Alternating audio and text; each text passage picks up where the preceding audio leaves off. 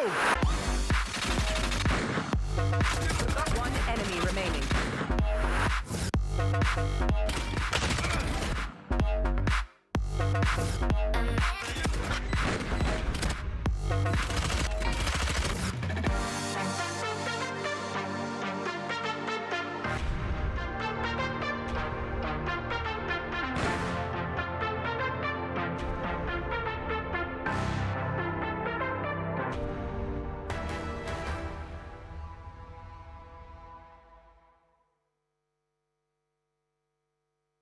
Welcome to week 2 of Rise of Valor, an official Valorant Ignition series powered by Alienware. My name is Vandy and I'm joined today by my co-caster Guz. Guz, how you doing? I am doing great, Vandy. It's great to be out of the house for once, which is nice. And of course, we're here at the beautiful Fortress. This place, honestly, is amazing. It's huge. Cannot wait for it to reopen. And of course, we have some Valorant this afternoon, which should be a lot of fun. What a treat. As you said, we are broadcasting from the studio here at Fortress Melbourne, the home for gamers, located in Melbourne CBD. It's such a gorgeous location and venue, as you said. We also, I will take you through a little bit of a tour if you haven't seen it before. Due to COVID restrictions, we are currently closed, but please make sure you follow at Fortress Melb for updates on when we are able to reopen. However, let's take things back to Rise of Valor. Take us through what this all entails. Of course, this is a massive tournament here in OCE. It's a $70,000 prize pool for the players, inclusive of $15K in cash, plus 200 Alienware peripherals, which is absolutely massive for the scene. And on top of that, you guys at home, the spectators, can get involved as well. So make sure to get some friends in. It's going to be a lot of fun this afternoon. Absolutely will be. To kind of take you through the scale of the tournament that we've seen so far, of course, this is the third Open Qualifier that we had. Last Saturday and Sunday, we took you through Open Qualifiers 1 and 2, but we had over 1,100 players around Oceania involved today, and over 400 teams have registered for Rise of Valor. So it is shaping up to be one of the biggest tournaments that perhaps we've seen this year. And that's the thing we're encouraging, right? People can come together, friends, be ultra competitive. It doesn't really matter. You can enter a team, no prereqs, and that's what's great about it. It's open for everyone. That's exactly it. Registrations are still open for next weekend's qualifiers, so that will be Open Qualifier 5 and 6. If you'd like to get involved, please head to fortressmelbourne.com/Rise of Valor. As we did say, you can come and sign up, rock up with your friends, as you said, great prizes to be won. But I want to show you more about Fortress. I want to take you through the venue, because if you haven't had the chance to visit this amazing venue, Fortress Melbourne is a 2-story entertainment complex for gamers with a capacity for over 1,000 people. When it's open again, we'd love to have you come and check it out. Ground level features the sports bar and Alienware Arena with 200-seat grandstand, which is what we're broadcasting from, 12 player PCs on stage, and a 392-inch LED screen. Basement level features the medieval tavern with restaurant and bar, the PC LAN lounge, 4 dedicated streamer pods, a private function space called the hall that you can rent out, and a public arcade alley. So it's a lot of fun, as you said. It's kind of cool that we get to get out of the house and broadcast from this amazing location, but we're hoping that when it opens, you can all come and join us. Indeed, that is the case. Well, we do have our tournament format video ready to go. Let's roll that clip. We'll see you guys on the other side. Welcome to Rise of Valor, the largest oceanic Valorant tournament. Over $70,000 of prizes to be won. 10 game days, 3 pathways to the finals, and ultimately, 1 champion. Rise of Valor begins with the open qualifying stage. 6 qualifiers open to all teams of any skill level. Each qualifier consists of a single elimination best-of-1 bracket, with the top 2 teams advancing to the play-in stage. All other teams in the qualifier earn points, with more points given the further they progress in the bracket.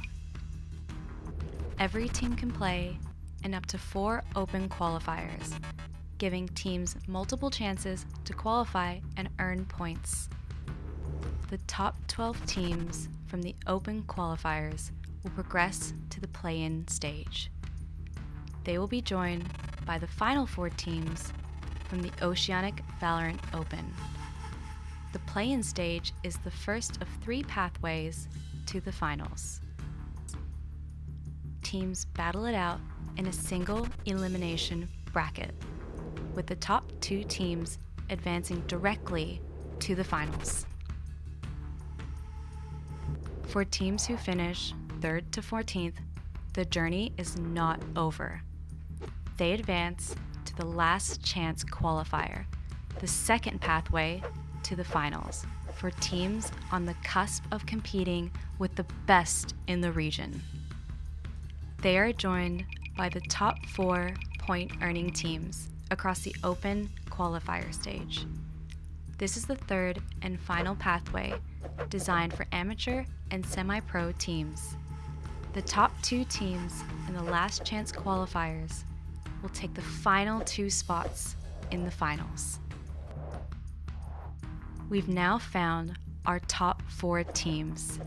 They will battle it out in a double elimination best of 3 bracket to find the top 2 teams for the grand final. The final 2 teams will go head to head in one final showdown, a best of 5 grand final. The winner will take home the lion's share of the prize pool and ultimate glory as the champion of Rise of Valor.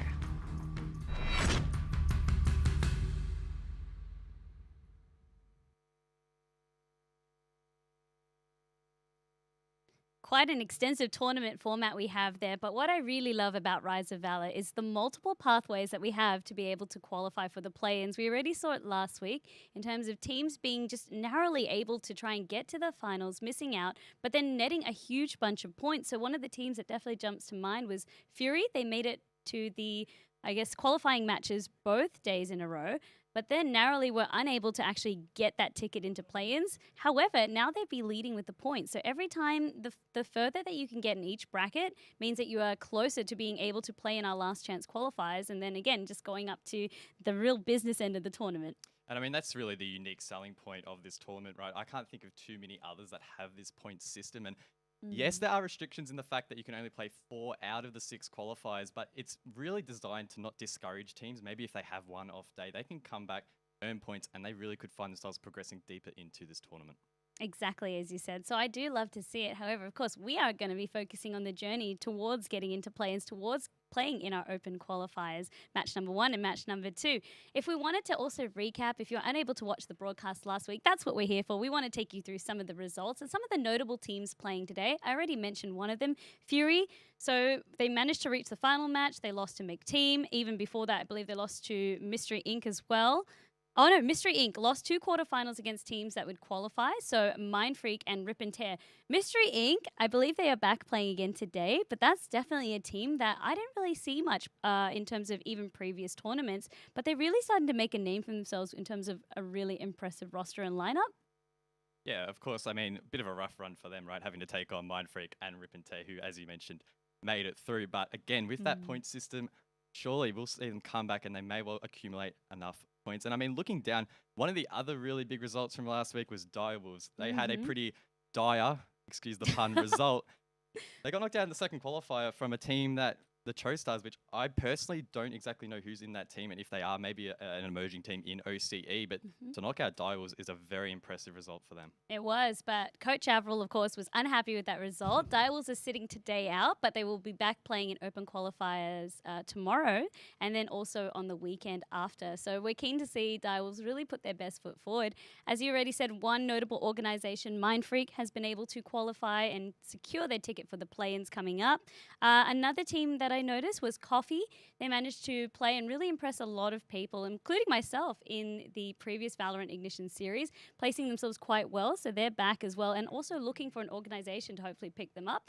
It's also really interesting in touching on that point as well. A lot of organizations that are starting to jump on the train. This is, I guess, another situation where we can see a lot of these emerging teams, again, put their best foot forward and start to get noticed by these organizations in OCE. I mean, if you're an all-gainer out there, this is a perfect opportunity to scout some talent because a lot of these teams, as you mentioned, don't have that organizational representation, but they have a lot of potential. Teams such as Cho Stars, for example, coming out of nowhere and taking down arguably one of the better teams in the region. really opens up the floodgates for a lot of these orgs to come in and try and show their support. Magic 5, who was another team from last week, where they had a lot of fans in chat as well. They had a very, very healthy fan base, but they were able to really impress us. They managed to reach round 5, get into the quarterfinals. They were eventually beaten by Fury. Again, that name keeps coming up so much. Yeah. But because, as I said, they've been everywhere. So it's just been a really heated weekend.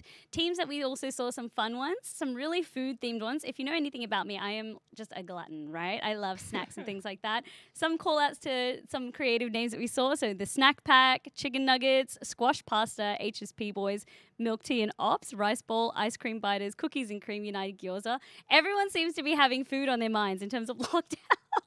We have seen, I remember watching last week, there were some pretty funky names. Maybe we'll see some more interesting ones this afternoon. Yeah, absolutely. We'd like to also take you through some of the highlights from last week as well, so please enjoy.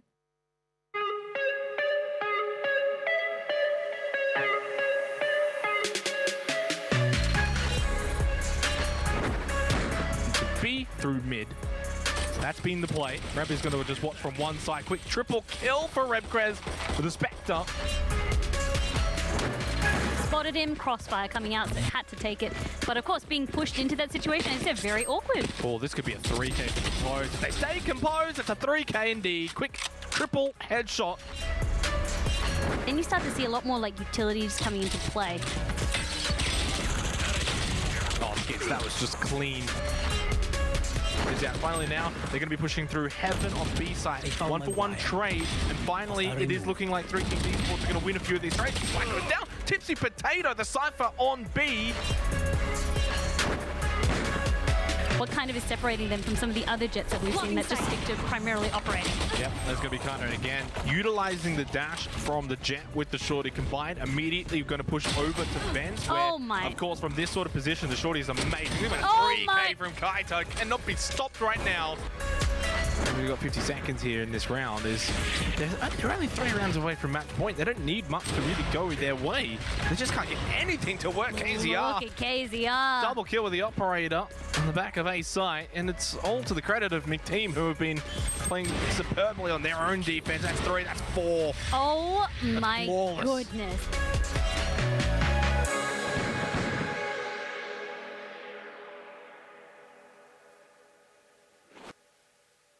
Really fun to relive some of those moments from last week and getting me hyped all over again, guys. Should be an exciting afternoon. Of course, the first matchup this afternoon will be Notic and Voltage. 2 names again we haven't heard of. We know the open qualifier format really facilitates that. I'm excited to see what they can bring to the table. There are a couple of names in those rosters though, Vandy, that might spark some interest. I reckon so, especially on the side of Notic, I believe it was. Yes, we had Seiko and Digidog. So Seiko comes from a PUBG background. Digidog comes from a background of Paladins, which you actually flagged up on. So I didn't know you were such a, you took an interest in Paladins back in the day? Look, I'm not going to actually take credit for that. It was our wonderful observer, Genome, who actually gave me that information. I personally have never watched that game in my life.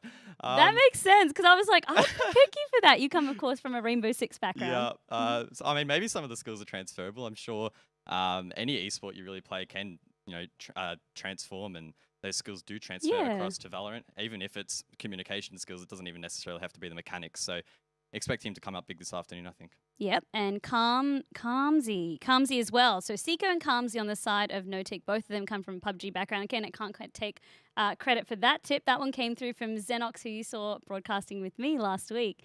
But in terms of, as you said, the way that this competition is facilitated, we start off the broadcast from round 3 onwards.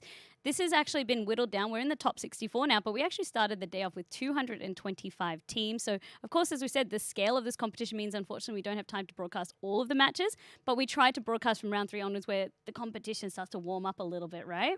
Yeah, we definitely saw that on the first day last week. A lot of those games super, super close. The second, not as much. It took a little bit longer for those games to tighten up. But as you mentioned, the deeper and deeper we go into this afternoon, the cream rises to the top, right? And we should see some pretty close matches. Speaking of close matches, we do have our game ready to begin. So let's jump into it for game number 1. Well, round number 3, but technically the first broadcasted game of today. And it is going to be on Haven. So again, this is Notic versus Voltage.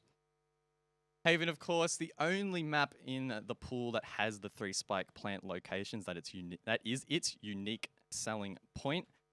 So expect to see a lot of quick rotates on the defensive side, which I believe is going to be Notic starting on that side for this matchup. So I'm not sure it's particularly on the statistics on this map if it's more one-sided on attack or defense, but anticipating it to be pretty close as we kick things off. I feel like defenders, we kind of touched base on this a little bit last week. It feels like defenders always have that innate advantage, but from what I've seen throughout this competition, it doesn't really matter. It comes down to your skill on the day, and that's exactly what this tournament format should facilitate, and that's what these maps should facilitate. So again, it comes back down to this. Ascent, of course, due to some bugs, was banned out from last week. We will see it in the roster again, but the way that the maps are selected is just at random. But Higher Seed does get to choose where they want to start off. So as you said, Notic will choose to defend first. Notic as well, the only team electing to bring that raise, again, was out of play last week, but back in the pool. So we're going to see a mid-push coming out here from the attack, but they will reconsider that and instead rotate over towards Garage. Haven is one of those ones where you can really play a lot around positioning and opening up. So with a pick like that straight into Garage, you can either go straight to B side or try and rush onto C, which is exactly what they're trying to do now. Voltage very, very quick to access that point, but Ninim now has some teammates rotating around and allowing them to pick on out.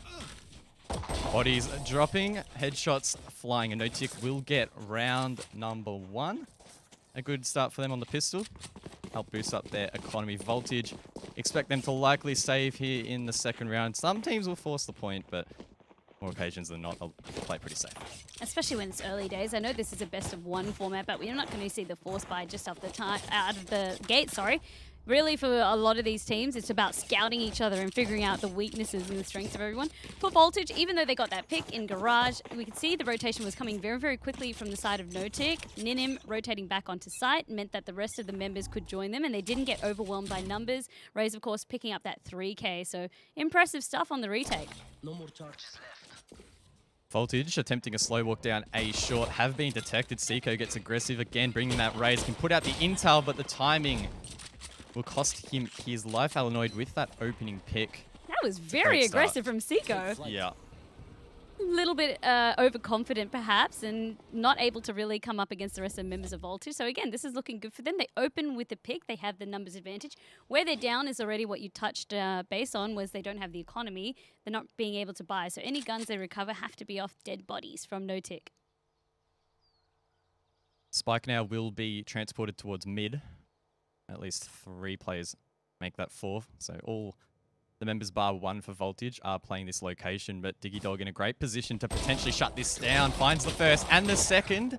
Whiffs the third, though, is taken down. Voltage now left in a 3 apiece battle. 35 seconds on the board. 3-piece, both teams. Time is ticking on down. Ninim may be able to open one up with the Marshall. Gets another. Doesn't even use the scope. Spike has been recovered. And Alanoid, last member, running out of time. Not much they could do, surely. Gets spotted, and that's exactly the way we expected that one to go.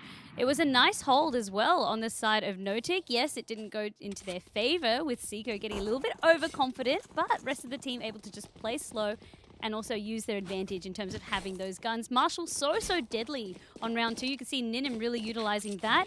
If you don't have any armor, which you expect, as you said, for Voltage, you don't have the economy, it's going to be a one-shot. Indeed, not the worst round for Voltage. They did manage to find a couple of picks to disrupt Notic a fraction, but it looks like they're just going to recover with some Spectres and full armor on the board, but Voltage, of course, now in a position to full buy. This is where it starts to get quite spicy. Voltage trying to find themselves back into this match. Notic don't want to disrupt their momentum. Well, their own momentum. They want to disrupt Voltage momentum, but not their own. I get exactly what you mean. So we've got Razor kind of just peeking around this mid side as well. Often when you do see the Sage wall, Sages can opt to jump on up with it. And you can see that was actually beautiful, but it all fell apart. Indeed it did. It's now left in a 1-on-4. Alanoid again. Left to try and clutch it up and will find the first pick. He has a minute to work with here, but only 46 HP. A lot of utility on the board for Notic, and Kamzi will clean that one up and give his team the 3-0 lead.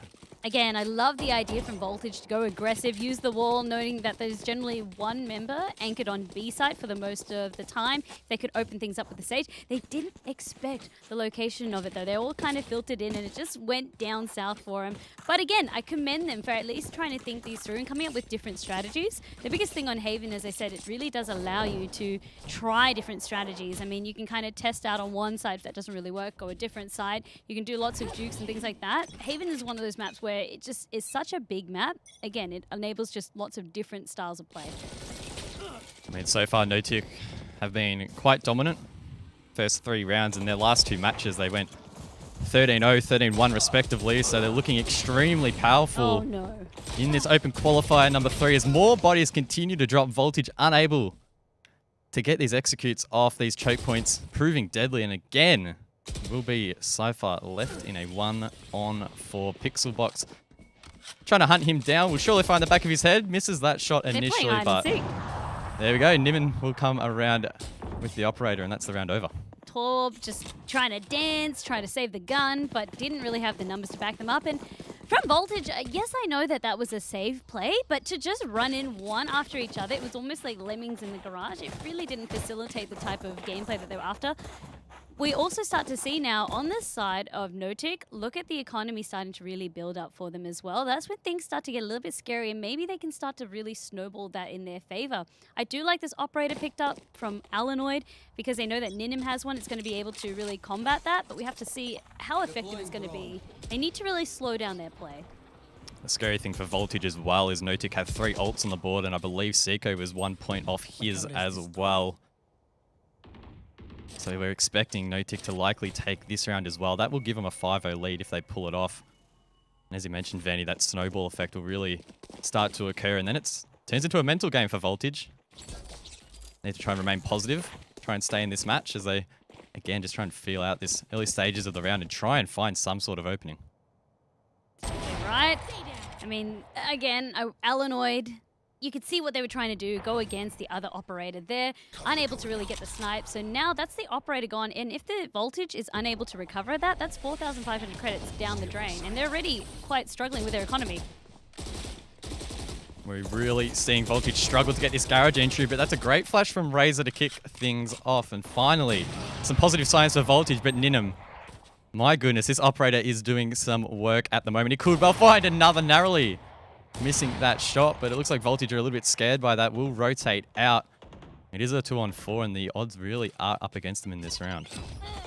Also, time is starting to be a factor for this round. Grenade picking up Fast Shark there from Seiko, and it really just leaves it down to Black Shadow. There is no resurrection available, no heal available. Really, they're going to be looking to try and exit frag, and that actually worked out okay. They managed to take away the operator. I don't think anyone on Notic will be able to recover it in time. Maybe. Oh, no, I think he just missed it. So. Just missed it. So now at least they have to tap into their funds. Again, this is what you want because Notic have stacked up so much in terms of their buy, so they'll be able to still buy it for at least, even if they lose it this round, one more round, I reckon. And then you start to see them maybe having to degrade their guns and go down to tier 2 weapons. But yeah, from Voltage, I mean, it seems like they had a bit of a plan in B side, as I said, with the aggressive one. From then, it seems to have been going a little bit downhill for them. They're still yet to find their feet. Wallbang's coming out early in this round. That's Pixel Box on the Sage. Able to heal back up, of course, and can put up that wall orb as well to slow down that push. It's been a play that we've seen multiple times already from this defense. Voltage struggling to deal with it as we see them rotate out once again, but on this occasion, they will get that opening pick. Trying to push in now through A short, through the sewers, and still really much bunched up. At least you do have a few of them looking for flanks. Very, very important. Run it back could be a great tool in terms of enabling them to access onto the point, clear out some of those Cypher trapwires. The sniper is just so deadly for Voltage. They're really struggling to deal with this, and wow, that's almost a flawless round for Notic. Only one member dropping in the end, and you used the term snowball before, Vandy. I was a little bit skeptical. It was only the early stages, but 6 rounds in, it's pretty rough to see Voltage come back from this. They need a player to step up here and try and shut down the likes of Ninum, who are just destroying them with that operator. That's right, the operator so suppressive this time as well. Seiko has managed to pick one up, so there's going to be 2 operators that they need to contend with. They are needing to save again. A little bit of a light buy for members that can afford it, so Alanoid and Razor. You can see Spectre as well as the Sheriff being picked up here. But as you said, like the plans, the strategy seems to be good for Voltage, but the execution is what's lacking for them.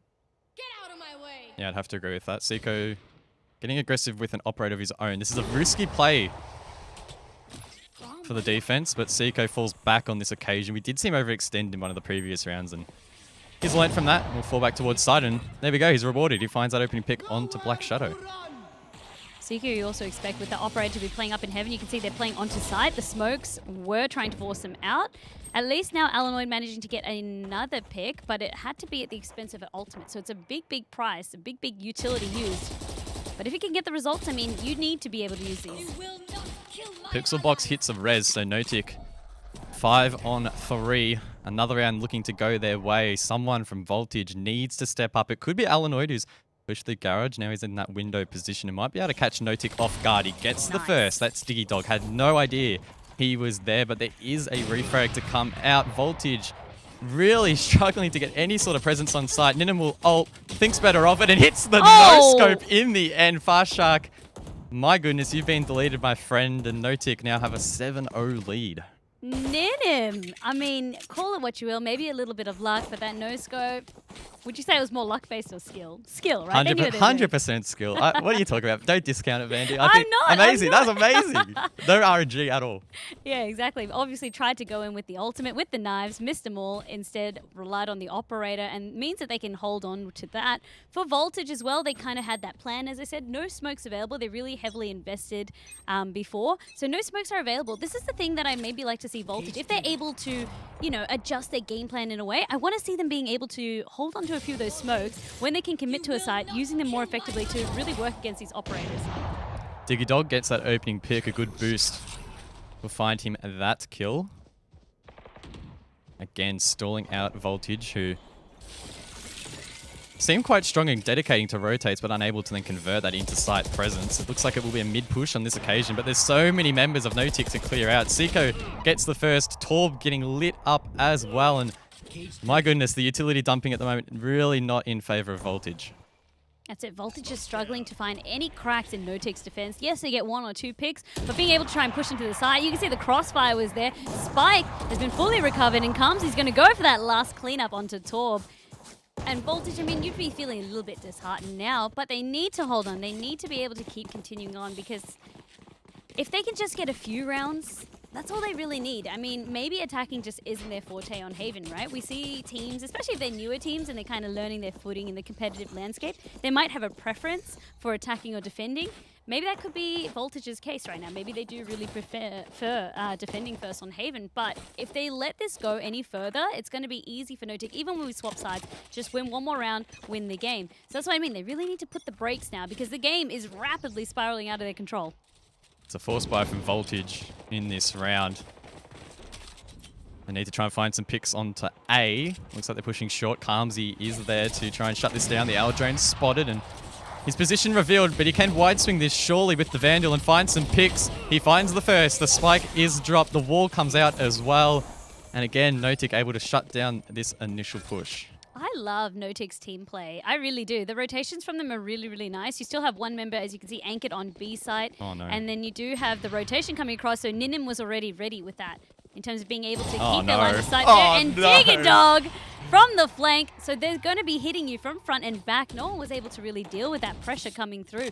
That is, I guess, the detriment as well of running as a death ball, as a bit of that 4-stack, 5-stack, because you kind of can be very easily bunched up. You're giving up a lot of map control to be able to do something like that.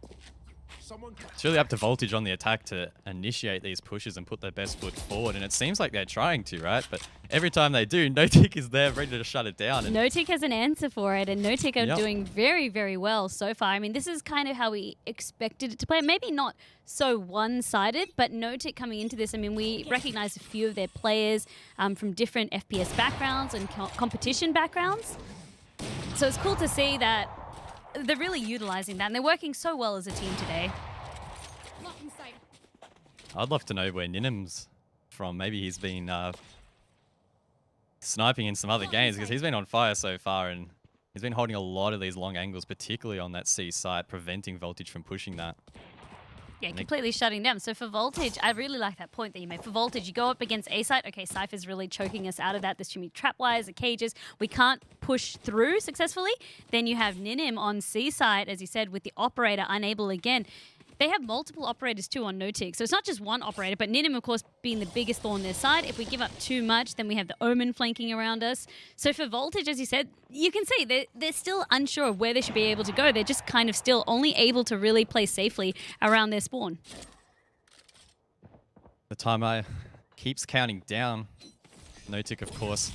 No complaints from them in that regard, being on the defense. Time is your friend. The lower it goes, the harder it is for these attackers to push through, and they have elected now to go towards A, so they're going to have to deal with all of the utility. Kamsi is already placed here, and with only 20 seconds left, Vandy, this is going to be a real struggle.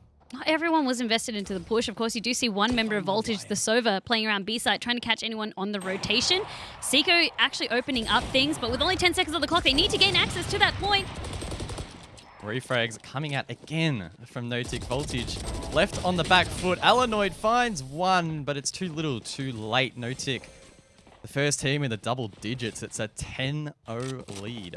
This is maybe the most one-sided game, unfortunately, that we've seen in terms of Rise of Valor so far. And I mean, these things happen, as you said, a lot of the time for these teams where you don't really know their seeding or things like that. I mean, both teams have managed to make it to round 3, so they've both been able to win their first 2 games of the day. But now we're starting to see a little bit of that skill deficit. Could be the map, could just be the nerves on the day. But that's why we have these open qualifiers, because although for one of these teams, so maybe for Voltage, their journey is over for today, they can come back and compete again next week. And they can take these learnings that they've got here against No Tick and really reapply them. As we mentioned earlier, 2 operators being used to shut down these long angles. Seiko at A and the Jet at C. Seiko will be flashed though, so that's not a bad play there from No Tick to get some early ground. Ult's coming out as well, but it's going to be really hard to get these entries. Alanoid though, he has something to say about it and finds the first. His whole team stacked towards A long, and No Tick on that quick rotate should be able to shut this down. Alanoid has been really good with those Hunter's Fury. Very, very consistent, able to at least get 1 pick. And that's really all they need. They don't really have the optimal guns, but at least now they're trying to get through onto point. So it was at least very much a coordinated team effort. No Tick, they really are starting to threaten to run away with this game. They're not even allowing Voltage to run away with 1 round, it seems like. The economy for Voltage has been pretty poor the last few rounds as well, which really hasn't helped their cause. They're going to, of course, spend as many of those points as possible, being the last round before the swap. Try and maybe salvage something here, but I think, again, it's just going to be a case of a little bit too late. Oh, too little too late, rather. Oh, look at this Odin pickup. Yeah, that is spicy. From Digerdog. Maybe a little bit of disrespect, also maybe trying things out in Garage. So if anyone tries to push on through, you can expect the hail of bullets. But it, again, comes down to last round, let me spend all my eco. And you can hear it going over there in the garage. A little bit of disrespect there, potentially, but Voltage have managed to push through the initial spray, but Alanoid gets wall-banged. That's an unfortunate start for him in this round. Digidog can hit the teleport as well to reposition at this window. Finds his 2nd in the round, make that 3.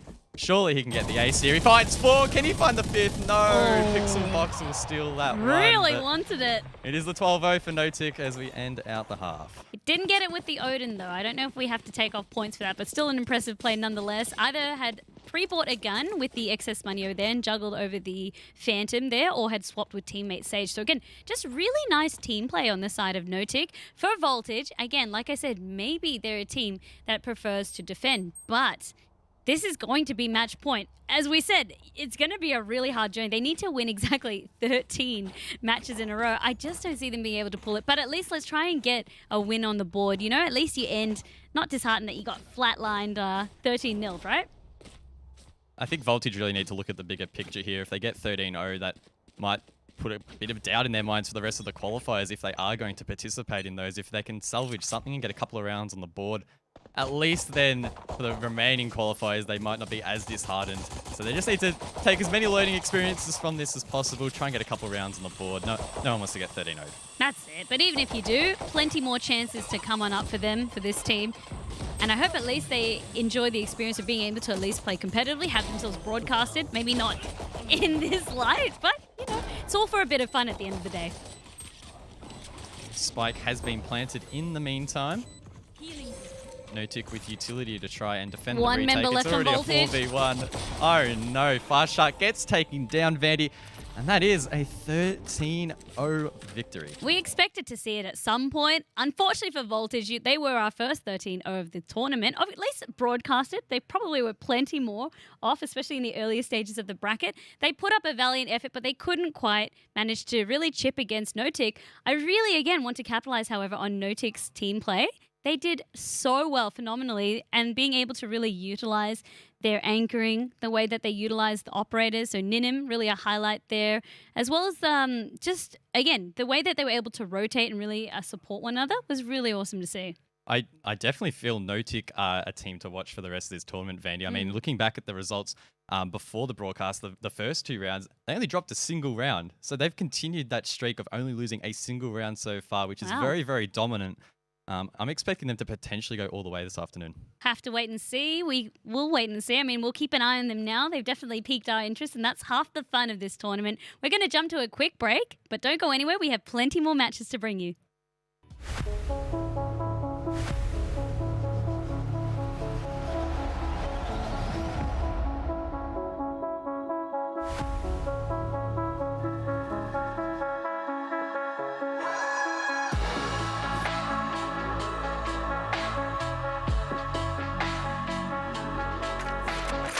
Come on, let's go! One enemy remaining.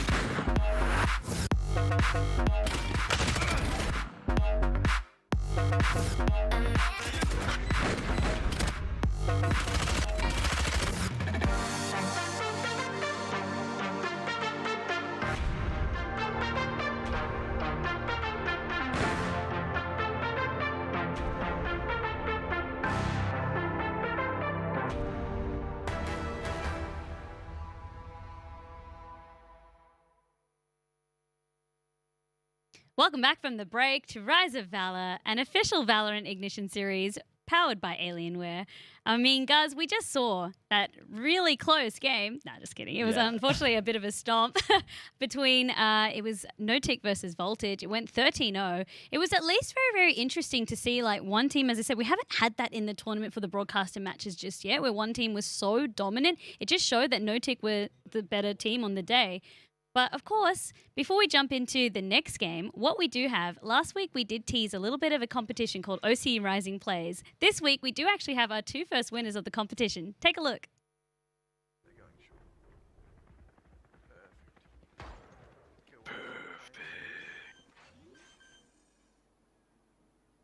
One enemy remaining. He was hit 80, I think Heaven. by the way. Oh! No way you just fucking hit that dude! I'm stunning them off. Go on Suez. One on Suez. One enemy remaining. Spirit, let him get the ace. Go 8. I'm not gonna kill him, I'm not gonna kill him, I'm not gonna kill him. I didn't kill him. I'm jumping in first. I'm jumping in first. Nice. Oh my goodness. I love that, especially the second one. We've all had that friend where everyone tries to help them get the ace. As Spirit would be very, very happy with their gameplay as well as Nongbat. But if you would like to participate, we of course have $100 up for grabs in cash every day. This has been powered by Intel. So all we need to do is upload your gameplay clips from Rise of Valor. We want to see your funny, clutch gameplays to Twitter or Instagram. You need to use hashtag OCE Rising Play and hashtag Rise of Valor. Make sure you also tag at Fortress Melbourne. And that's it. We want to see your OCE Rising Plays for next week. I think for me, the best part of that clip wasn't actually the gameplay itself, it was more so the hype of your team. I mean, that's the best part, right? When you're popping off, your team's cheering behind you. I think that just makes it even more exciting. I reckon so as well. Even the stun, using the Marshal as well, like, oh, I hit that shot. Like, I loved hearing the comms. And that's exactly why we want to see your OCE Rising plays. What would be, if you could have like one of those montage moments that you remember from playing Valorant, what's yours? Well, look, I'm a caster for a reason, Vandy, so I actually kind of suck at Valorant. I don't know if I'd actually have anything highlight worthy, to be honest. Really? Yeah, no. Oh, ouch. I mean, Xenox said the same thing last week, so I think all the casters need to really up their game. Yep. But that's why we're on this side of the desk. Of course, now, because we saw that round number 3 that we just broadcasted, this does mean that, again, our bracket gets cut in half. So from 64 remaining teams today to 32 remaining teams. Congratulations on everyone to make it this far. We have also confirmed our upcoming game coming up. It will, of course, be Burger Esports versus Kraken ESC Black, or we'll be referring to them as Kraken Black. I'm really glad to see one of the snack names made it through. Yeah, look, we mentioned this a little bit off broadcast, Vandy, that we weren't going to play favourites, but let's be honest, Burger Esports have got the superior name heading into this one. Whether or not they'll have the superior gameplay, we're going to have to wait and see, but excited to see what these teams can bring to the table. And based off their previous results, it should be a little bit closer than our last match on broadcast. I reckon so. But the notable thing, of course, even though we're trying to, play fun favourites, is that Kraken actually managed to knock out ChoStars. And of course, ChoStars being that notable team that were able to stomp out Direwolves early last week in round number 2. So now ChoStars have been stomped out themselves. It's really interesting, again, that the balance has kept shifting as different teams are signing up. Of course, if you want to be able to play in all 4 of the open qualifiers, if you didn't participate in week number 1, week number 2, we're going to see all of these teams really sit the first 2 weeks out and now really play like the rest of the open qualifiers to give themselves the best chance in the tournament. Yeah, some of the teams sitting out today are scouting some of that talent ahead. We mentioned Direwolves, who you referenced earlier, aren't playing today. They'll be scouting out some of this competition, and we'll see what they can bring to the table later. It will be, exactly. But we do have our next game ready and underway. Again, this is going to be Burger Esports versus Kraken Black, and I do believe that we'll be playing on Bind. Bind is a pretty intriguing map, of course. It has the teleporters that allow for movement around the map, unlike any of the others. Does give a sound cue, but it does open up a lot of opportunities for late round flanks and baits. So keen to see how the teams utilize that to their advantage. And I mean, I haven't mentioned this yet, Vandy, but I have to say that transition into game is one of the cleanest things I've ever seen in my life. Oh, thank you. I mean, the whole team is very, very proud of it. And I also love watching it from a caster point of view. I also really love that it kind of zooms on through windows and stuff like that. So, of course, any, compliments like that are very well received. I also thought it was very cool. Forgot to mention it last week. So I'm glad that you actually used your words and verbalized it. Yep. Using words as a caster is a very good tool, very good skill. Let's start talking about these comps though, Vandy. Anything that's catching your eye at the moment? I mean, both teams, Cypher, Xenox and I touched a little bit about this last week, but Cypher is just so strong in the current meta that teams feel as though they just cannot give up any agent slot to be able to run something else, mainly because he's just such a good agent and able to defend a point all by themselves. Of course, you do have Sage bolstering this time around with having 2 members on, but even on Haven, we saw on A site is very much Cypher can hold that all by themselves. I wonder with the release of Killjoy if this has started to shake things up a little bit, but we have to wait and see. But that's just one that always catches my eye in the Raze. So teams that prefer to run Raze over, say, a different duelist, Raze and Phoenix being the 2 most popular ones that we've seen throughout this Ignition series. Burger do get the first pick, but Pocket gets one back. One through the smoke will find another. So it's a decent start here for Burger Esports, who can now try and shut down this push, but it is coming through thick and fast. So many kills on the board, leaving it in a 1-on-2. It's Cinnamon in towards this mid position. If he finds the picker, it could be possible, but he is shut down, and Burger Esports get their foot forward nice and early here on Bind. It is just a pistol round, however. We can't really read too much into this. We start to get a little bit more of that idea firming up about rounds 3 and 4 for how the teams are shaping up. But because Burger Esports were able to get this early advantage, if they'd like to do, they can buy. Or what we are seeing as well, if you are trying to go into the operator for the next round, maybe you'll be running your pistol again. This is interesting, though, as well. On this side of Kraken, we do have a couple more buys coming across. So Ghost coming through, giving them a little bit of a better chance up against some of the guns coming through from Burger Esports. Could potentially see Kraken get a bit aggro here, try and drop a couple of members of Burger, and then actually pick up the primaries that they have purchased. But there we go. It's going to prove challenging. It is a nice refrag there, though, from Cinnamon. They can go pick that weapon up and try and progress this push as they are flashed out, though. Kraken doing a great job trying to push through, but Burger shutting them down so far. But I hear a spike going down. Quan, though, again through a smoke, will find a pick, keeping his team in this one. Quan's been doing really well at keeping them at bay and being in the right place at the right time, utilizing Jet's mobility. We were talking about agents and duelists that were picked a lot of. Of course, Jet, if you do have someone that can be the dedicated sniper on your team, fulfills that role very, very nicely. Losing it a 2-on-1, still winnable for Kraken, who did pistol this round, but Skiddly Diddly is left on 1 HP. That name is a mouthful. I'm kind of hoping he doesn't do a whole lot in this match, so I don't have to say that name a lot. But You're we'll see. toxic. I mean, actually, sorry, we're just talking about the Cypher who took him out. Had to make that joke, you know, when I see him. But Skiddly Diddly, I mean, maybe Skiddly is easier for short. I don't want you getting tongue twisted. This kind of went the way that we did expect it, so no real upsets there. For Kraken, the name of the game that last round was to really eliminate as many members as possible, force them to buy again this round. That's really all you can do. And you saw the way that they attacked was a lot different from that first round. It was more of just a push together. We need to use our numbers because we don't have the guns. We have to use our numbers advantage. Kraken in a great position in round 3 now to bring some Phantoms on the board, try and get a round back. Burger had a little bit of a weird buy on their side. So it could be a tougher round this one. Kraken really only losing that second round off the back of the first, so expect them to try and bring one back here. It's going to be a big first engagement here. If Dodo wins it, that'll be great for his team. He finds one, but is refragged. Not the worst result for Kraken, and Fartboy can pick up that ultimate orb. 1-for-1 trade, and at least a little bit of intelligence gathered as well. So for both teams, they kind of have an idea of where they want to be. I really like this from Kraken. As I said, last round, they were utilizing their numbers. Look at how they're positioned this time on the attack. You can see kind of it's like 1-1-1 split across the map. So they're looking to see if they can get any picks before really confirming to a location. Spike has still been just dropped in that mid lane, so they haven't really committed to any site just yet. Plenty of time on the board as well. Often teams feel the pressure of the clock, but it looks like Kraken are trying to play into that and execute quite late into the round. Quan is sitting this position in short. We've already seen him get multiple picks through smoke, so when the Brimstone drops them, Kraken need to be mindful that he isn't playing inside one of them or even deep in the corner, and that's what he's going to elect to do in a great position to shut this down. The slow orb will surely assist him in shutting them down. He finds the first, drops the spike. That's 2 for him on the board. The refrag comes through, but with so little time on the board, this will be a tough plant.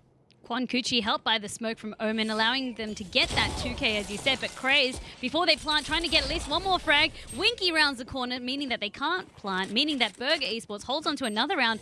And now again, I start to get a little bit worried because round 3 is the round that we expect Kraken to be able to win. It's the round where they had access to full rifles across the board. They played it really, really nicely.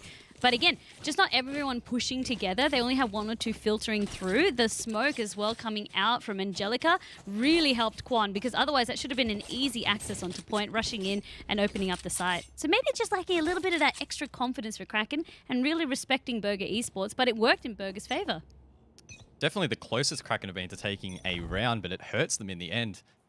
Their economy in tatters, and they need to try and find as many picks as possible here to try and disrupt Burger, who have been setting themselves up nicely here for the 4th round. They get the first couple of picks, and this momentum really rolling in their favor. It's now a 1-on-5 just like that, Vandy. It really is. So Kraken, as you say, Craze, the last remaining member, has no access to any of the guns from the teammate just yet. Trying to push on through, but you can see even for Burger, they're just trying to make sure that no one's trying to peek on through. Maybe this is good. That's good. Angelica backed off to reload. Now we have access to a gun, but unfortunately that was all Craze could get. Just getting that one member down ultimately.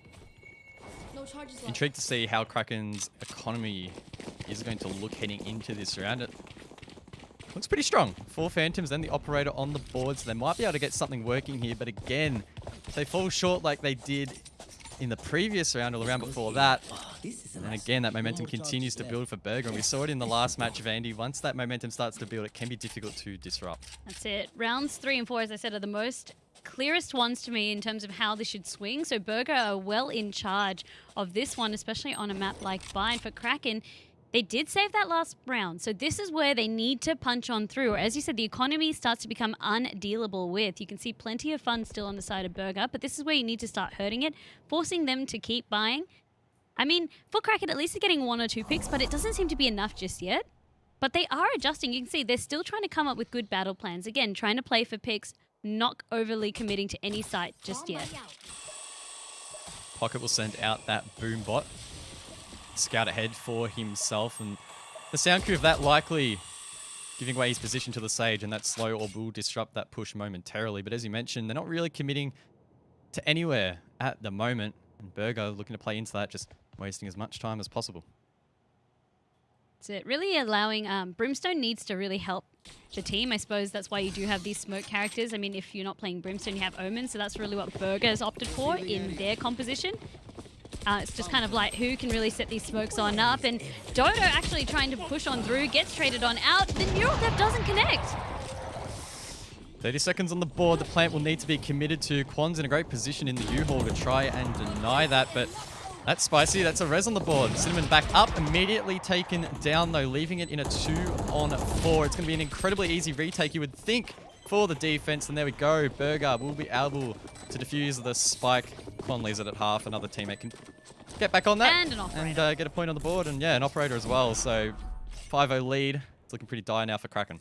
It really, really is. Kraken, I mean, you're starting to hurt now. As we said, this was the round that we expected them to be able to try and punch on through, and a few things kind of went wrong for them, but the biggest impact was the Neural Theft not going off. They would have had full intelligence then on where the rest of the members of Burger Esports were, and then been able to react accordingly. But because it didn't, the res then had to come out. They weren't able to really anchor and cover off those positions that Burger were trying to play for the retake, and that's what hurt them in that round. I get the impression the more and more this map is played, the more ways the defenders are finding the ability to retake that A site, because more occasions than not, teams are planting in that short position, right? So it's becoming more and more predictable, and it looks like Burger have read into that, have done some stratting potentially behind the scenes, and they're ready to retake that as they did in that previous round. Yeah, that's it. Just back away completely instead of losing your team members, or using a little bit of utility so you can back away, or slow them down a bit, then wait for the rotation to come across. Doesn't matter if they get the plant, we'll play for the retake. As you said, definitely a viable strategy as long as you can pull it off, and it looks like these teams are doing exactly that. Something as well interesting for Burger, the way they've played their defense, usually you always have the Sage on their A site, as you said, being able to wall off any sort of push, but they've opted to have their smoke characters there and a lot of their duelists there instead. So it makes B site, essentially on the side of Kraken, very, very much so a hard cookie to crack, or a hard nut to crack, I should say. Cookies are crumbly. Dodo doesn't crumble though. It's a great pick from him down towards that long position, and it appeared as if Kraken were pretty dedicated to that position, but now they will rotate off. This could work in their favor as Burger's all on B, but it doesn't matter. Angelica's left in this position to shut them down as they push down short. It's the Brimstone of Skiddly Diddly in a 1-on-4, and this should be 6 rounds straight for Burger Esports. Pretty dire for the attack. Has 2 Sky Smokes available, still seems to want to go for it, even though they can very well much so just save.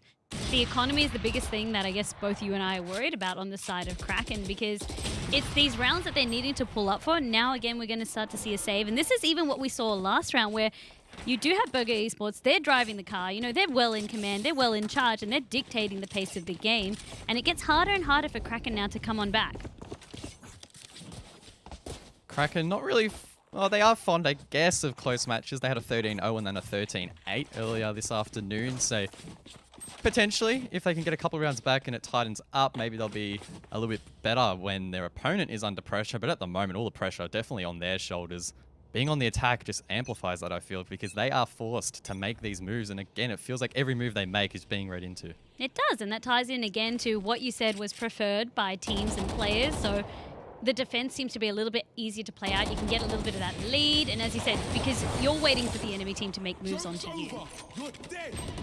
Again, Burger Esports happy to play back inside, and it's working wonders for them at the moment. Quan trying to find a pick is taken down. Flashes come out from Dodo. He himself will hit the grave. It's now a 1-on-3, but again, Burger Esports with that incredibly disciplined, I think is the best way to describe it, play on A will again shut down the attack.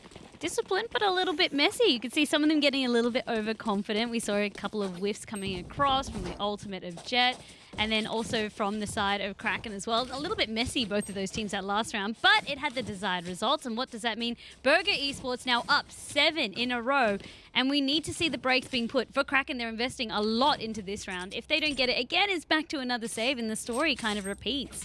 I'd like to see, even if the round isn't going your way, hold on to your guns. It doesn't matter if you're unable to win the round, but it has that same sort of ideology, and I think that's something that we didn't see either team do these last 2 rounds. At least a good trade here, operator. So 1 for 1. They did have 3 ults as well on the board as those 2 operators. So they are in a great position to get something working here. Bartboy picks up that ult orb, will rotate back out. Of course, it does give away a sound cue, so they are aware that there's a player in that position. Burger are, for that matter. But Quan finds the pick. That's a great one over towards short, giving Burger, again, that man advantage. I was going to say man advantageous, but that would not make any sense. It's all good. Kray's trying to get that sniping angle, see if anyone wants to try and push on up. They still have plenty of time to work with. Pocket actually getting that kill onto Toxic off the screen. And that's going to be the showstopper. Ooh. This is starting to look a lot more promising for Kraken. Great opportunity to take a round, but Quan will shut that down. The question is, how many more can he find? Because that spike is going down and is secured by the attack. Kraken need to try and hold on here. This is a critical round, but Quan catches one off guard. That's Cinnamon. He can smoke the plant. Go for the defuse. It's up to Kraze now to try and deny it. He has the Hunter's Fury, though. This could be a massive play. Quan is forced to go off the bomb. They need to try and hunt him down, and he will. He finds the pick. That's 4 in the round, and Burger Esports will continue to roll that momentum. Oh, at least for Kraken, things were looking so much better that time around. They were able to get onto site, but they had to use so many ultimates to be able to do so. We saw the Showstopper being invested, the Hunter's Fury being invested. The Operator is down for them as well. Their economy, whoever can buy it, looks like they're trying to do a bit of a force buy. But you can see a little bit of light armor coming out here and there. Maybe some utilities not being able to be picked up as well. So it's, again, just they're confident that perhaps they can win one of these rounds, or they're investing their economy to try and show us that. Because I guess they're seeing the glimmers of hope. They were able to get onto site, but Burger with that retake was really nice to see. 1 in bind, 1 from their defender spawn, and then they had that crossfire coming through. But Quan, Kuchi, I cannot also understate how well they read that situation. I wonder what the mental game's like for Kraken. Did that last round hurt even more because they were so close? It's really the only opportunity they look like they've actually had a genuine chance of winning the round. But, I mean, that confidence is looking strong in this round. But Quad through the smoke again will find 2. He's finally traded out and they can get in towards site, but they have the man disadvantage, and we know that Burger can retake. Diddly Diddly, of course, was having the right idea through the smokes, and the Neural Theft came across a little bit late, but that gave them the intel that they know only 1 defender here. But from the shadows means that at least there's 2 now from Burger Esports. First time we've really seen the teleporter used this aggressively by the attack, and it looks like Burger again reading into that, able to shut it down. It's Brimstone left in a 1-on-4. It's Skiddly Diddly left to clutch it up. He's shut down though, and Burger Esports on the verge of getting that double-digit lead. Burger Esports really reinvest everything quite well. They also read the situation and responded quite well. They had the tools to do so. From the shadows being pivotal, in terms of Sage could potentially have been overrun, but Angelica using from the shadows to really bolster them up, have that cross angle coming out from elbow with the Operator. It's really stalled the push. Kraken as well are evolving. So you can see that it's not the same battle plan again and again, and it's nice to see that they're trying to take a couple of different strats, different ways. But Burger, as you said, they've definitely been playing for a while, or at least they've seen the most commonly used strats because they have an answer for them. Some sad gamer hours for Kraken at the moment, but they still have a great opportunity to find themselves back in this one. Not a bad start. That's a solid trade, and they can now progress in towards that B site. They need to find that pick onto the Sage, though. Winky coming up clutch there, holding off that initial push. Now Kraken has stalled once again. No one being able to really push up with their Sage, as you said, means that Winky is just unthreatened and able to walk away with that kill for free. There was no one to be able to trade. They have reinvested their Brimstone instead for Kraken towards defending if there's going to be a flank coming through or anyone coming out from Teleporter. As they wait for this wall, I believe that's going to be their go sign to try and go for the push. It seems like as well they're not really able to want to go to play for the rotation just yet. Just getting a feel for this push. Once again, Dodo, though, comes up big. He finds 2. The trade finally comes out, but again, Kraken with the man disadvantage will fall. Burger now with the 10-0 lead. I really feel, Vandy, that Kraken need to win the next 2 rounds. If they don't, there's no chance of them finding themselves back in this one. It really isn't. It's just so weird to see. As I said, last week it felt as though we didn't really have any of the really close sweeps. This week, as we saw, one team is definitely in the driver's seat, whereas the other team are just trying to struggle to keep up. And I wonder as well if it's the defender's advantage that maybe they have built in. But for Kraken, whatever it might be, maybe it's just a poor day for them. We have to wait and see. It's still a couple of chances, but they cannot let... This has to be the round. Surely, this has to be the turnaround. We've been saying it all round now, but Kraken, it's been narrow, it's been close. That's not how we turn it around, though. That's the Sage off the board as well. one agent that can be critical late round. That's devastating for Kraken. They really need someone to step up and go big here. It's been a pretty consistent effort across the board for both teams, but of course Kraken failing to edge out so far. You see Winky in a pretty aggressive position, but again, that discipline from Burger, he'll fall back, and Kraken now need to play into this defense. By the way, I have an interesting question for you. Speaking of Kraken, what kind of creature do you think a Kraken is? I mean, I can see the poll results. I'm just going to go with the majority of squid, but I have no idea. Well, 67% thought squid, and Winky, however. Oh my goodness, while we're talking about cephalopods and things, Winky, just watching them all line on up. But for a Kraken, 67% of you thought it was a squid, 12% thought it was an octopus, 21% thought it was some sort of cephalopod. I thought a Kraken was a mythological squid. I'm not even sure what a cephalopod is. I think it's something with 8 legs. I'm glad you said it first, because I don't think I would have been able to pronounce that word. Okay, no. Which is bad as a caster, I know. But No, that's fine. Apparently a cephalopod is any kind of a marine mollusk that have tentacles attached to the head. So cuttlefish, octopus, octopi or octopuses, and squids. I'm learning. I really am, thanks to Kraken. That's actually cool to see. So I think it's a squid, a mythological squid. I mean, we're learning at the moment. I'm sure Kraken are learning a couple of lessons at the moment. I mean, they're taking a little bit of a beating so far. It's been a very rough half, and it's not looking to ease up anytime soon. We mentioned they had to win the previous round to be a chance. It doesn't even look like they're going to win this one. It's rough. And they're already at the main disadvantage again. They've been losing so many of these opening duels. That's really it as well. You have that opening pick. If there's no one really around to trade, then it becomes so much further into Burger Esports' favor. That's been a big utility use. 26 health. Okay, from Fartboy, really just using the Resurrection to bait on out and get that frag. There's a small glimmer of hope here for Kraken to take a round, but they need to take full advantage. Quan getting aggressive in mid. We've seen him be quite strong so far, trying to disrupt this momentum that Kraken are attempting to build. Yeah, I'm going to see them rotate though, so they're going to try and take him head on. On was waiting for them. On the rotate, doesn't even matter. Uses the dash. Didn't really have the bullets to be able to finish this off. Or wants to finish this off. Wants to open up. Maybe he was trying to submit that clip for the OCE Rising players, right? And Winky killing the imposter onto Fartboy. I think this is done and dusted for Kraken. I'm going to call this one here. Or maybe, I mean, if they can win the pistol round, maybe they can end it something closer to 13-2. Have to wait and see. But again, it's very disheartening when you do have to come up against this. You try to use your best strategies, and on the side of Burger Esports, as I said, they have their playbook ready to go. They have the answer for all of these pushes ready to go. And I mean, peeking at that scoreboard, just look at the amount of kills on the side of Burger compared to Kraken. Almost all of their players, I think, in fact, all of their players are going under like a 0.5 KD, which in any FPS is going to be rough. Particularly in Valorant, you really want those aggressive players going forward, getting those entries, but they've been losing so many of them, and that momentum only rolls out into the rest of the rounds. So maybe if they can find an opening pick here, their fortune can change, but again, it's just going to be a case of too little too late. Have to wait and see. Of course, pistol round means that everything is reset. We swap sides. We also take away and wipe away the economy that was really built up by Burger Esports. I mean, they were rich for days. They were indeed balling, but as you mentioned, it's all reset now. Even playing field, and it's up to Burger now on the attack to initiate things. We saw Kraken struggle on multiple occasions, particularly through these common choke points, and Burger, they're finding it a little bit tough as well, but the Omen's made himself known. That's Angelica off the board, and Kraken finally will get that opening pick. It's actually looking good. All right, they've gotten 2 picks to work with, so on the side of Kraken, much more comfortable on the defense. You also have a little bit of that aggressive positioning, so pushed up all the way from C-Long towards more of their spawn line. And so can actually go for the flank if Burger are willing to commit to this B site. Silent Walk being utilized by Burger Esports. They are at that man disadvantage, so if they can find a couple of sneaky picks. Talk about sneaky though.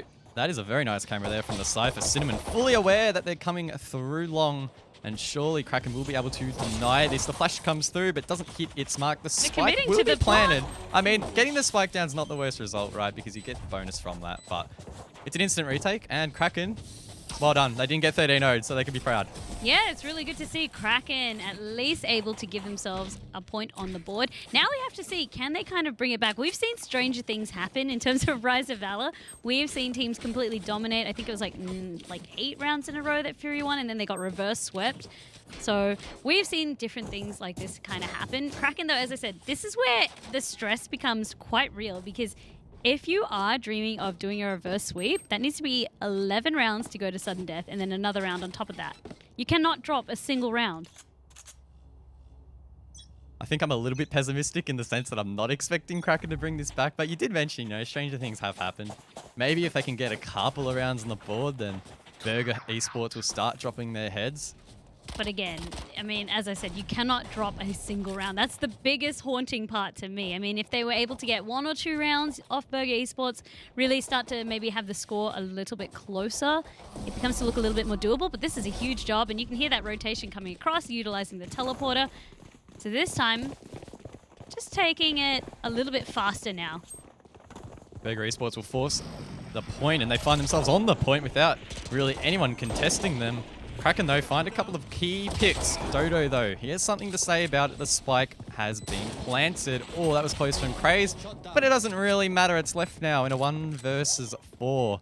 It's the Phoenix inside of that U-Haul. Easy pick up there for Crazed. 3 for him in the round, and Kraken will take 2 straight. Kraken, you can see how much more comfortable they are on the defense, really. And even for Burger as well. Yes, that was just going to be an economy round from Burger, but I really like the way that they were playing. Didn't really matter that they were kind of playing from behind, but just smart utilization of the teleporter. As you can see, they didn't quite have the numbers to be able to do it. They anticipated a slower rotation from Kraken. But Kraken, whether it be that they just had to verse Burger and verse similar strats, they were doing quite well in terms of the defense. This is where it gets interesting now, because we basically have the full rifle buy coming out from Burger Esports. A couple of members of Kraken still rocking out with Bulldog and a Spectre, so 2 of them. They don't have that full rifle. So this is really the round that will maybe tell a little bit more of the story of both teams.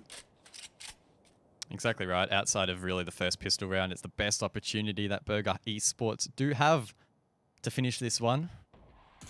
Get that point on the board, or that map win on the board, and progress deeper into the bracket. Kraken, though, they have something to say about it. I mean, a 2-round response from a 12-0 half is nothing to be scoffed at. It's been a decent performance from them on the defense, but as we keep harping on, they need to win another 10 straight, and it only takes Burger 1 round to close this one out. Again, from Burger Esports, so not really utilizing the teleporter, but perhaps just utilizing the sound cue. So there are a couple of different agents where you can kind of psych out that teleporter noise without having to go through it. So Raze being one of them, Omen being one of them. And just get someone to perhaps check that. Sound is the name of the game, and Burger Esports are trying to not make too much of it, or they will reveal their position to the defense. Quan is patiently waiting for that first pick, and could well be a distraction as the rest of the team pushes towards a short, but Fartboy shuts that one down. The penetration kill, that's a great one from him. Skiddly Diddly finds 1 as well. So Burger Esports again in a 3-on-5 position for the plant. Wall goes out, of course, to allow them to safely plant, but they do know which section of A site the rest of Burger Esports are on, and that's going to be 2 remaining members now. Pocket opening this up, trying to look for another. Will get traded out by Winky. Potentially winnable here for Burger Esports if they play this smart. Find a couple of picks, but Fartboy will swing and get another kill in the round. Make it 3. And talk about 3, that's 3 rounds straight. Kraken, I mean, I don't want to say the comeback train's warming up just yet. It's still, I think it's still out of service. The train is still decommissioned, but if they get a couple more rounds on the board, maybe they'll start firing that engine up. The decommissioned train. Love that analogy right there. But as we can see, Kraken are just so much more comfortable on the side of defense. For Burger now, yes, as expected, we do see a save round coming out. So this is looking even better for Kraken to take another round off Burger's hands. For Burger now, what really these rounds have taught them, I guess, is the positioning of where Kraken like to anchor. So we do have the Sage, as I say, playing more of that A site. Brimstone is joined by Cypher, and then you have Raze and Sova, who likes to play around that heaven. So they have an idea now of which agents like to anchor when. It's just coming up with a solution to each. Of course, this probably wouldn't be the round for it. Exceptionally not. Fartboy changing things up, making sure that they were at baths this time instead of A short. I love seeing a Sage frag out as a Sage main myself. Can't say I'm near as good as Fartboy is at the moment. And Konkuchi, they will shut him down. So Caster cursed him. He was going so well, but will be taken down. I should have. But Burger Esports maybe might be able to find their nose in this round. Maybe. But I mean, we do have, well, unfortunately, the Siege being a crucial member, meaning no heals are available for Raze, just having to play that one out. And they have also changed their tactics as well from Burger. So one member, or at least two members, looking to threaten B site as the rotation comes across from Kraken. 50 seconds on the board. The attackers just feeling this one out. Maybe trying to find an opening pick, but it appears as if they will rotate to this A position. We can see a split defense from Kraken, so it'll be a 2-on-3 no matter the site. If Burger Esports can hit some nice refrags here, they could find themselves in good post-plant position. I really like that from Kraken as well. They looked like they were rotating and then they didn't see anyone B, so they thought it might be a bit of a psych out. So the way they've anchored is expecting, again, another A site. So Craze getting one, hearing the plant, trying to get some more intel before they rush on in because they're just taking no chances at this point. Burger Esports again getting that plant down. That's 3 rounds in a row, but they haven't managed to hold on to any of them so far. That streak will continue and Kraken will take the round. Craze getting a little bit excited there with the defuse. As you said, how's that train? What's the situation of it? Still decommissioned. Conductor. We're just cleaning up. What is it? We're buying tickets, right? We're buying tickets? No, we're jumping on the train. So, I mean, yeah, we can buy a ticket. Yeah. I think it's still, we're just dusting out the cobwebs at the moment. Okay, I like that. All right, I'll keep checking Still in a long with way how the off. train's We're going. a long way off. Yeah, we'll see how the hype train is going, as you said. But for Burger Esports, that was their save round. As I said, we weren't going to get too much from it. For them, it was just about trying to damage Eco, go for picks, see what they could do against Kraken. Kraken need to be able, again, to keep this one out. I really want to praise them, especially for Fartboy, to be able to keep them guessing. Yes, we know that there's going to be these 3 agents anchoring onto site, but where they're going to be anchoring, that's the question. Again, Fartboy opening things up, being the entry fragger for his team, essentially. Oh, that boombot does reveal the position of the Omen, but Angelica finds the pick nonetheless. It's a great start here for Burger Esports, but we've seen them get the bomb down 3 times and not hold it in any of those occasions, but surely now in a 5v2, they'll be able to close this one out. It's the Cypher and the Brimstone left to try and clutch it up. Skiddly Diddly finds one though. With that orbital strike, Cinnamon as well. Could be winnable, but it is a 1-on-3. His position at Heaven is revealed. He's shut down. Burger Esports will take bind 13-4. Really interesting to see that final pushback from Kraken Esports, Black, and for Burger Esports, what a game that was. It was really just a side of 2 tails, and I wonder if Kraken were on the defenders first, would the scores have been flipped? Because you can see they were so much more comfortable on defense. I'm just curious to see perhaps if that, again, was just playing into comforts on the day. I guess that's something we'll never know, right? Because of just the nature of the tournament. I think there are some positives that can be taken out of that match. The fact that they were able to mount some sort of comeback. We saw actually a lot of plants going down for Burger Esports. I never really got a chance to talk about it, but they were getting the bomb down every single attack. But we saw Kraken retake. So I think that's a positive for them that they can take into the future open quals. And I guess we wish them all the best. That's exactly right. We hope to see Kraken Black back again next week in terms of the open qualifiers, because there is, of course, 4 times that you can play in our open qualifiers out of the 6 that we have broadcasted. I mean, don't go anywhere. However, we have another break coming up and more matches coming your way.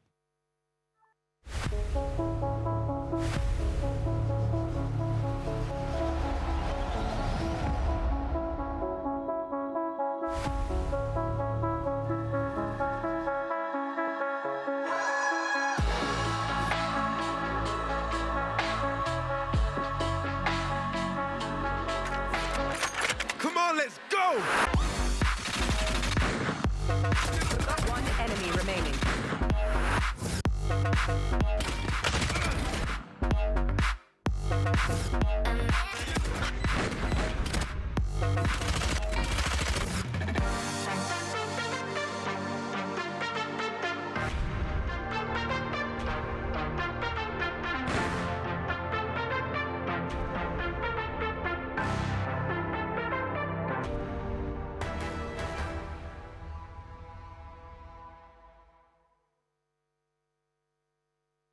Welcome back from the break to Rise of Valor, an official Valorant Ignition series powered by Alienware. We are broadcasting here live today from Fortress Melbourne in Melbourne CBD.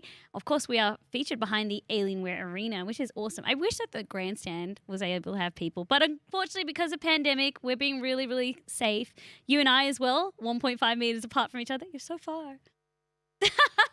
We can't touch. That would be the breach of social distancing, unfortunately. Yeah, unfortunately. To recap what we just saw, it was Burger Esports versus Kraken Black, and I believe the final score was 13-4 in favor of Burger Esports. Again, I'm really, really glad that one of the snack-based names, I think it was McTeam last week, and it looks like Burger Esports carrying on the snack trend for this week. Well, I mean, as casters, of course, we're completely impartial, but we were backing Burger last game. We didn't cast to curse them, and they managed to get up.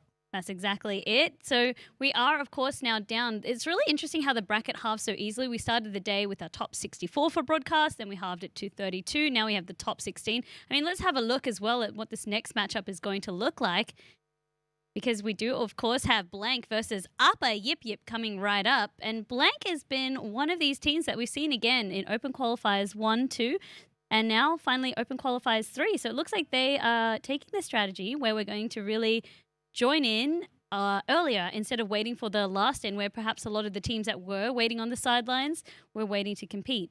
Yeah, we have seen conflicting strategies. Other teams electing to sort of sit back, strategize, and then go in later. But maybe that's the more popular strategy, right? The number of teams is rising. So with that, increases the risk that you don't make it through if you end up going up against a really, really strong team. So maybe they've played their cards right, and they'll get up this afternoon.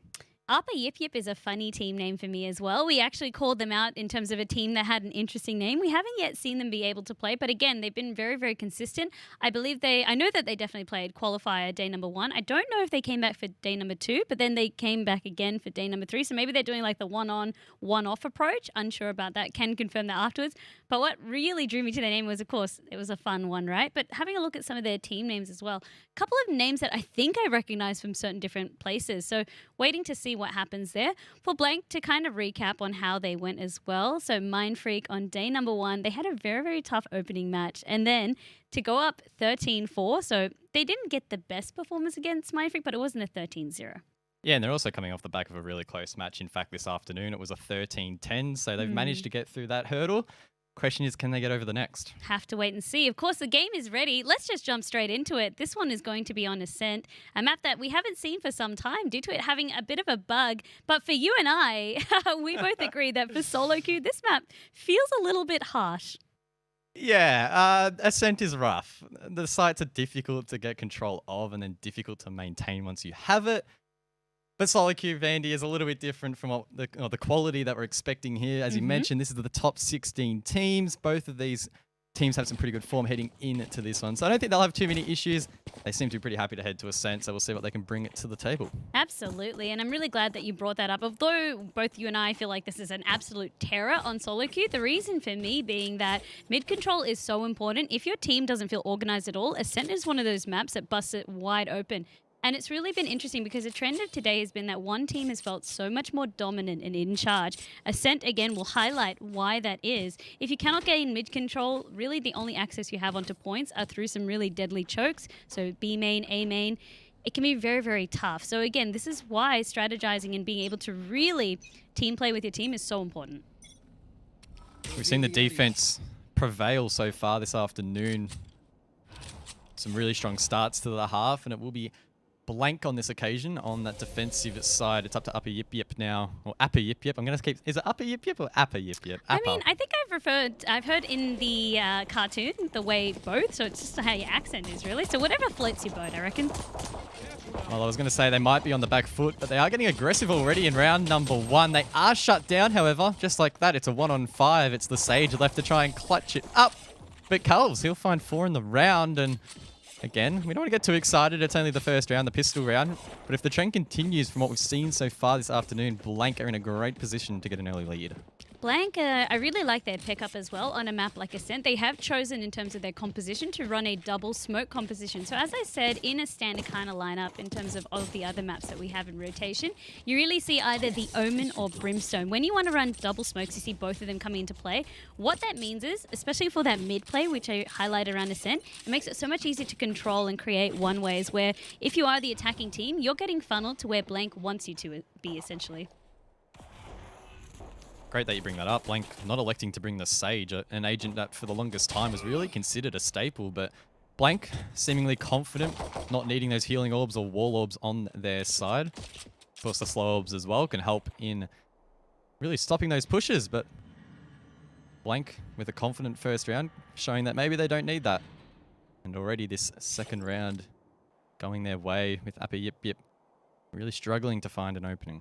That's it, because they're trying to look to play for sort of picks and things like that. But on the side of Blank, you can see how far forward back they are in terms of that mid-site control.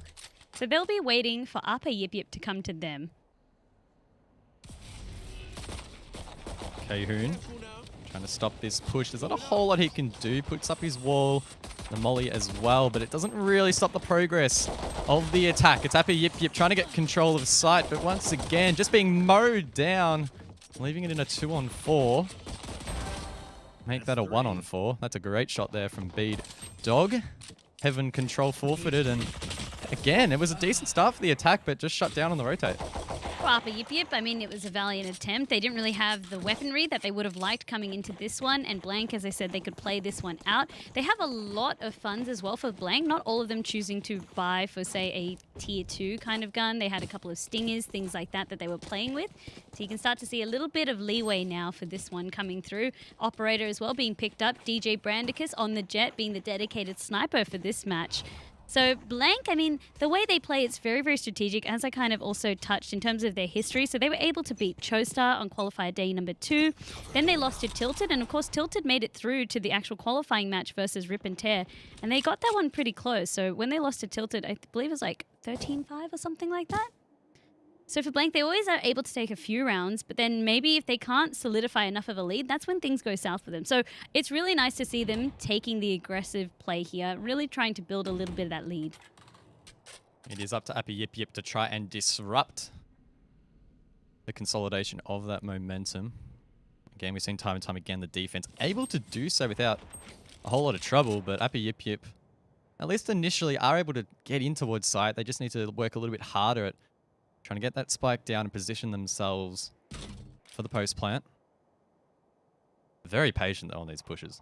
They are, but the way they've also positioned themselves, so you got Banker who can see if anyone's going to come through mid, or even if someone wants to push out through B main or something like that. But that shot over there was DJ Brandicus getting the first pick over there. Ooh. Will get traded out by Overlord, so a great read on the situation to try and push onto site.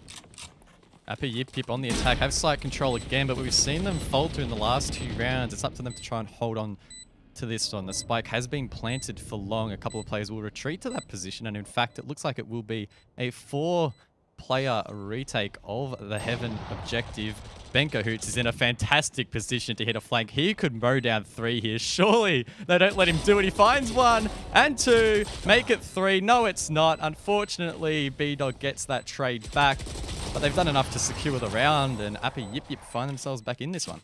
That's exactly as you said, and a lot of that was enabled by the flank coming through. So now we finally have a game where the pace of it matches what we expect.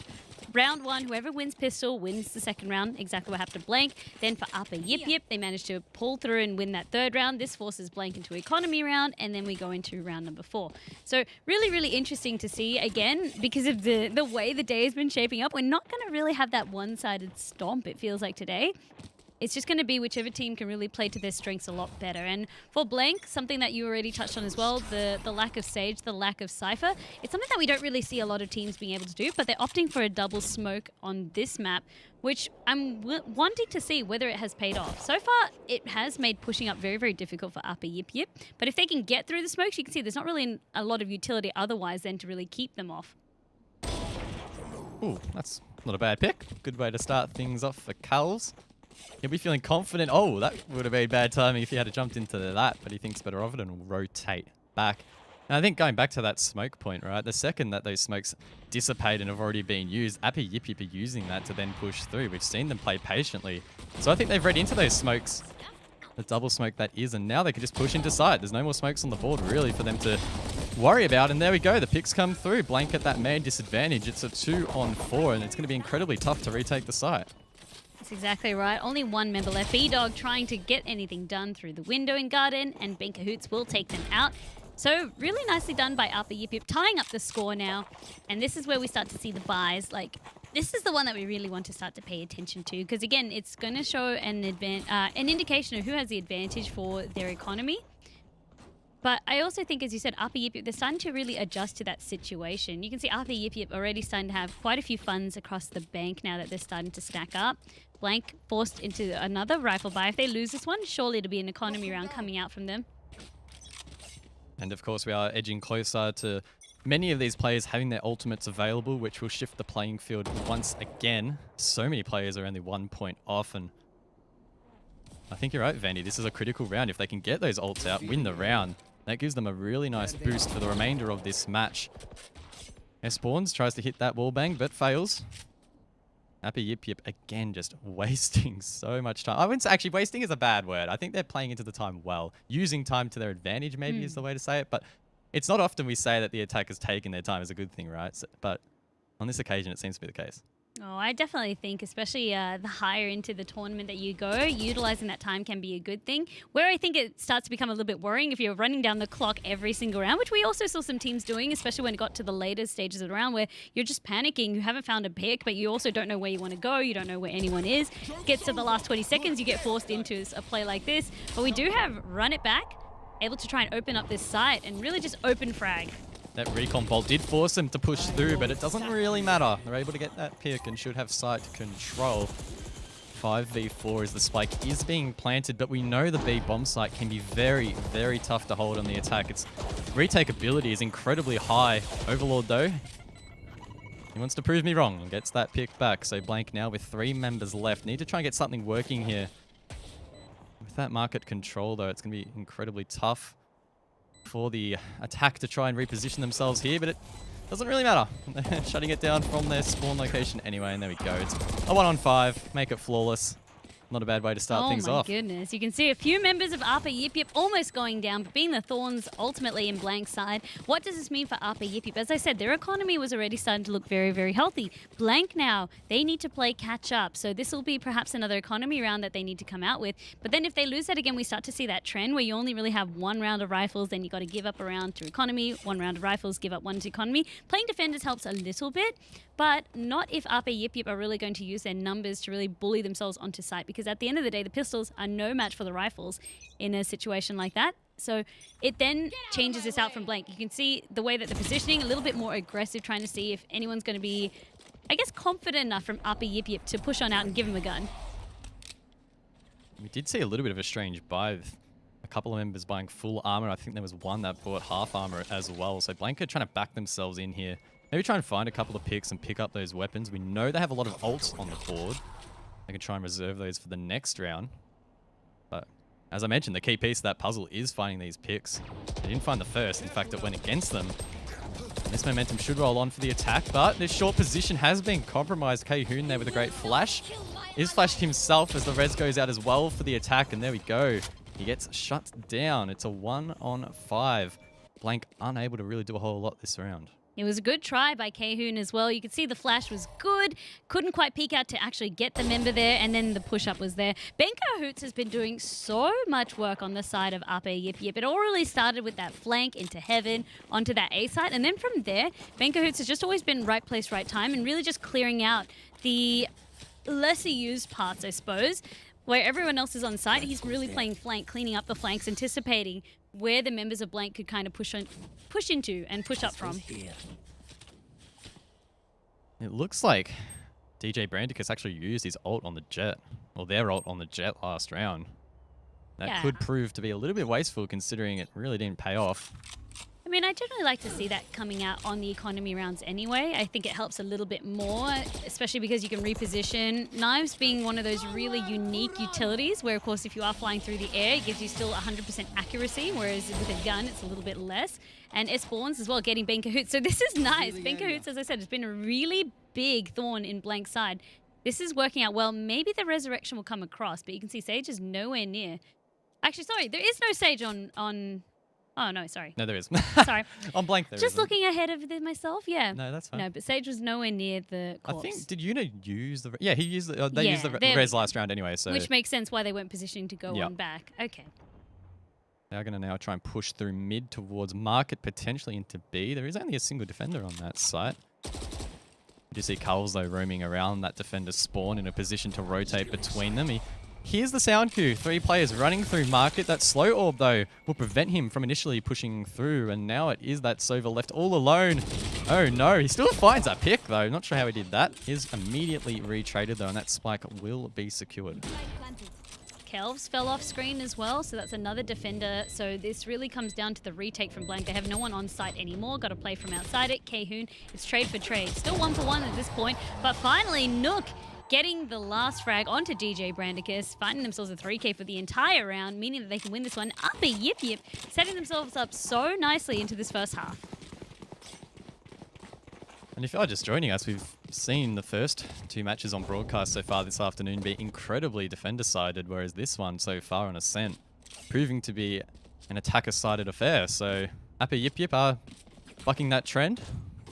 5-2 lead, and it's 5 rounds straight, in fact. Full buy as well into the round number 8. So things are looking up. It really is, but for Blank, things are looking down. As I said, this is one of the teams that almost managed to make it to semis last week. They fell narrowly to Tilted, who went on to then play Rip and Tear. Rip and Tear, of course, as we know, being the crown victors of that one. So we expected a little bit more from Blank, but it's still very much early days. But what Appa Yip Yip is showing us is very, very promising so far. Enemy down. Not a bad shot there. Benko Hoots. You mentioned before Vandy, he has been quite the menace, and that opening pick will get the ball rolling once again for Appa Yip Yip. Might not be a full commit to B though. Spike still towards mid, leaving them the option of rotating towards A, and there is an engagement that has ensued. That play though will fall off back towards long, and it looks like maybe they will now commit towards B. Exactly as you said, Lou. That was a nice flick over there, really utilizing the ultimate well, try to find more before they return back. Unable to actually spot out Kayhoon. So Kayhoon, of course, has the ultimate available. Don't think they'll be using it this round. Oh, unfortunately, would have almost gotten the kill there, but being bolstered by teammates, holding multiple angles, meaning that, again, Appa Yip Yip can take out another round, while Blank was trying to use their economy.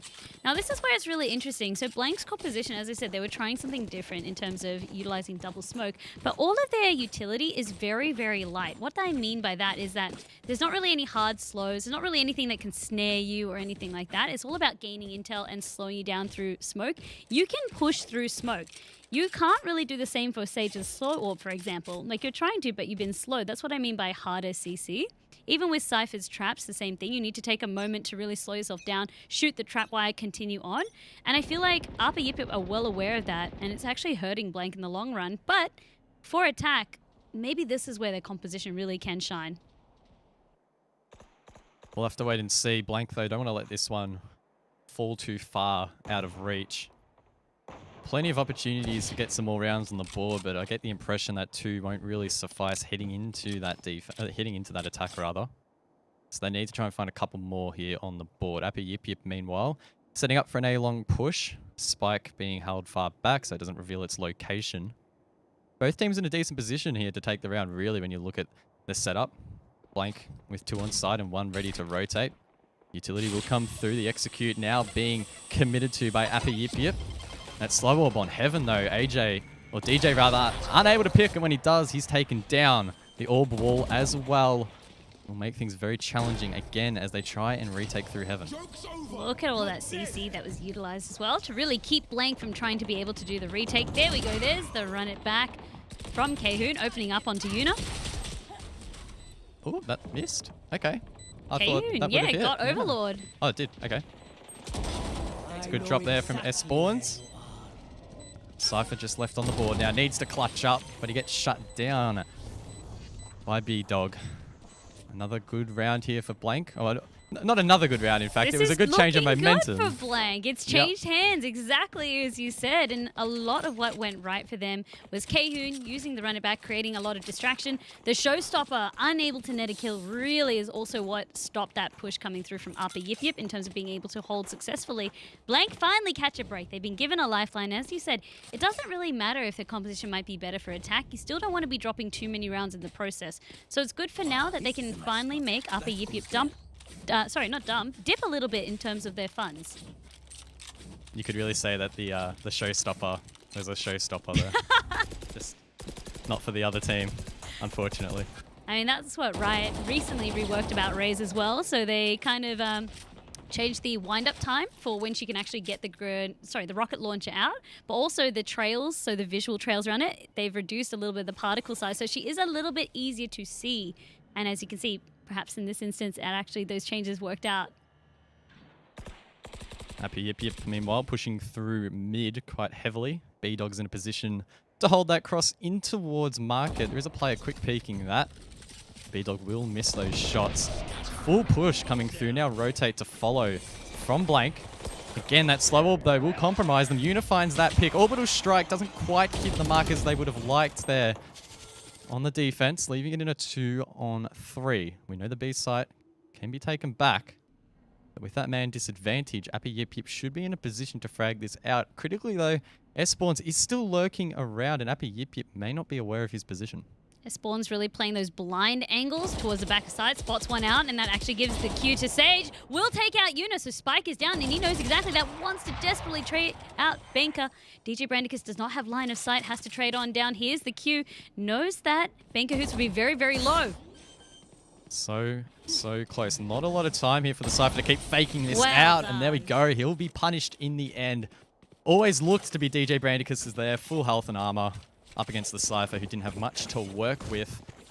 And this match is starting to tighten up once again. That's it. DJ Brandicus managed to also retake the operator, so just trading it out for the Vandal for that close round exchange. And then, yeah, I really like the read of the situation, using the Cloud Burst, realizing that it might force out Benka to try and swing out the other way instead of pushing to the smoke, which is what Benka thought might happen. But for Benka, it was definitely not a situation you wanted to be in either. Last member, low health, trying to get the plant on, having a jet to fend off. Still really nicely done by both sides, and it just is coming down to the wire. So the adaptation from Blank is also really cool to see. Doesn't really feel like it, but Blank are in a position to draw out the half seemingly out of nowhere after the last few rounds. Before this win streak didn't quite go their way.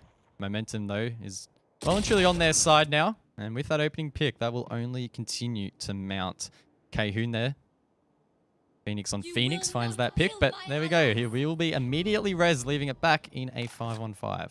Blue is able to put a bandage on the situation so they can manage to continue to have 5 members for the attack over here. Big ultimate being used, but that's okay.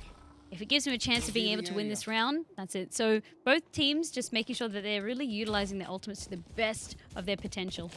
The question is, which side will Appy Yip Yip commit to? And it looks like it will be the B bit. Will be the B. Fantastic terminology from me, but meanwhile, they've already found themselves in towards the side, and they're going to have to try and fend off the retake. We've seen it time and time again on this site. The defenders finding their nose back in once that spike goes down. Appy Yip Yip really don't want to let this one slip in a 5-on-5. Made sure that they cleared back of sight, which is always good to do, not rushing into the plant fully. But for Blank as well, it was just really interesting to see how they had positioned this one. All of them just kind of in that defender side spawn. And now, as you said, going in for the retake, a couple through the smoke. This is where the smokes can be so irritating. Basically going in blind, and the attackers are punishing them for it, but Blank are still in with a chance. No, they're not. They will be taken down. It was a 1-on-3 to end off that round, and Appy Yip Yip, regardless of the next round, will just edge out at least in this half, even double the score of their opponent potentially. So that was a critical round. They managed to get it off the back of a really nice execute, and the pressure is back on Blank. Well, Blank, I mean, as you can see, so when it comes down to the retake, the smokes are really good for denying that operator line of sight. But apart from that, you can see it actually made the retake very, very difficult for them. It almost hindered them in terms of being able to defend because the attackers kind of push in out from lots of different locations. You also don't know where they're coming from. Like, yeah, you know, we blocked them off from smoke, but where exactly are they coming from? So it feels like the double smoke here was not the play for them. But of course, it did allow them to gain access onto site. They were unable to really hold for the rest of the retake. Upper Yip Yip putting a stop to that one. I have to wait and see now for Upper Yip Yip whether they want to change things up. Because for Blank as well, the positioning and the anchoring, they haven't really changed it much. I mean, B-Dog, of course, playing a little bit closer towards mid. And then you have Kelvs back on, towards the little boathouse on site. So they are changing things up, but not drastically. Bomb is being rotated by the Sage down towards A long. So it's a 4-player stack there. Only a single on B. That's Ben Cahoots potentially trying to bait out a rotate from that defense, and it won't really work out. S-Spawns gets that opening pick, and now that does force the rest of the attack to push through. They might not have the best intel, but they managed to get that first pick. Spike likely to go down. We've seen that wall orb go up on multiple occasions. Really strong position from Upper Yip Yip to try and contend, and that Hunter's Fury from S-Spawns not really going to do a whole lot. It's now up to that defense to try and retake site. Exactly right. 3 of them trying to filter on through, and then they've got a different cross angle, so you also have their Phoenix trying to play for the flank, but Kehoon, unfortunately, they had members already anchoring there, so at least it gives them some intel. Heaven has been cleared out now. The wall has been down. And Blank, as you said, they begin the arduous process of trying to get the retake underway. So many smokes on the board to deal with as Blank are just getting shredded at the moment, leaving it in a 1-on-2. It's winnable. He has everything to play for, but B-Dog can't get the pick. It was with a Stinger. I mean, probably not the gun that you want. Can be very, very good at those close range, but you can see with the spray, the clip size is so small, needing to reload at the most crucial moment. Already had this shot lined up. Unable to make much out of it. So Blank again struggling. Upper Yip Yip adapting really, really well.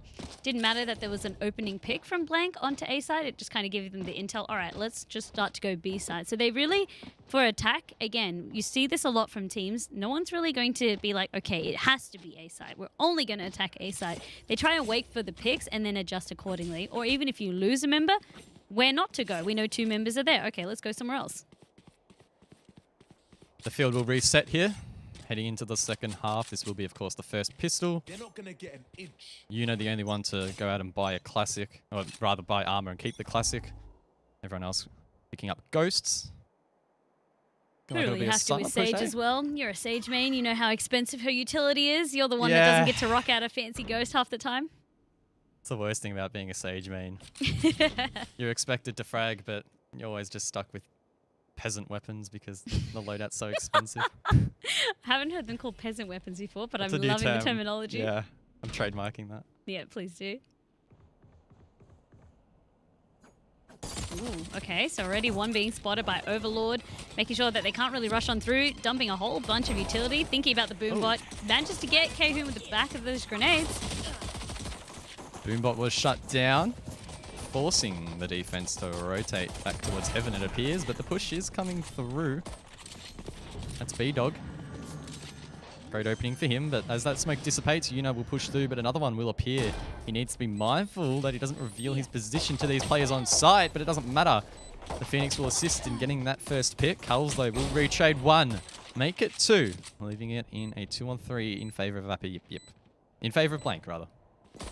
That's it. And as you said, Kelv's really anchoring in that mains position there really, really well. Because of that reset, Overlord now has grenades available, can bully out Kelvs. They can begin to try and attempt the defuse, at least getting half of it out. But Kelvs will poke their head back out, get Benka, and it's down to Overlord. 2 members left. Clears out 1. Potentially winnable. He has to bait out this defuse, though. He doesn't really have a whole lot of time to work with. Calves knows that. Overlord was forced to stick it, but Culls will get 4 in the round. Manages to just dodge the bomb explosion as well. And that's a good way to kick off proceedings in the second half. Oh My goodness, I feel like their pistol rounds always feel like they go down to the wire, especially their attackers, of course, having the advantage there because they did have the spike planted. It was planted for Kelvs' angle as well. And as you said, for Overlord, just being forced to just make a decision. I can't clear on out, I can't push. The grenades had the right opportunity, at least allowing them to take out the last defender on site. Oh, well, second last defender, and then it was just up to this 1v1. But again, it's the tactics, so both of them just playing that out as best as they could. Blank will now try and secure the second round as they should off the back of the first. Appy Yip Yip, though, getting quite aggressive. Maybe trying to disrupt this. Try and find as many picks as they can. Again, this smoke matter. As we do see them get that first pick, that's Benkahoots, and uses that cyber cage to, again, just try and disrupt the momentum of the attack, and so far it's working wonders, but K-Hoon finds 2. The trade will eventually come through. It's a thrifty round there for Appy Yip Yip, and that is a pretty critical one in disrupting that momentum from Blank. Yeah, it is exactly as you said. So now for Blank, in terms of how they're going to respond, for a lot of them as well, as I said, I think their composition would favor a lot more of that attacker. You can see it's getting a little bit easier, but the fact that they couldn't then take the pistol round into a win in the second round is showing that Upper Yip Yip aren't yet done. They're not really going to roll over. They're more than happy to even play aggressive, and that was the best call that you could have done being on the defender side. It really worked in their favor this time around.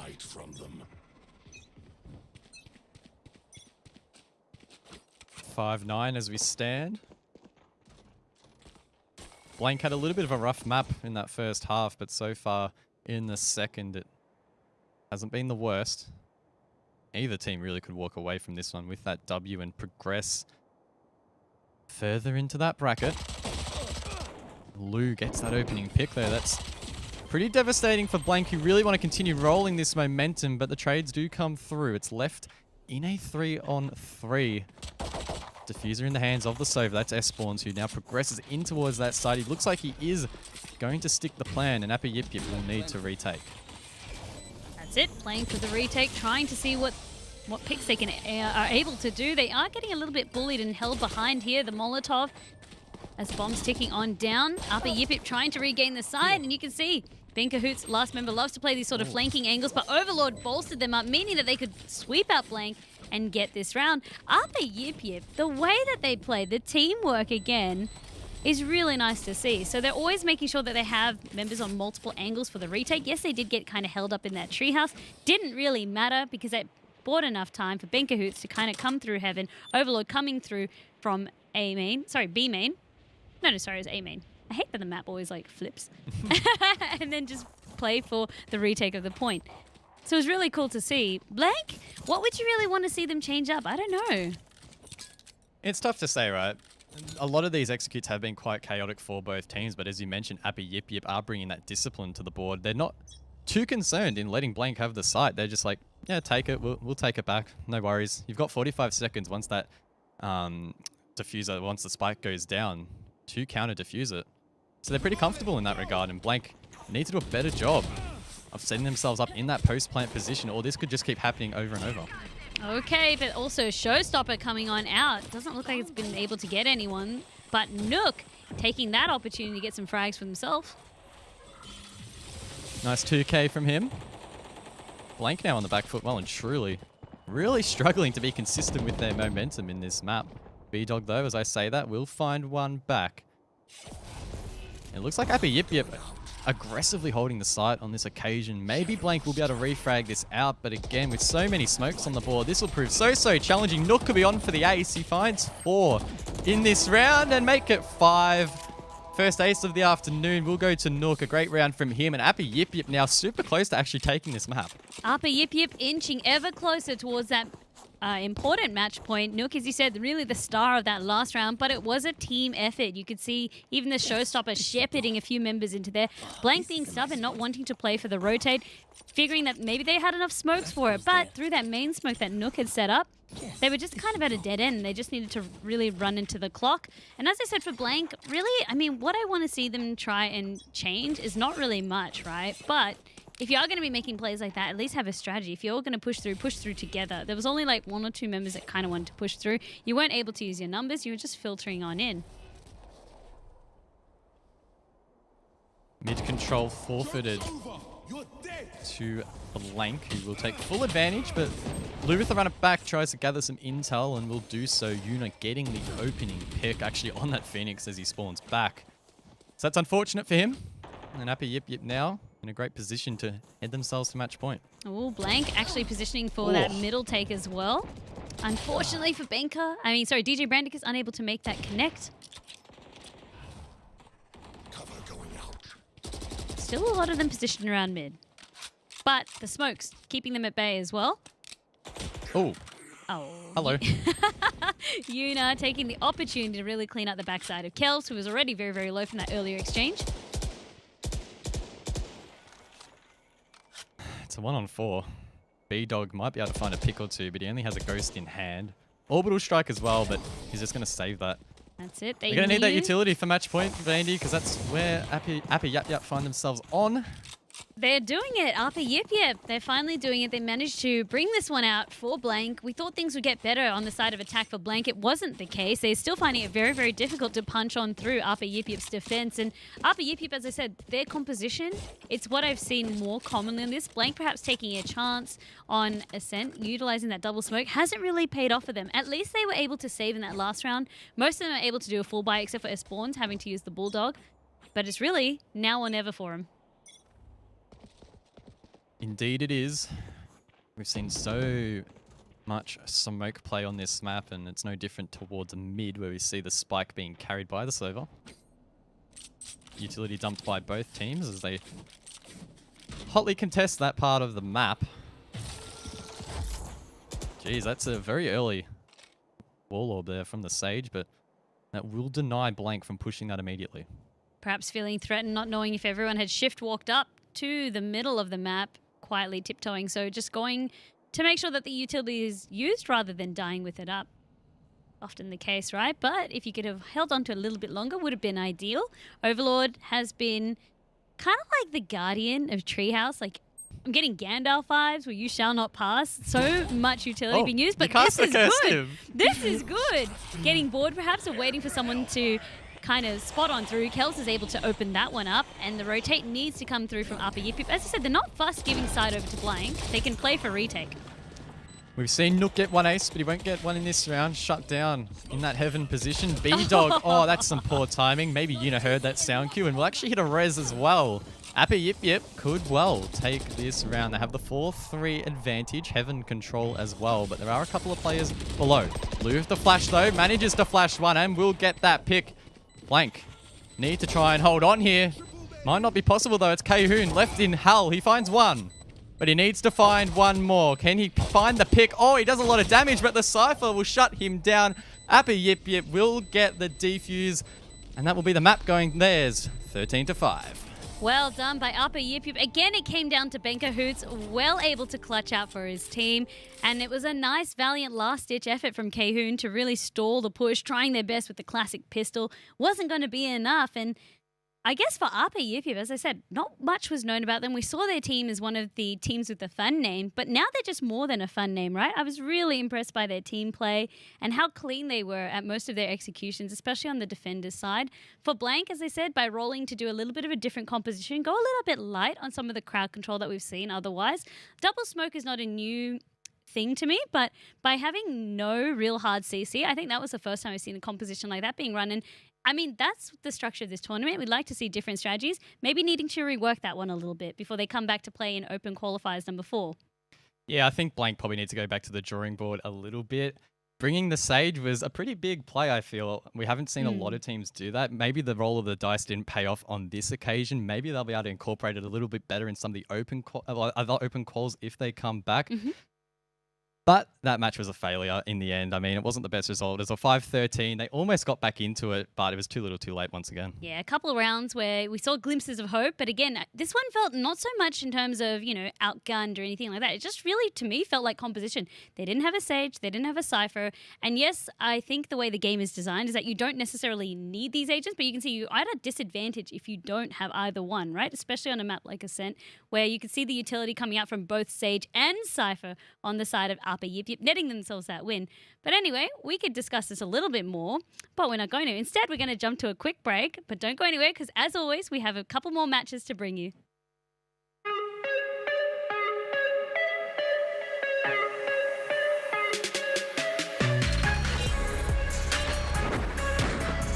B through mid.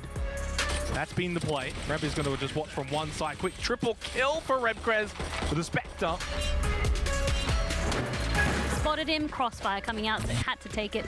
But of course, being pushed into that situation, it's very awkward. Oh, this could be a 3K for Composed. If they stay composed, it's a 3K indeed. Quick triple headshot. Then you start to see a lot more like utilities coming into play. Oh, yes, that was just clean. Yeah, finally now, they're going to be pushing through Heaven on B side. 1-for-1 trade, and finally it is looking like 3 Kings Esports are going to win a few of these trades. Spike goes down, Tipsy Potato, the Cypher on B. What kind of is separating them from some of the other jets that we've seen that just stick to primarily operating? Yep, that's going to be Kraken again. Utilizing the dash from the jet with the shorty combined, immediately going to push over to Benz. Where, of course, from this sort of position, the shorty is amazing. Look at that 3K from Kaito. Cannot be stopped right now. We've got 50 seconds here in this round. They're only 3 rounds away from match point. They don't need much to really go their way. They just can't get anything to work. KZR. Look at KZR. Double kill with the operator on the back of A site. And it's all to the credit of McTeam, who have been playing superbly on their own defense. That's 3, that's 4. Oh my flawless. goodness.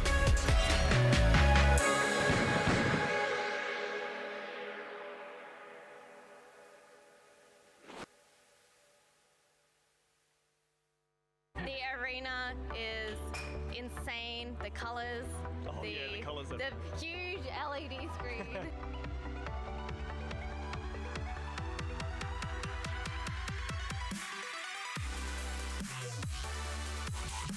Okay, hi guys, I am with another fabulous Twitch streamer here. How did you find out about Fortress? First time I found out about Fortress was just before PAX last year.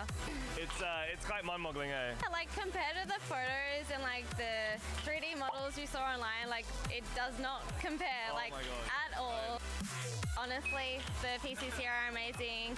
The arena is insane. The huge LED screen is Hell yeah. Did you have a look by any chance at the streaming booths? I have had a look at the streaming booths. And what do you reckon? They look better than my setup at home. Same for me. I'm looking at it, I'm like, I really want this gear now. Yeah. God damn it. Like, can I just take those key lights and yoinkies, yoinkies.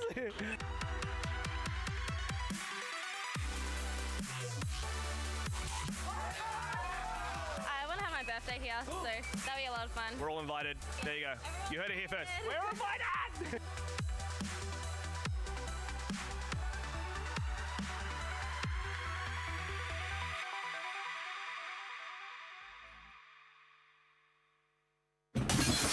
Hey, it's Raw Genesis here. We're going through some weird times at the moment where we have to social distance, but we want to remain social at the same time. What better way to do that than play a part together? I've been playing a lot more co-op games recently so that I could stay social and stay safe at the same time. What have you been doing to play a part together? Let me know in the replies down below, and stay safe.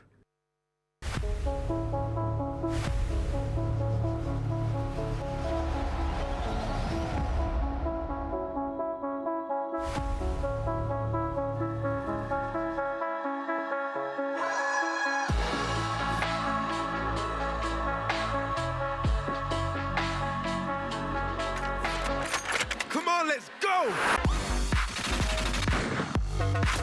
One enemy remaining.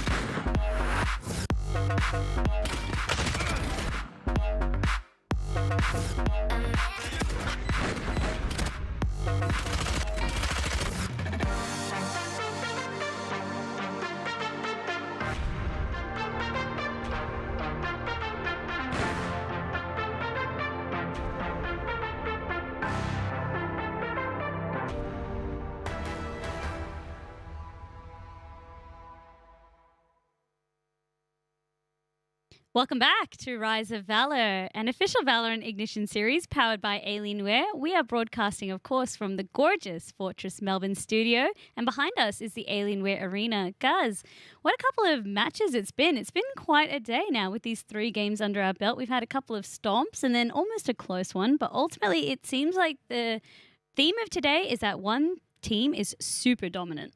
Yeah, we've really seen teams dominate when they have that momentum. It seems like it's been quite a momentum-based sort of meta this afternoon, if you would. But given the nature of the tournament, the more teams that get cut out, the better the competition gets, and we expect it to get a lot closer in these final few games of the afternoon. It does, but hopefully if you've been inspired at home by watching these games, of course I do have to remind you that you can still compete to play. The sign-ups are still available for Open Qualifiers 5 and 6 next weekend. So if you'd like to participate in them, please head to sign up. Again, this is open to anyone of all skill levels. You do not need to be a professional player. You do not need to be signed to an esports. It's just about grabbing a bunch of your mates and being able to just play some Valorant with them at the end of the day.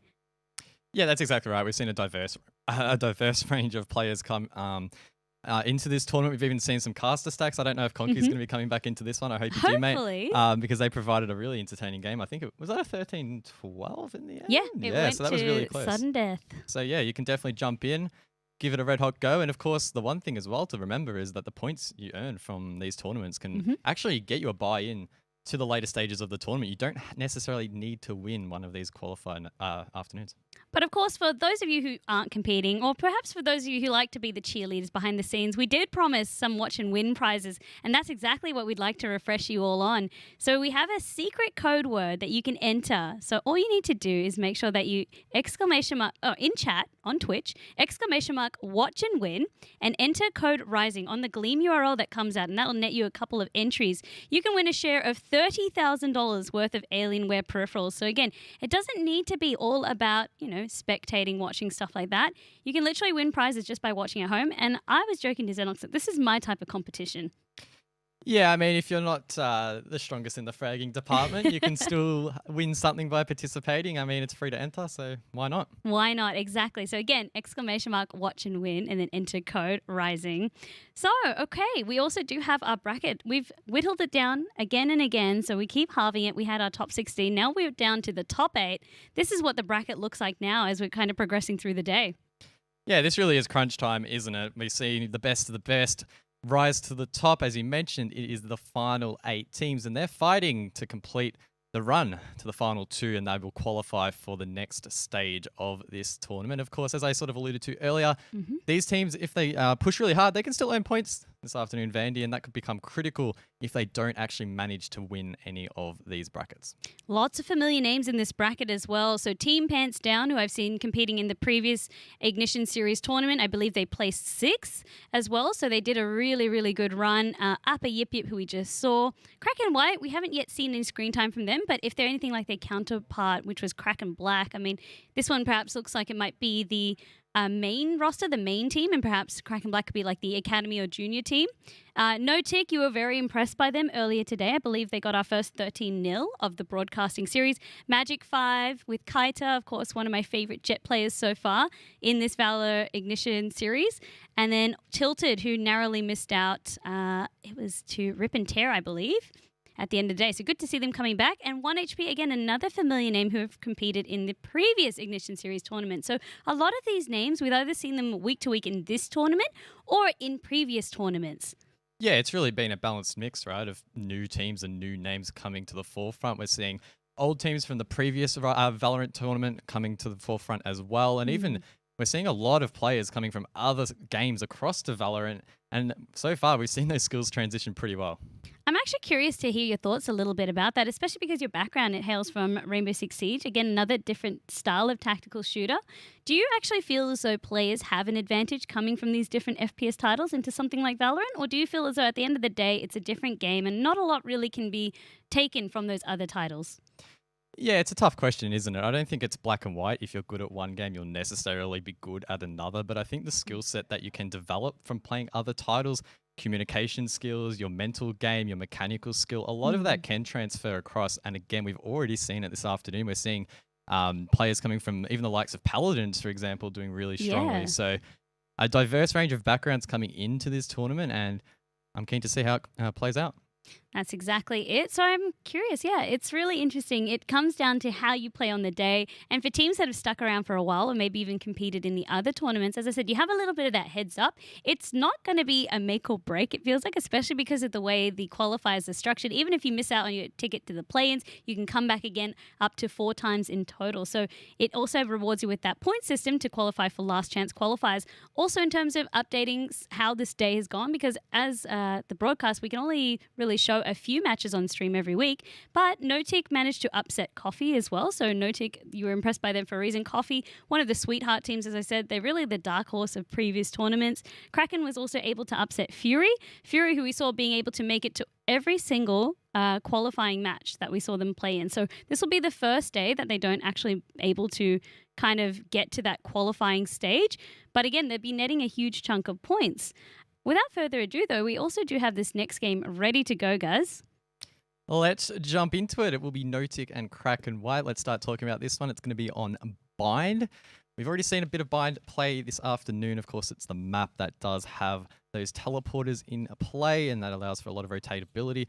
I think it's safe to say we haven't seen the teleporters be used as much as I personally probably expected this afternoon. So maybe we could see some more aggressive plays in the following match. I reckon we will, especially when your team is far more coordinated. It really opens up teleporter play, or even, as I said, trying to do jukes and things like that with the teleporters, where you're not actually transporting yourself and maybe an ability to kind of think that someone might be just hiding in there, right? But as you said, this game is underway. We can jump into it. It is going to be on Bind, and it's going to be Notic versus Kraken.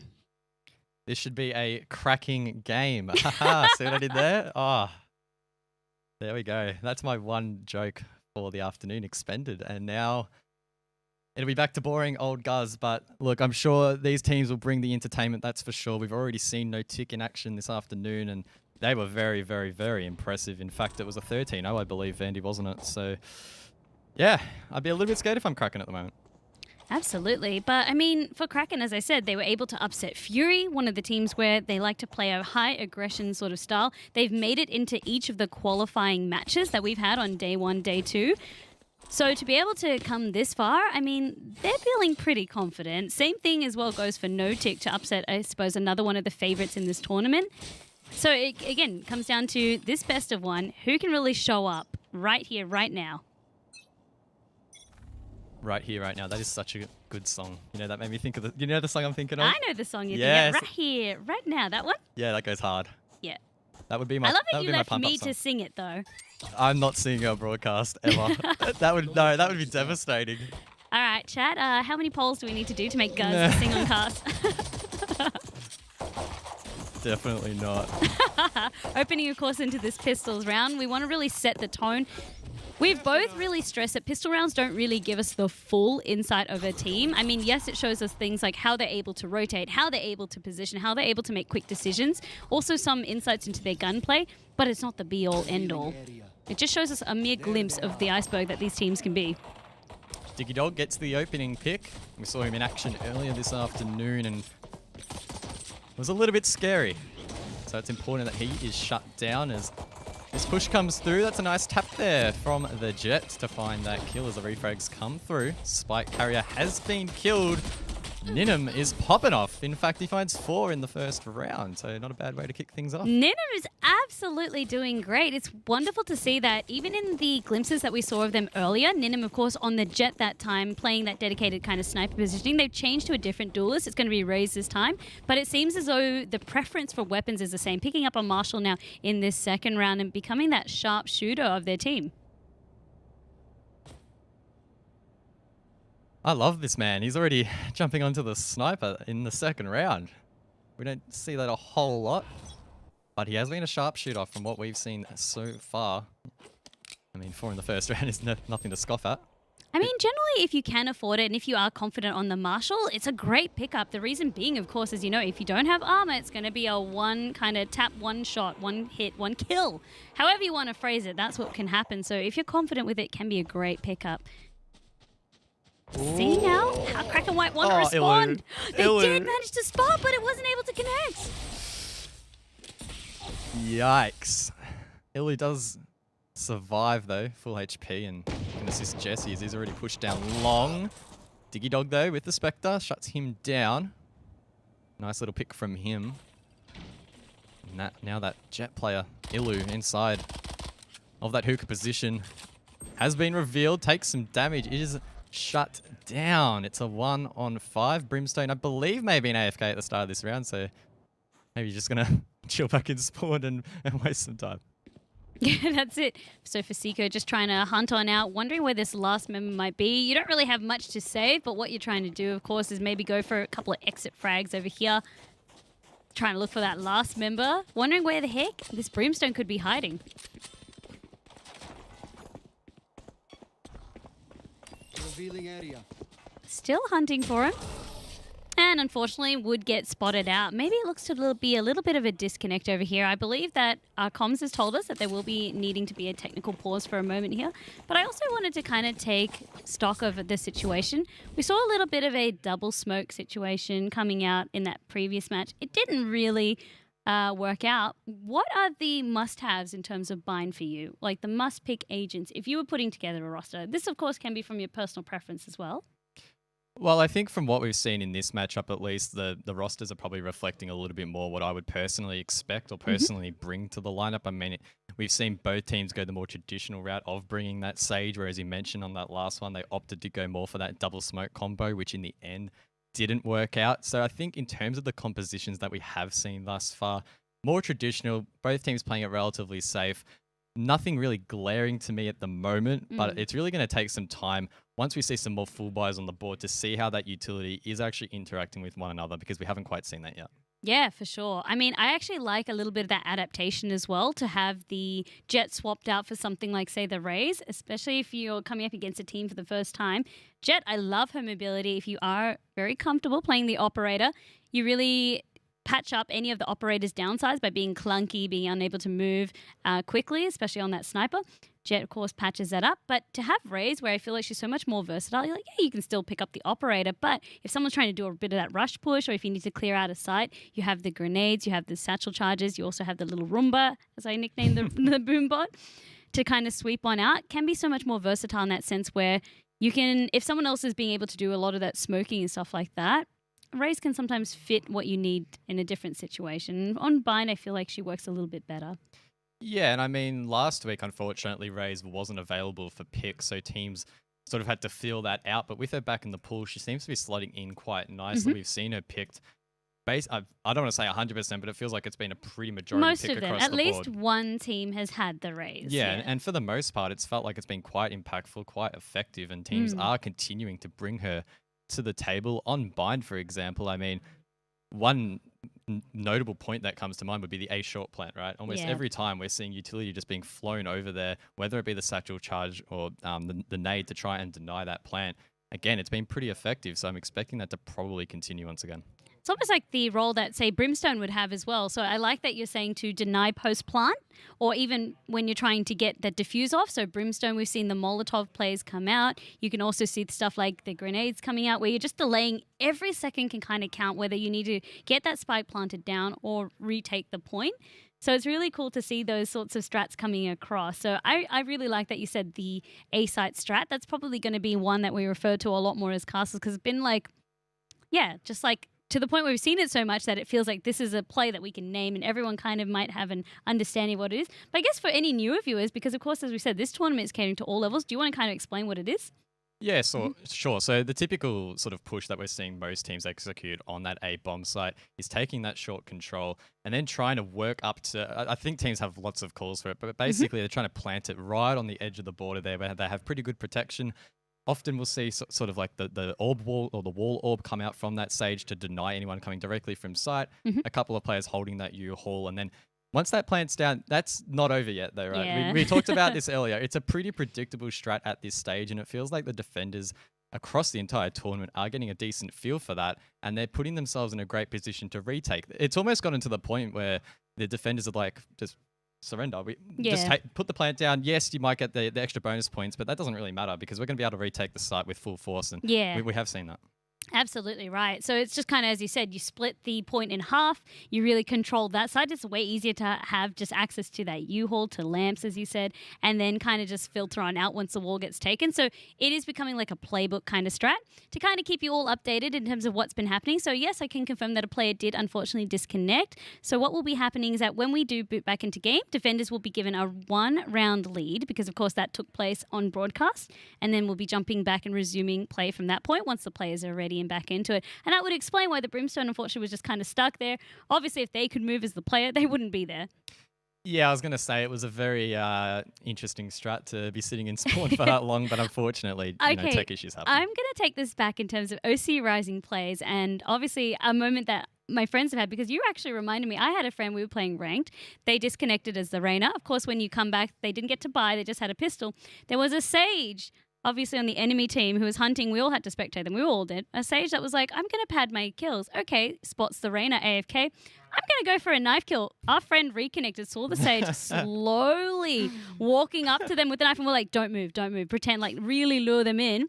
Of course, Sage gets close enough, turns to them, pops them with the classic, and the Sage was just like, you could see chat just firing up with question marks. I believe we clipped it, but Ultimate if bait. only it happened during this tournament. That was Imagine. rising plays right there.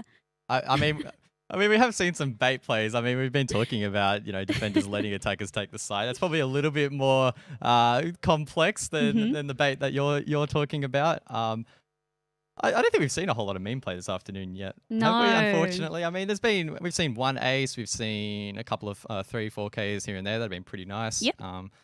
But not enough memeing for my liking. And I think that the teams are taking it too sweaty. They have to. Of course, everybody wants to try and net as many points as possible. So perhaps the memery has to wait, right? Unless you think your chances are done. I feel like you'll see a lot more memery perhaps after all 4 qualifying days have been played. Say if you know that you're not going to have enough points, then the memery comes out. Then the clown college, applications just are all there. Maybe. I mean, I don't know. What can you even do to meme in Valorant, right? Sprays. Yeah. I mean, we've seen some. Oh, weird gun buys. Weird gun buys. We also saw it was an operator no scope in the first game, right? Yes, I want to see that's some right. more no scopes because they're fun. I like a good They no don't scope. really work out. I mean, the biggest complaint, especially from people who have played, say, Call of Duty, and they come in, they're like, why can't I no scope with this? Of course, it only seems to work at very, very short range. So almost like shotgun levels of range. So if you want that, I mean, Guz is saying the reason why he doesn't have rising play clips is because he's a boosted player. And he wants you to do these plays. I feel like you have to do it first, then you can throw out the call. Maybe. Honestly, I haven't been playing a whole lot of Valorant recently. I need to jump back on it. Of course, the new season dropped. We've got Killjoy in the game. So you actually haven't played any of Act 2 just yet? No, I've played a little bit, but I want to play some more. Makes sense. I've been busy, unfortunately. Well, actually, have I been busy? I was like, we're in lockdown. What could you do? I've been busy going on my 1 hourly walk. Which has been incredibly exciting. You time yourself? Because I guess if you're tuning in from elsewhere, we are both Victorians and we're in stage 4 lockdowns, which means that we're only allowed to get 1 hour of exercise per day. So I'm just imagining you, with your smartwatch, 1 hour on the dot, it beeps and you're like, crap, gotta go home. Yeah, well, I mean, this is definitely being here in Fortress is probably the furthest I've been from home for a long, long time. So it's nice to get some fresh air. I mean, this place is pretty cool. Plenty of fresh air to be given here, right? Yes. I mean, look how big you can see behind us. It's massive. I don't think the one thing that the stream doesn't really show is actually the scale of this place, right? It's actually massive. It doesn't look quite that big on camera, but when you're here, it's actually pretty big. Yeah, well, the capacity, 1,000 people, right? So as I was kind of capping on a little bit earlier, that's the venue's capacity. So it has to be big to fit that amount of people, right? And I'm sure that when it's open, you and I will be able to catch up, have some drinks, have some food, not worry about 1 hour's worth of exercise. No, hopefully not. See, that's a meme right there, right? Yeah, it is. I mean, we're gamers, right? So do we actually exercise? Am I lying? That is the question. Do you think I'm lying? I don't know, chat. Do you think Guz is lying? Maybe that's another poll that we need to take. I have gotten confirmation that our game is ready to be underway. It is booting on up, so we should be jumping on over to it very, very shortly. No, we're jumping over to it now. Let's go. Of course, it will be a 1-0 in favor of Notic, I believe, if I am correct. If you're remembering right, if they were defending first, so whoever was defender sided, they'll be getting a 1-round lead as we get back into this. To recap, the teams that we have is Notic versus Kraken White, and we are on bind. I think I was right. again, that transition into the game is so smooth. I love it. I love it too. It's a good one. I think Haven is probably my favorite one because there's like a big tower on it or White House or something, and then there's a window that it jumps through, and yeah, it's a clean transition. So resuming exactly even same buy, same weapons, everything like that. So this was actually before the DC. So the DC round didn't matter that they had it. We're just replaying from there. Which is cool. Everything's nice and fair, but oh my goodness, this isn't fair. Pixel Box just gunning him down, managing to get 2 for 1. Ilu will be shut down by Karmsy. Good pick from the Cypher. Just like that. It's a 1-on-3 in favor of Kraken White. Or actually in favor of Notic. Kraken White on the back foot as Jesse finds himself on site. But he is shot in the back. That was Karmsy from the Baths. And Notic will put the score to what it was before that rehost. So it'll still be a 2-0. So Kraken White, they did not have the economy to be able to get the buy that they wanted, trying to utilize their numbers advantage, use the death ball tactic, as I like to call it, where you all 5-stack onto a single site and try to push into that site, bully your way through. Didn't really work out for him, but doesn't really matter because now we'll start to see a couple of buys coming through. Actually, no, not yet for Kraken. Next round, we'll see the buys coming through because they've all opted to pick up a sheriff, so they're actually doing a double save round, meaning that they'll have even more funds for round 4. Whoa. Pixel Box, jeez. Not a bad pick to start things off. He boosts onto the wall and somehow finds another. Good 2k from him. Kraken White well and truly on the back foot in this round. Again, though, with it being a full sheriff buy, we're not expecting a whole lot. They're really banking on the fact that they might be able to find a 1 tap or 2. And as I mentioned, that Ilu will miss both of those as they rotate back towards mid. Ooh, spotted out as well as they need to try and come on back. They did have the dart, the tracking dart on them the whole time. So Diggy Dog had a little bit of an idea where they were unable to get that kill. Spectre really loses its effectiveness. It's only really meant to be used at short range. Mid to long drops off. So not a big deal for them though. Diggy Dog can reposition onto that garden kind of entrance there. Ilu still probing this position. Again, I think they're really just playing for an exit pick or 2 here. Probably not expecting to get a whole lot done in this round. With Diggy Dog in this position over here, it's going to be very tough to get past that window and get in towards site. Karmsy as well is in a great position to rotate. And that slow orb now will prevent Kraken from jumping through it. In fact, they will hesitate. They will be dropped in the end. Pixel Box to pick up the final kill, I believe, or it was Karmsy. 3 kills and 2 respectively, and Notic will gain that 3-0 lead. Pixel Box is really fragging out for a Sage as well, so it's really cool to see the wall goes up, then they get themselves a little bit of that aggressive positioning. We've seen it time and time again from other Sages today, but also that being a good play. So being really rewarded for that aggression. As you can see, the KDA 5-1, nice to see. Kraken White for them. That was going to be the save round, as I said, so they did back-to-back saves. But now the rifles finally available to them. Let's see now if things change for them. Pixelbox has upgraded to that operator. First shot rings on out. It does miss. Very close there, but unfortunately for Pixelbox, he doesn't find that kill. It appears as if Kraken White pretty insistent on pushing this short position. The spike is in hand. A couple of players, meanwhile, are rotating towards B, so we could see some sort of weird take occur where they try and disrupt B and then head in towards A, but with that slow orb, it's only going to slow them down even more. I like the emphasis there on the slow. My jokes tonight are pretty bad, I'll be honest. I mean, okay, that was the funniest joke there, okay, for sure. But Kraken White, they were actually waiting to see if there would be any push-ups from Notic, especially because they showed themselves A very, very early on. So it's cool to see that they are making sure that they play for flanks, things like that. And you can actually see the aggressive positioning from the Phoenix from Kraken as well. If B is clear or if they can kind of get a pick on B, I believe that would be the call made to the rest of the team saying, come on, you know, this is open, let's try and rotate or catch them in the rotation. But Sofa's actually been called across as well. Kind of still playing in terms of the link between the defender spawn. This is finally the open that they were looking for, and it was on the best choice. Not only the Sage, but also the operator player on the side of Notic. Great pick there from Sixpack, and now Kraken White can head in towards site, get that plant down for a short. We talked about this earlier. Notic aren't out of this round. They could retake, but it is a 3-on-5, and that number disadvantage will probably prove costly here. Do see the Sova of Seiko playing this heaven position. unable to find a pick. Kraken White at the moment playing incredibly disciplined, happy to just sit back and wait. And there's not really a whole lot that No-Tick can do. So Seiko, of course, in that first match that we did see No-Tick for the first time versus Voltage, Seiko was actually the Raze player. Instead, now they have gone on to the Sova, allowing the Raze to be picked up by the former Jet player. So again, good shuffle as well in terms of how they like to prioritize who can play what and give them more options for their compositions. It will be a save coming out from No-Tick. No retake available, so Kraken White get their first round on the board. Good way to start mounting some momentum. But also pretty wise of No-Tick to, as he mentioned, save at the conclusion of that round. I mean, they had an operator in the bank. I'm not too sure what else they had to spare, but either way, it will be helpful in maintaining their economy and trying to keep it healthy, as we can see on screen now. It's balanced out a little bit off the back of that last round. That double save from Kraken White really paying off. Yeah, in terms of the save, I mean, that's something that we hadn't seen teams doing a lot of. This is more of how we start to see the strategy coming into play because, as I said, for Pixelbox, by losing that operator, it's a huge downfall in terms of your credits and economy. So it's good that they got them back. And even then, Pixelbox putting the operator to good use this time, opening the first pick of this round onto Kraken White. We did see him lose that duel in the previous round, but I think on a percentage basis, he's more likely than not to actually win that gunfight. The last one was a bit of a freak shot.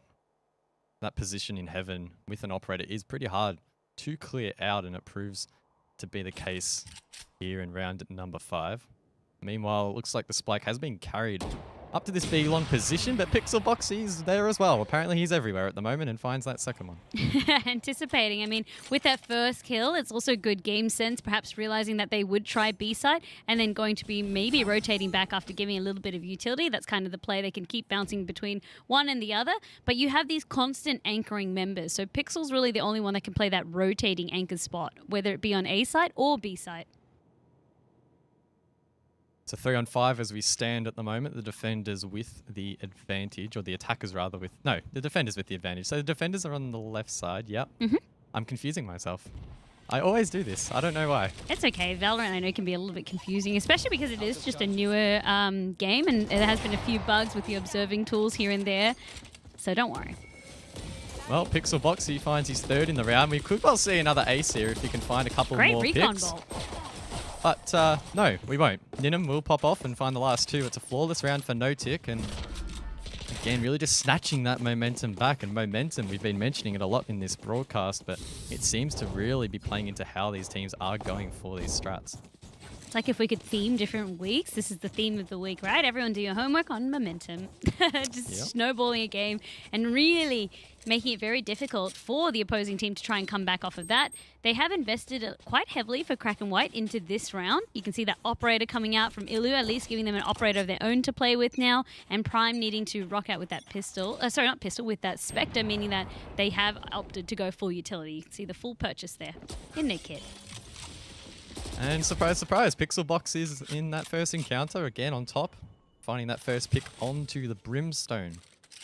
So that will severely limit the amount of smokes that Kraken White can push out before they execute. They still do have the Jet to play with, and I guess the Cypher as well with those cages, but it is a lot of utility that they have lost early in the round. Exactly, as you said, Ilu trying carefully to try and push on up because, of course, with that operator not wanting to peek a little bit prematurely and go on down. Nice little jump peek there. You can see the Sage orbs going back and forth from both teams. Really trying to set up this point now for the push. The spike, in fact, is actually in the hands of Jesse, who is down towards A. He could try and play the teleporter or get some assistance, and it looks like instead he will actually rotate back through mid. Yeah, it felt like it was a little bit dangerous there to try and push into the teleporter without the rest of the team knowing that at least one was there. Ninim make themselves seen as well, but trying to push on out, not wanting to be overrun. And that's something that both teams are doing. They're really, really strategic in terms of when to push, when to back off. 4-on-5 plant scenario here. Jesse actually manages to stick the spike, but as we so often see, No-Tick are in a great position to retake. They have 5 members on the board, but they've lost control of the U-Haul, and Jesse uses that to push all the way up. The run it back is eliminated, and he can come back to life, but Seiko will shut that down on the Sova. 5-on-3. Very winnable here. There's an operator on the board as well here for Ilu, who manages to find one themselves. I don't think Kraken can hold on. Surely not. It's Jet now left in a 1-on-3. Can try and play time, but unfortunately will be shut down on that wide peak, and surely it can be defused. It's going to be pretty close. 6 seconds on the board, but Notic managed to secure it. Very, very close round coming out here from Kraken White. It was really well done in terms of, as I said, they both knew when to kind of ebb and flow with it. The push-up, not really committing, just a little bit of utility at a time from both sides. It's very, very intelligent. But for Notic, of course, in the defender's seat, it's a lot more advantageous to play that way because you don't have that time limit ticking on down. So you can see when push came to shove for Kraken White needing to go onto that site, it didn't quite work out the way that they wanted. The retake was very, very clean from Notic as well. And it does force Kraken White into yet, unfortunately, another save round. Pixel Box going 10-2. Surely he can't find another opening pick, I think. The Sage for Notic is holding that short location. We'll rotate back, though. I was really keen to see another opening pick on the operator, but it won't be the case this time. Kraken White slow walking all the way up to Baths here, and with those smokes going down, they could find themselves on site pretty quickly. They also don't know that their rotating member from Notic as well was playing more B site, but now with that utility being discovered, of course, has been called back onto this site. So they have gained access onto point, but you can see through the amount of smokes, like it's very, very hard to actually gain any meaningful ground out of this. Pixel Box, though, has been activated and finds one, narrowly missing the second as Notic try to retake the site. Kraken White trying to hold on, but they're just being shredded down at the moment, and it's all up to the Cypher to try and hold on. It's 6-pack with the Sheriff. Surely unwinnable here. Notic, all they need to do is get onto that spike, but 6-pack's making it hard work finding the pick, but eventually they will jump on it. Notic take yet another round. 6-pack critically picks up a Vandal and will get away with his life, so maybe not the worst result. But again, Notic are building this round momentum. Very, very nice to see, at least from 6-pack. Made the best out of a bad situation. Picked up the Vandal, so at least has funds now. If some of their teammates wants to buy, can of course, or either give them the Vandal if they don't prefer to play it themselves. So really well done. And that's kind of the little bits that you like to see teams being able to do. Even if a round isn't going your way, okay, what can we do out of here? Are we exit fragging? Are we trying to get away with the gun if it was a save round? That's exactly what 6-pack managed to do there, so you couldn't really fault them for that play. The scary thing for Kraken at the moment is 2 of their players, despite being 7 rounds in, haven't got a kill yet. One of those is the Sage of Prime, I believe, but even still, this deep into the map, you would expect every player to be contributing in the frag department at least by this stage. Nonetheless, though, we are going to see Seiko once again use this Owl Drone through the teleporter, an interesting strat to gather some intel on that B short push, and he does find some intel indeed. Exactly right. Spotting out a couple of members of Kraken White and even trying to tag one of them with the tracking dart. Forces them to push back for just a moment, but you can see they're still holding on to their battle plan. They still want to try and see if they can open up by getting 1 or 2 picks onto B. That wall goes up there from the Phoenix. Kind of block the vision of those defenders on B. And it looks like the spike will be dedicated to that position. Jet on her loathsome over towards A, but this is where all the action is going down. It's Pixel Box boosted up onto this wall, trying to find a pick towards Long. He was close, but he doesn't quite succeed and will elect to fall back, narrowly missing the Phoenix as well. He needs to try and find these picks, but he just can't quite connect the shot. Phoenix continues to re-peek him, and Pixel Box thinks better of it. Now forced back the slow orb as well, not making things easier, and this could be a really challenging defense. Oh, but he hits that. Okay. The wallbang is good. Jesse is down. The res has come out from Prime onto 6-pack, as you do see Sage trying to go on out. The trapwire has activated Unique's location, and both of them are desperately trying to clear the other one out. Calmsy at least able to step in and save their teammate. Pixelbox will live on and give them the heal. Well, the time will run out in the end. Still 6 players on the board as the time runs out, but Kraken will unfortunately all drop and lose the weaponry that they had attained. So not really the result they would have wanted there. They struggled getting in towards site, stalled out for the longest time, and in the end, time not on their side. No, time was definitely not on their side. I'm glad you pointed that out. The biggest factor of that was Pixelbox, of course, on that operator, boxing up 2 of them in that hookah location, meaning that they couldn't really push on down to the rest of site, and it meant as well that their push was just overall weaker. So it's a very, very dangerous situation to be caught in that little hookah location, because you can see it becomes such a death box. Great peek from Pixelbox, again taking this one out to Jesse. Has a little bit of a personal vendetta, those two. It always seems to be either or, but Pixelbox, as you kind of pointed out, in the 1v1 seems to be on top in terms of the win percentage.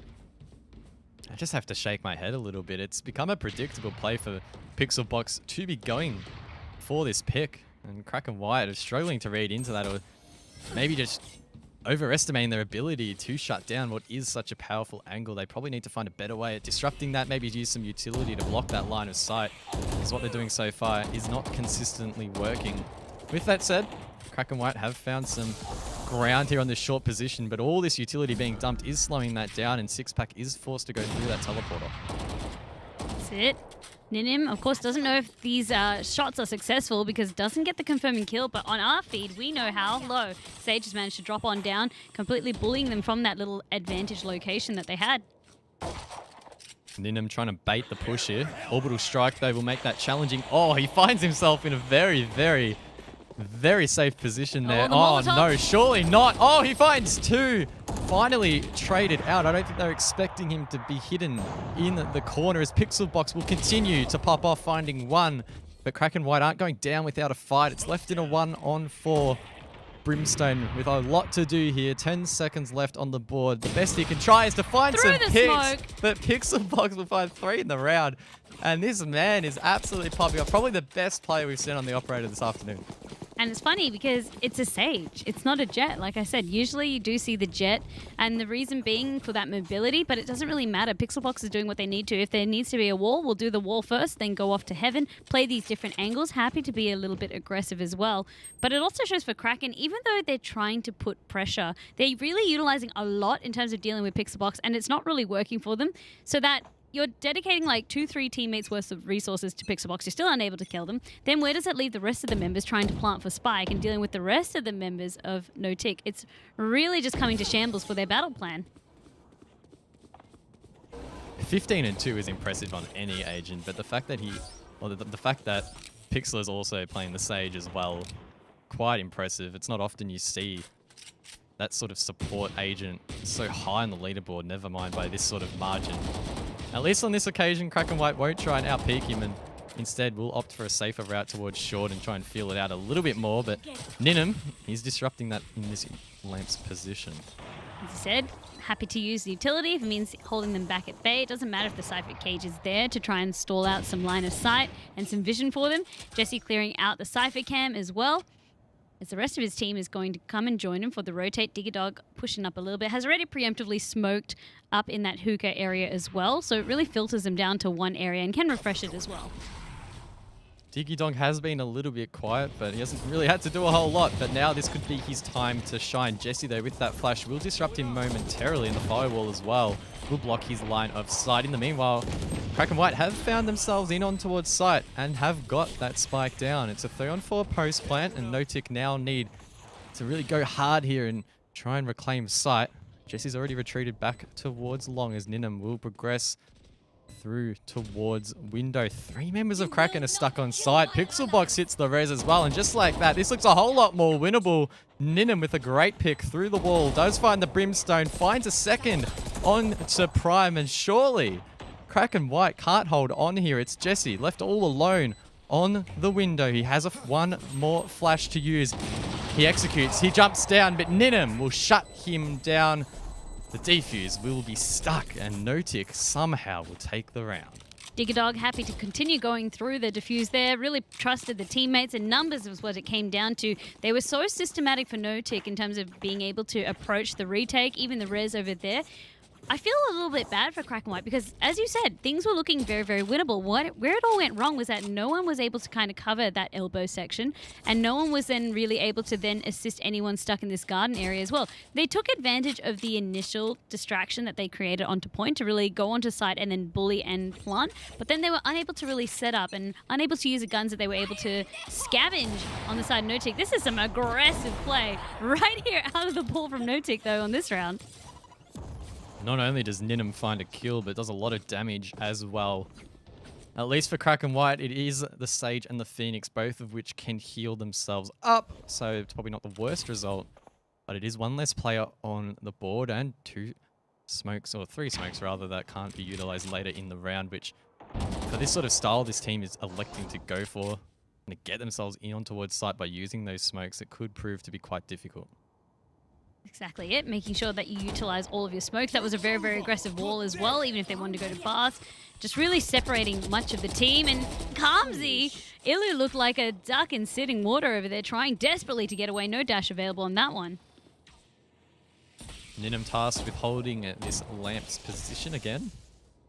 How many picks can you find? Diggy Dog finds one for himself as Ninim wide peaks and will be dropped.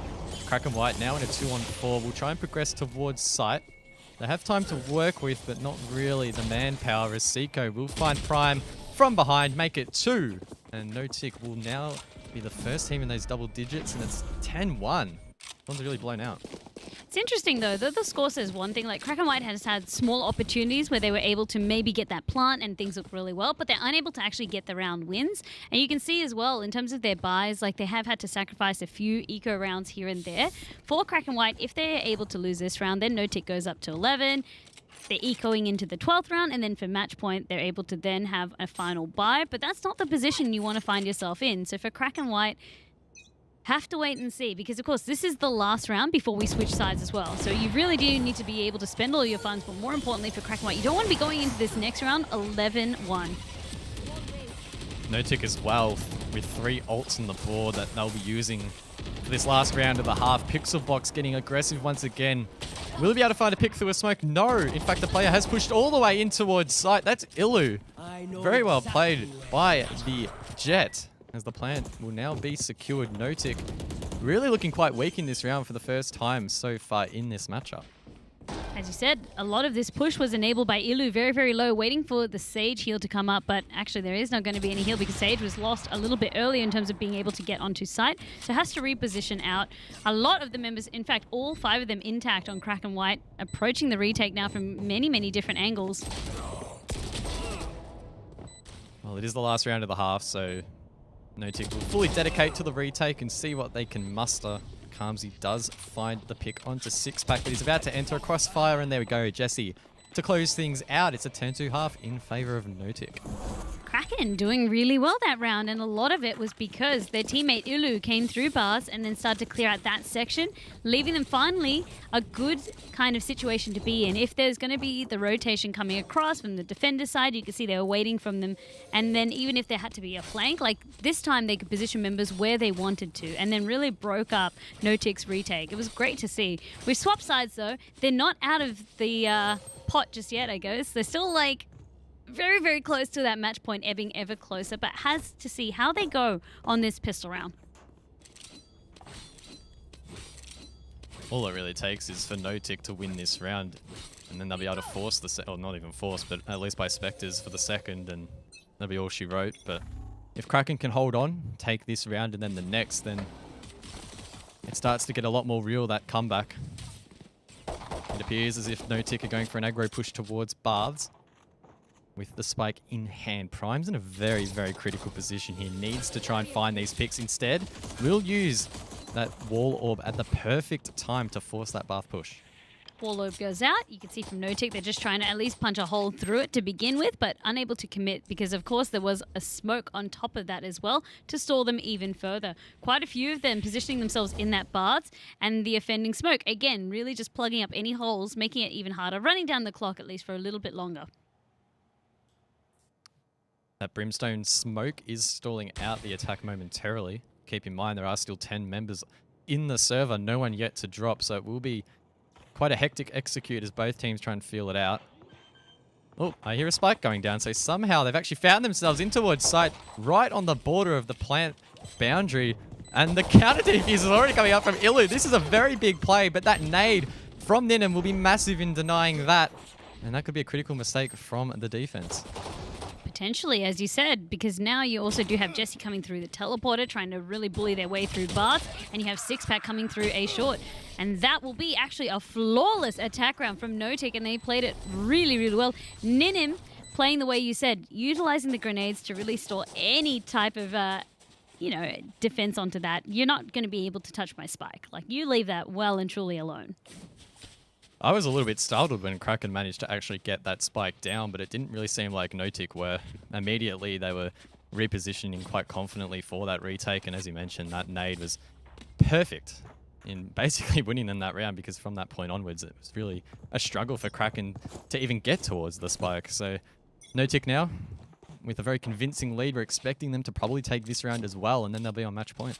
Yep, as you forecasted, they did win that first pistol round, so of course they have sunk their funds into being able to afford an upgrade of their pistols into actual decent guns over there, trying their best to deal with that boom bot. They have a good crossfire over here. One member goes down, but at least for now it's a 1v1 trade. And again, Ninim utilizing that utility to clear out Sixpack and really bully themselves onto that side.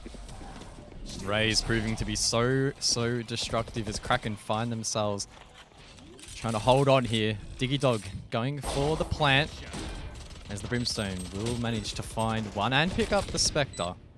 Or it may have been a Phantom, I'm not entirely sure, but either way it is a strong primary that can be used to try and retake the side. It's a 3-on-3 Brimstone with still some smokes in the pocket to use. Might be able to assist his team in getting some control, but Diggy Dog will shut that Brimstone down. Pixel Box as well will find one, leaving it all up to Ilu. The Jet, they've had a pretty good map so far, but now is the time to step up. He needs to find 3. Can't even find the first, and Notic will head themselves to match point. Diggy Dog, as you said, putting an end to that dream. Notic threatening that match point. And where it all went wrong for Kraken White, yes, they were able to recover guns, but there was so much utility still available for Notic on that buy as well. Yes, it was an eco round, but again, now for Kraken White, everything kind of comes down to this next round, because their dream, at least for today, will be coming to a short end if they're unable to pull out much of their defense. I like the cross angle that you did have Jesse as well as Sixpack being able to hold in hookah, but it was very quickly overwhelmed. Raze being so destructive in close quarters where really you can't really enable that sort of play. Some early round aggression here from Kraken White, trying to find the opening pick, but in the end is a little bit of a waste of utility. It burns a little bit of time, but Notic, I don't think will be too disrupted by that. Looks like they are going to continue to commit to this B push. Sixpack on the Cypher trying to push that back, and look, it may well have worked. We're seeing a rotate. Yeah, absolutely. What was most interesting to me about that whole fight was that there was a very late rotate coming out. I mean, only now you do see the Jet coming back. Luckily, they've heard the footsteps A, so they weren't fully committed into B. But you would have liked to see at least that anchoring member rotating a lot earlier. But Ninim shoots Prime in the back with a little bit of that wall penetration to assist. And also now holding down the lamps kind of area. Ninim.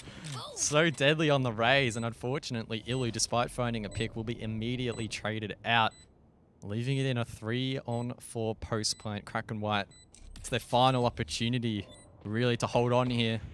Sixpack needs to find this pick, but he is shut down. Diggy Dog finds 2. Surely that's all she wrote, and it is. Notic will take the map in a 13-2 fashion. What an impressive game that was for Notic, and they've managed to really keep up the record that they've shown us today. 13-2. Kraken White really tried their best there. As I said, they could kind of punch through a couple of times, but it wasn't enough. Not against Notic, where really needed to dismantle a lot of their team.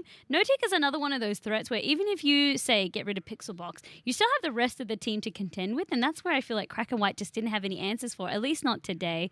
But again, we do congratulate them because Notic as well, they went 13-0 against Voltage. Then on the second game that we've seen them broadcasted on, 13-2. For them, it seems as though they're never really going to let the other team hit those double digits.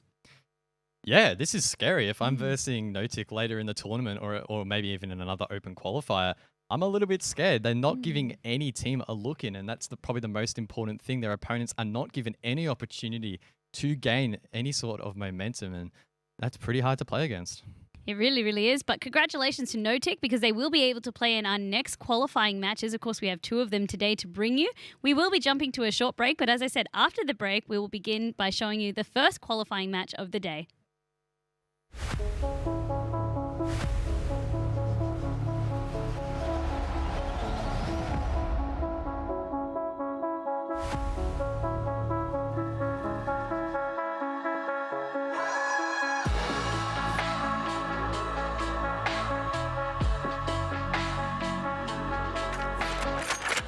Let's go! One enemy remaining.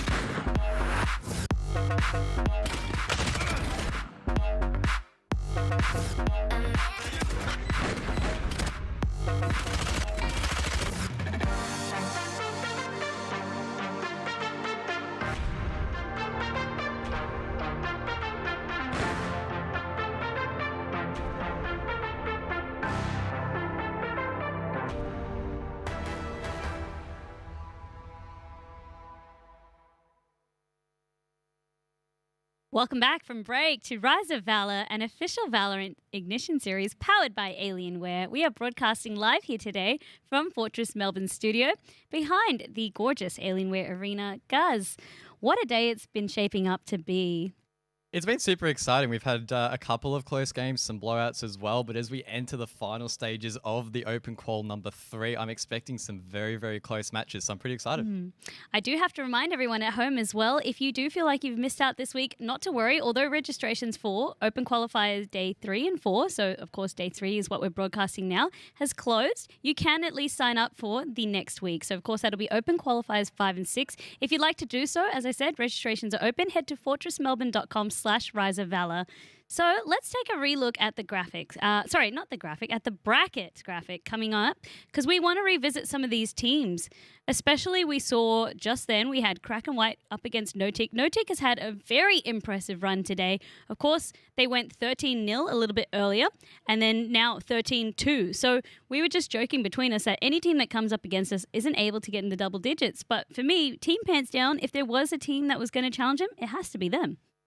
Indeed, Notic, as I've mentioned previously, have been pretty scary, but we know Team Pants Down. They're a name that now has become pretty synonymous in OCE. They participated in the last Ignition series as well and performed quite well. I believe they finished in the top 6 on that occasion. So fingers crossed, this will be a close game. I'm expecting it should be, and both teams, I think, will make the double digits, but that's a pretty big call. And then also looking at the bottom half of the bracket as well, you do have Magic 5 versus Tilted. Tilted narrowly missing out to Rip and Tear. It went up to the 13th round. It was a very action-packed match that we saw last week in the qualifying match, but unfortunately Tilted weren't able to really close the win and secure their ticket into play-ins. They're back this time with vengeance. Magic 5, again, another very impressive roster. Kaita being the jet that I've always kept my eye on because they had such a wonderful time of it last week on broadcast. Mystery Inc., they will narrowly miss out. We saw them going up against Fury and they were able to knock them out. So it's really interesting to see, like, the day can really change how much we shape up for Rise of Valor and how teams are performing. That's exactly right. It's difficult to be consistent across all of the open quals that you participate in. Again, keeping in mind that you can actually only enter in 4 out of the 6. So you have to be on when you're actually participating because it only takes a couple of bad days for your chance to progress to the next stage to falter. Of course, you can earn points, which will accumulate over the course of this open qualifier stage. But again, you need to be making it as deep as you possibly can.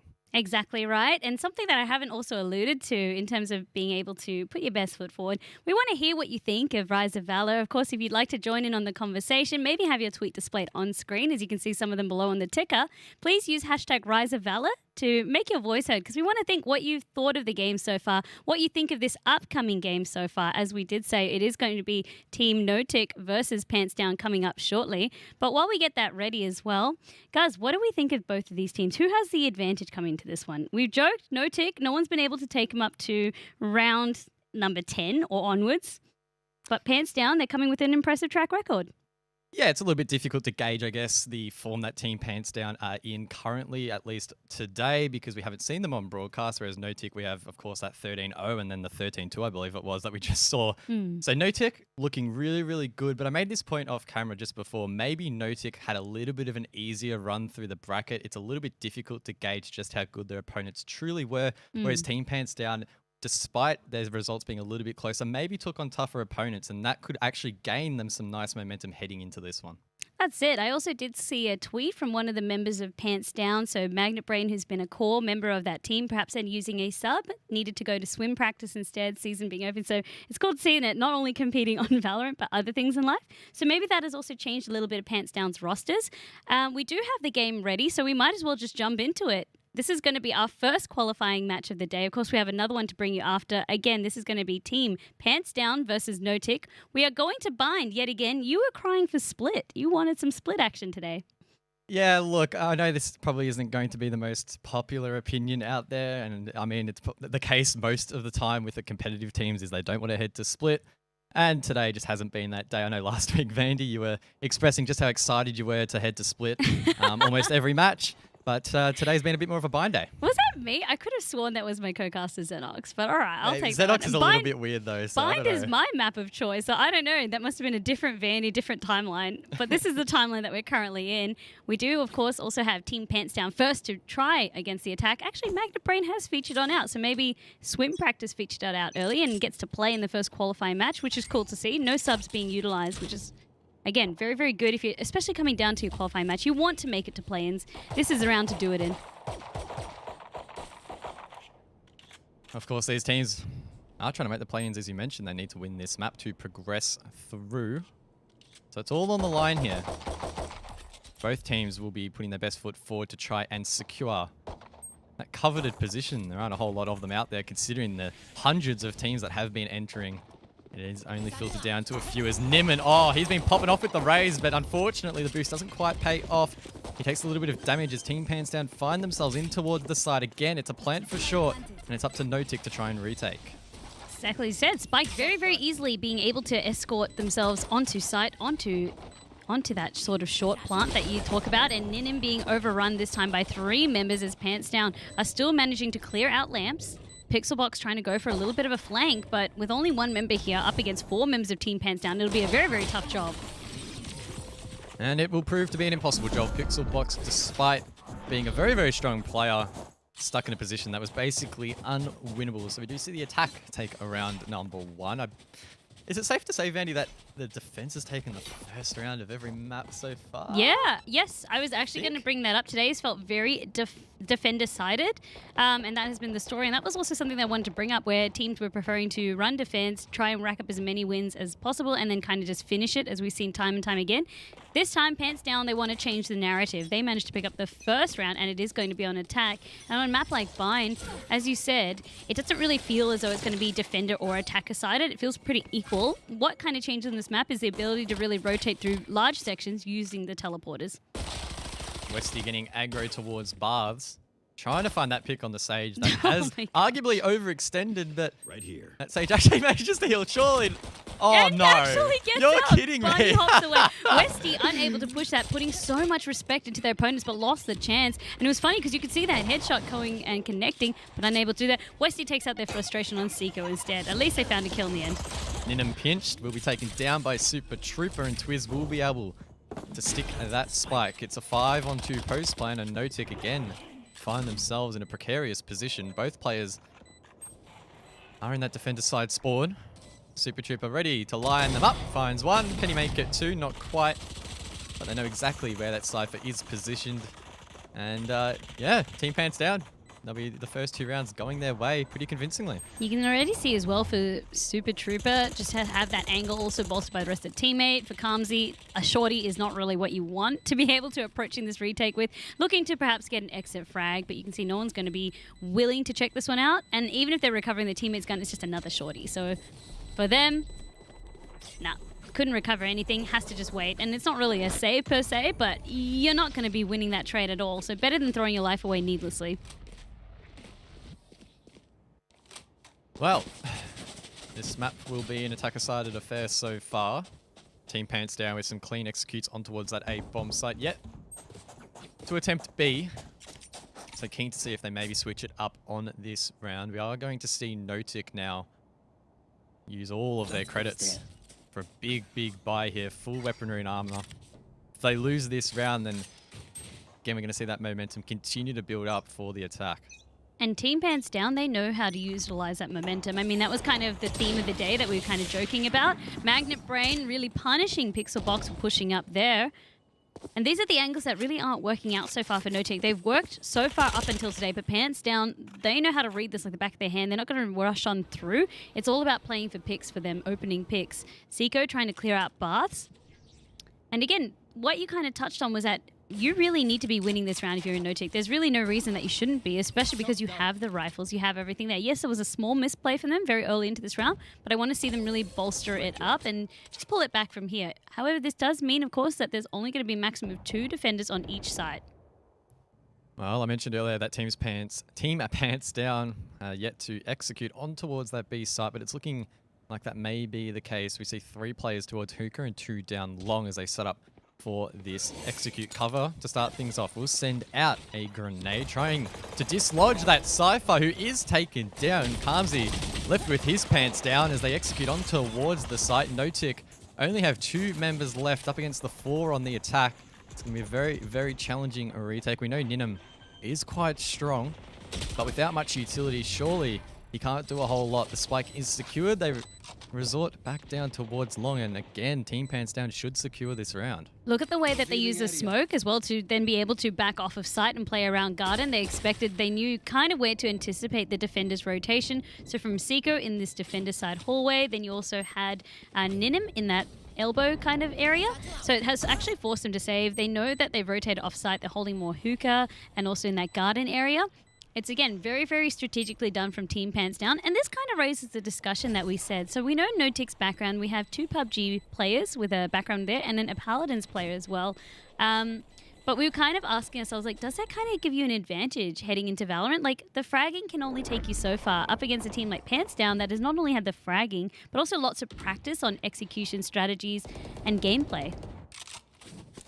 Yeah, I get the impression that in the early stages of this map, Team Pants Down do have that strategic advantage. So even if both these teams are quite equal on mechanics, maybe even if Notic are slightly ahead in that regard, the ability and the cohesion for Team Pants Down to actually fulfill these executes and play the way that they want to play and dictate those terms seems to be working out for them so far. We can already see Notic on the back foot well and truly with the economy. We're going to see some weird force buying as well maybe come out as well. So this is looking pretty dicey. Yeah, again, the round that we expected them to win, they couldn't. They had full rifles, a couple of them as well, being picked up by Team Pants Down, meaning that they had even more economy to work with as well for anybody that was able to save. You can see Magdabrain's been using the same buy since round 2, the Spectre and the Ghost. So it hasn't died at all, and it really just shows that they're really squeezing every penny that they can, every credit that they get given. That's what Team Pants Down will utilize. So even if Notic win one round, they have plenty to fall back onto. I like this from Team Pants Down, really taking their time. The spike, in fact, if you look at the minimap, is still dropped towards mid. They have players all over in almost all 4 of the main lanes to try and find these picks or gather some intel to then work out which site will be the best to execute on. It looks like they've decided on B, so it's up to Notic to try and push them back. Yep, that's it. You can see a few of those members kind of cycling in, as you said, still from different points. As you do also see Raze dropping very, very low. Luckily, Cover receives the heal. Will go back up to 100, but doesn't have armor to play with. So from Notic, it was at least good to bully them back off to that site. They're still holding their ground. Only 30 seconds left. It's crunch time now for the attack. Team Pants Down need to initiate something. We do see a nade come out. Diggy Dog also spotted on that spy cam. He tries to push through, but Magnet Brain will shut him down. Cover finds one as well, but Kamzi's there to try and hold the fort. But he can only find one himself, and that spike will surely be secured by Team Pants Down. It'll be a 4-on-2 retake for Notic. It's another similar story for Notic because both of their anchored defenders have gone on down. It leaves only 2 to try and play the retake, and you can see from Team Pants Down, by the time they're onto site, they're nowhere to be seen, right? You don't know where they are. You can try and push up through elbow, but it gives yourself a little bit of disadvantage. At least because they're here early, they're still willing to try and play for this. Huge recon bolt coming in from gun.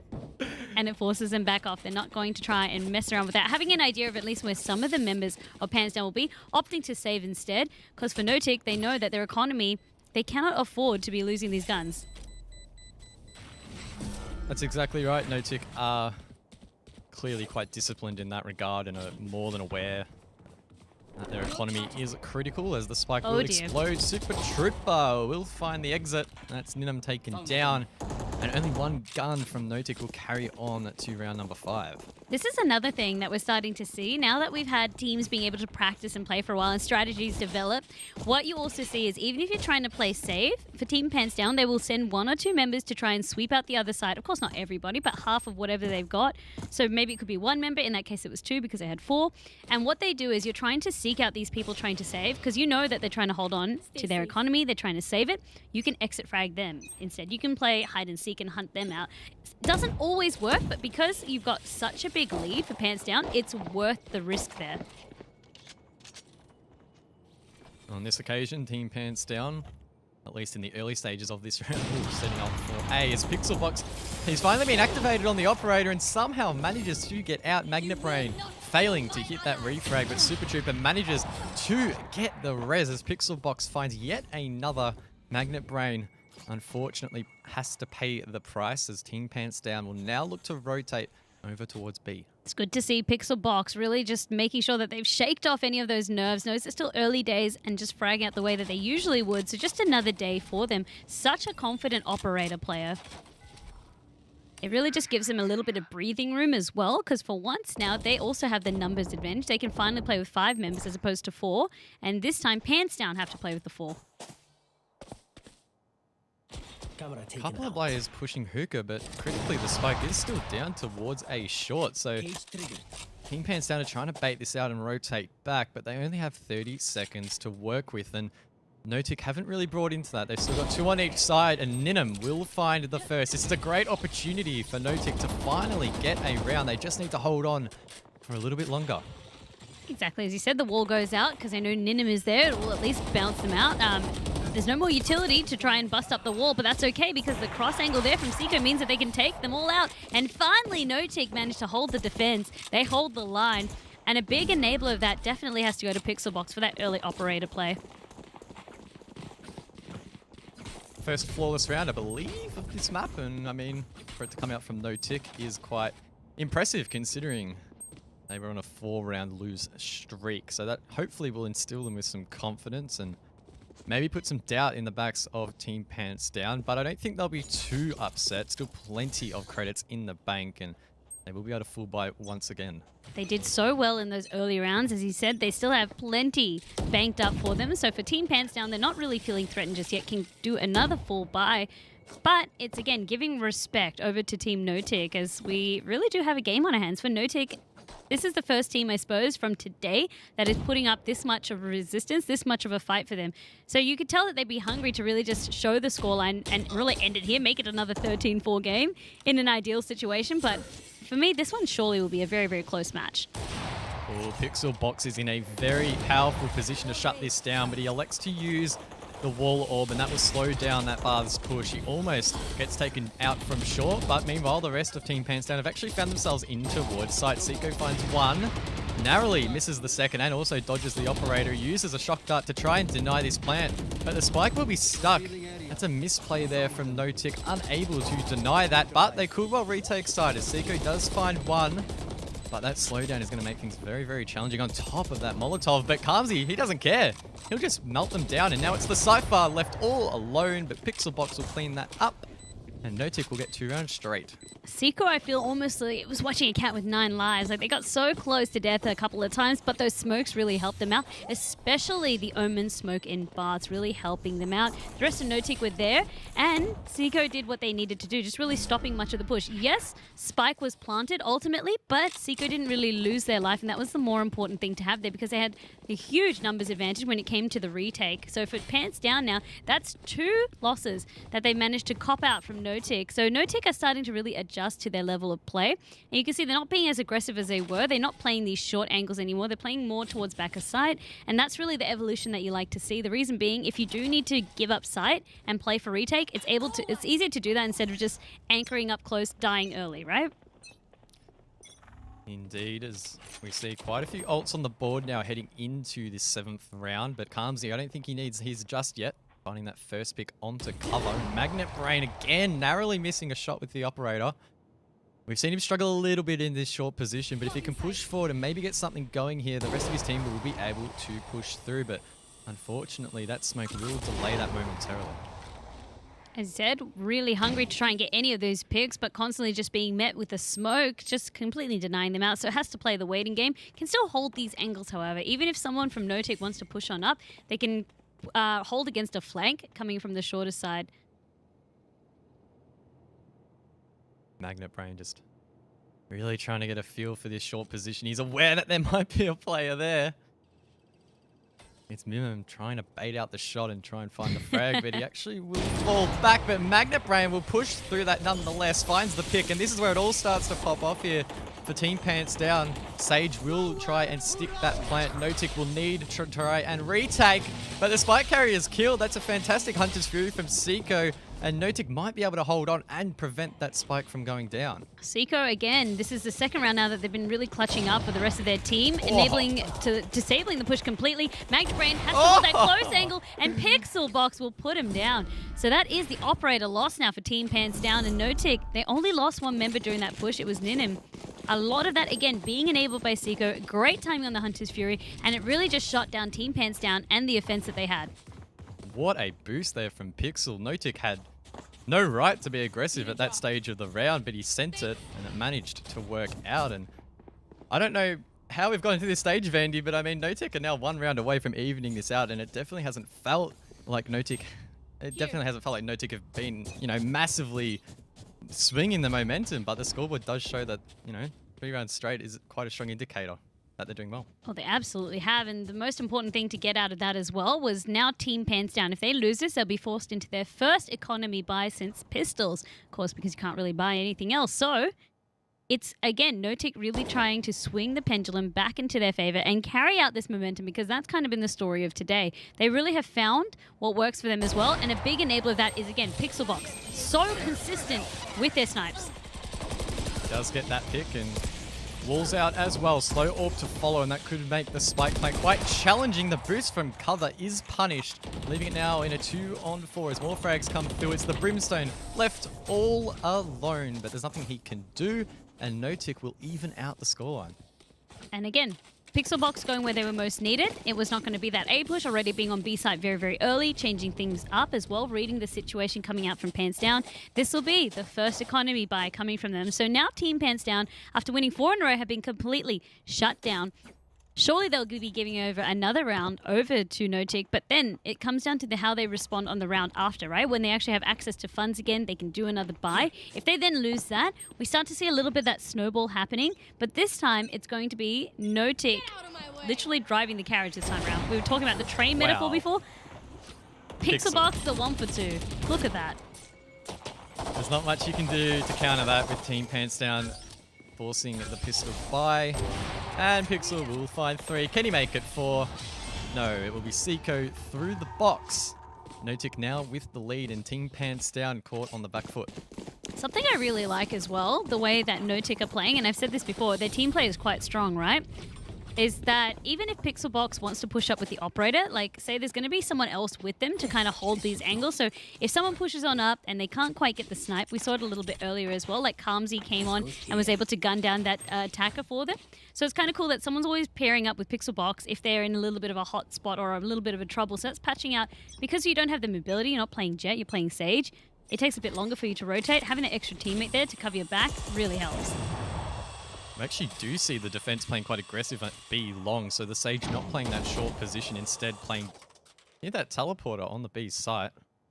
Could be dangerous if Team Pants Down try and push this spike plant location, but again, they're just getting a feel for it, and Magnet Brain will finally connect the shot. Ninim in that U-haul position peeks one too many times and is punished. As you said, Ninim got away so many times. This time, Magnet Brain managed to connect the shot, so that's going to be one more defender down on A. It has actually caused the rotation to come through as well, so they can have two. And, I mean, Diggadog, you waited a little bit longer there. Couldn't quite get the teleport off in time. Cover being able to read that situation there, and has unlocked the showstopper, trying to clear out the rest of the site. And finally now, they will get the frag onto Pixelbox, so things are looking exceptionally well for Team Pants Down. Not a whole lot the Sage could do to avoid that one. And now NoTech left in a 2-on-5 post plan as cover will find yet another, leaving it all up to the Sova. Might be able to find a couple of exit frags, but I'm sure there's no chance he'll be able to take this round. He has a shock dart that he could try and use to maybe find a sneaky pick, but Team Pants Down are playing it so passively. Super Trooper to clean things up, and it's a flawless round. So if you give Team Pants Down access to site, you can see what they're able to do. However, for Notic, if they're able to deny it, then it really leaves Team Pants Down in shambles. So that seems to be the name of the game. Biggest thing that changed over here was something that you pointed out. So we did have Pixelbox holding B long. No one came there. They were unable to really join the fight until Team Pants Down were already on site, and then they got completely overwhelmed. So it didn't really matter because they made short work of Digger Dog. They managed to pick off Ninim as well. There was not a lot there for Notic, so those early picks really helped Team Pants Down. But also, Pixelbox didn't get to join the fight until it was already over, essentially. I'm still quite surprised that Pixelbox on the Sage is still top fragging for his team. He did it last time on broadcast as well, so to all the Sage mains out there's no excuses when you're bottom fragging. And I'm kind of talking to myself when I'm saying that, because I often justify my lack of frags to the fact that I'm playing Sage. Oh, that's no me excuses too. now. No excuses. Whenever I have to be the Sage, because I'm like, oh, okay, we have 4 duelers. I guess I should pick up Sage or someone with smokes. So, yeah, okay, we'll take a note from that book, right? Indeed we will, as Pixelbox is prepping for another peak. Surely he doesn't hit this one. Oh, no, he does. Magnet Brain, good night. And there we go. Pixelbox is just like, relax. Let me take you through a Sage masterclass, guys. Relax. You doubted me. I've got my notebook out. I am taking notes. This is how you play Sage. He actually is, because you can't, but I can confirm that he actually is. I wonder if there'll be another cheeky peek. I mean, we do see Westy considering it, or maybe wanting to recover the operator as well before getting out of baths. No, it'll be a red. Oh, no. I thought Team Pants Down might have been a good chance at getting back into this round, but there was no smoke. Pixel says no. Why no smoke first? I actually do not understand. That was very greedy on the side of Team Pants Down. You had smokes. There was no excuse there. A little bit of rushing perhaps coming, or maybe thinking that the angle had been changed. Cover going very, very aggressive, at least opening things up. But it means that Spike is now well and truly in Notic's court. And now you have Lonesome Westy again saying, I had smokes. I had orbital strike. I had everything to be able to make that res work out. Instead, no. We're adding to Pixelbox's montage reel. Exactly right. Very well played by Pixel, and really only making Team Pants Down pay for their mistake in that utility department. Here. Not all hope is lost though. The economy, surprisingly for Team Pants Down, is still quite strong.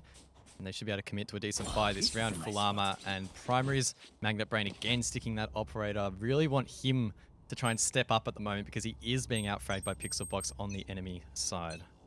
Super Trooper, I mean, because they used the res last round as well, meaning that they don't have one for this final round before we switch halves. Meaning that there is a little bit of that favor in terms of for Notic, if they want to use the res, especially on defense, can be very, very good to really put a bandage on the situation, is how I like to describe it. Cover's been dominant on this window position, but again, Pixelbox getting that frag.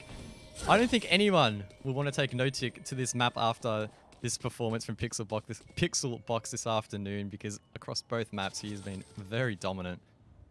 No one's able to shut him down. Well, that seems to be the story again. If you can't shut down Pixelbox and it's able to get those opening frags, that seems to be the biggest issue for Team Pants Down to try and contend with. It doesn't really matter if they're getting picks on the others. The operator player, Pixelbox, the Sage themselves, has to be the biggest, most irritating thorn in their side. At least Orbital Strike. This is what I actually want to point out. They had Orbital Strike. They can really reposition the rest of the members. At least they've managed to gain access to site. Plant is trying to go off. Seiko, though, will knock down Twiz. That's nice, but Nimam from behind. Will that rocket fuse run out? It does! He misplays by bringing out that showstopper too early. But it really doesn't matter. Team Pants Down are already left in a 1-on-4. It's Westy trapped down towards Long, and he's being sprayed down by multiple enemies. In fact, he almost hits the transfer himself, but unfortunately for his team, he doesn't. And Notic will claim the lead once again.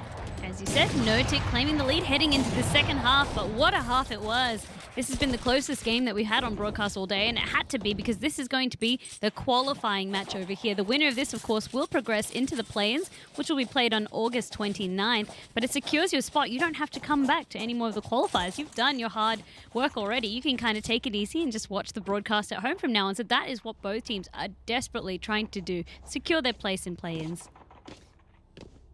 That's exactly right. The earlier you can get into the play on, secure your spot, means that the less qualifiers you have to play. That's less VODs that future enemies have on you, and it makes it harder for them to read your strategies heading into those next stages. So both of these teams really do want to fight it out and just secure that spot, breathe a sigh of relief, and just get it over and done with.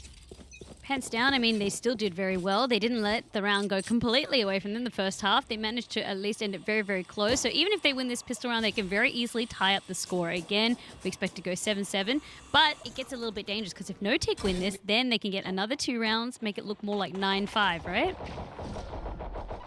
It's looking like a heavy B push. Meanwhile, from this attack, as Cover gets the opening pick. So that's a good start here for Team Pants Down. Cover's playing very passively inside this teleporter. He could get explosive and try and find a pick, but there are so many enemies watching this position. Surely he doesn't get away with this. I'd be very surprised if he does. Magnet Brain, though, provides enough of a distraction for Cover to actually find a kill. So a misplay there from No-Tick will leave them in a 2-on-5. As you said, Pants Down playing the mind games very, very well. They're coming at them from different angles. They're flanking around. Magnet Brain being a huge distraction, allowing Cover to come on out. And now Westy joins the fight, getting that final pick onto Digger Dog. As you said, you didn't see a way out. Yes, with your teammates, you can create enough of distraction. 3 of them had their sights set on that teleporter. 3 of them wanted to take out Cover. And Cover proving enough of a distraction so that Team Pants Down could win this first round. And things are, again, looking up like we're going to be tying things again for the second time. If you're a Team Pants Down fan, you'd be hoping and expecting that. Of course, they have the credits now to buy some Spectres and some armor, which will make them a formidable opponent against No-Tick, who will be forced onto the pistols once again. You see a couple of shorties coming out, though, so expect maybe some aggression. Exactly right. Need to get up and close to make the shorty worthwhile. But if you can get up and close, it's very, very devastating to what it can achieve. No one really peeking on out. Molotov over there. It will actually segment a few players. Sorry, it wasn't a molly. It was actually a grenade. But it will segment a few players. Seeker actually starting things off, getting cover. Magnet Brain trying to find someone trying to get out of Lambs to get a pick. The smokes are obscuring his vision. He does see the rays, but can't find the pick as the plan is going down on the other side of the ice wall. Somehow it is stuck, but Magnet Brain will help in the retake by getting that pick. It's left now in a 2-on-4 as Magnet Brain continues to get aggressive. The pre-fire coming out there from Super Trooper will prove successful as Westy. Westy was the one that got that kill. Super Trooper helping clean up off screen. Yeah. Yeah, assisting in the background over there. They are also going to give across. No, I thought they wanted to also feed in the ultimate charge to maybe their Sage, but Westy will take that one up so they can unlock Orbital Strike a little bit earlier. And then 1 tick to that.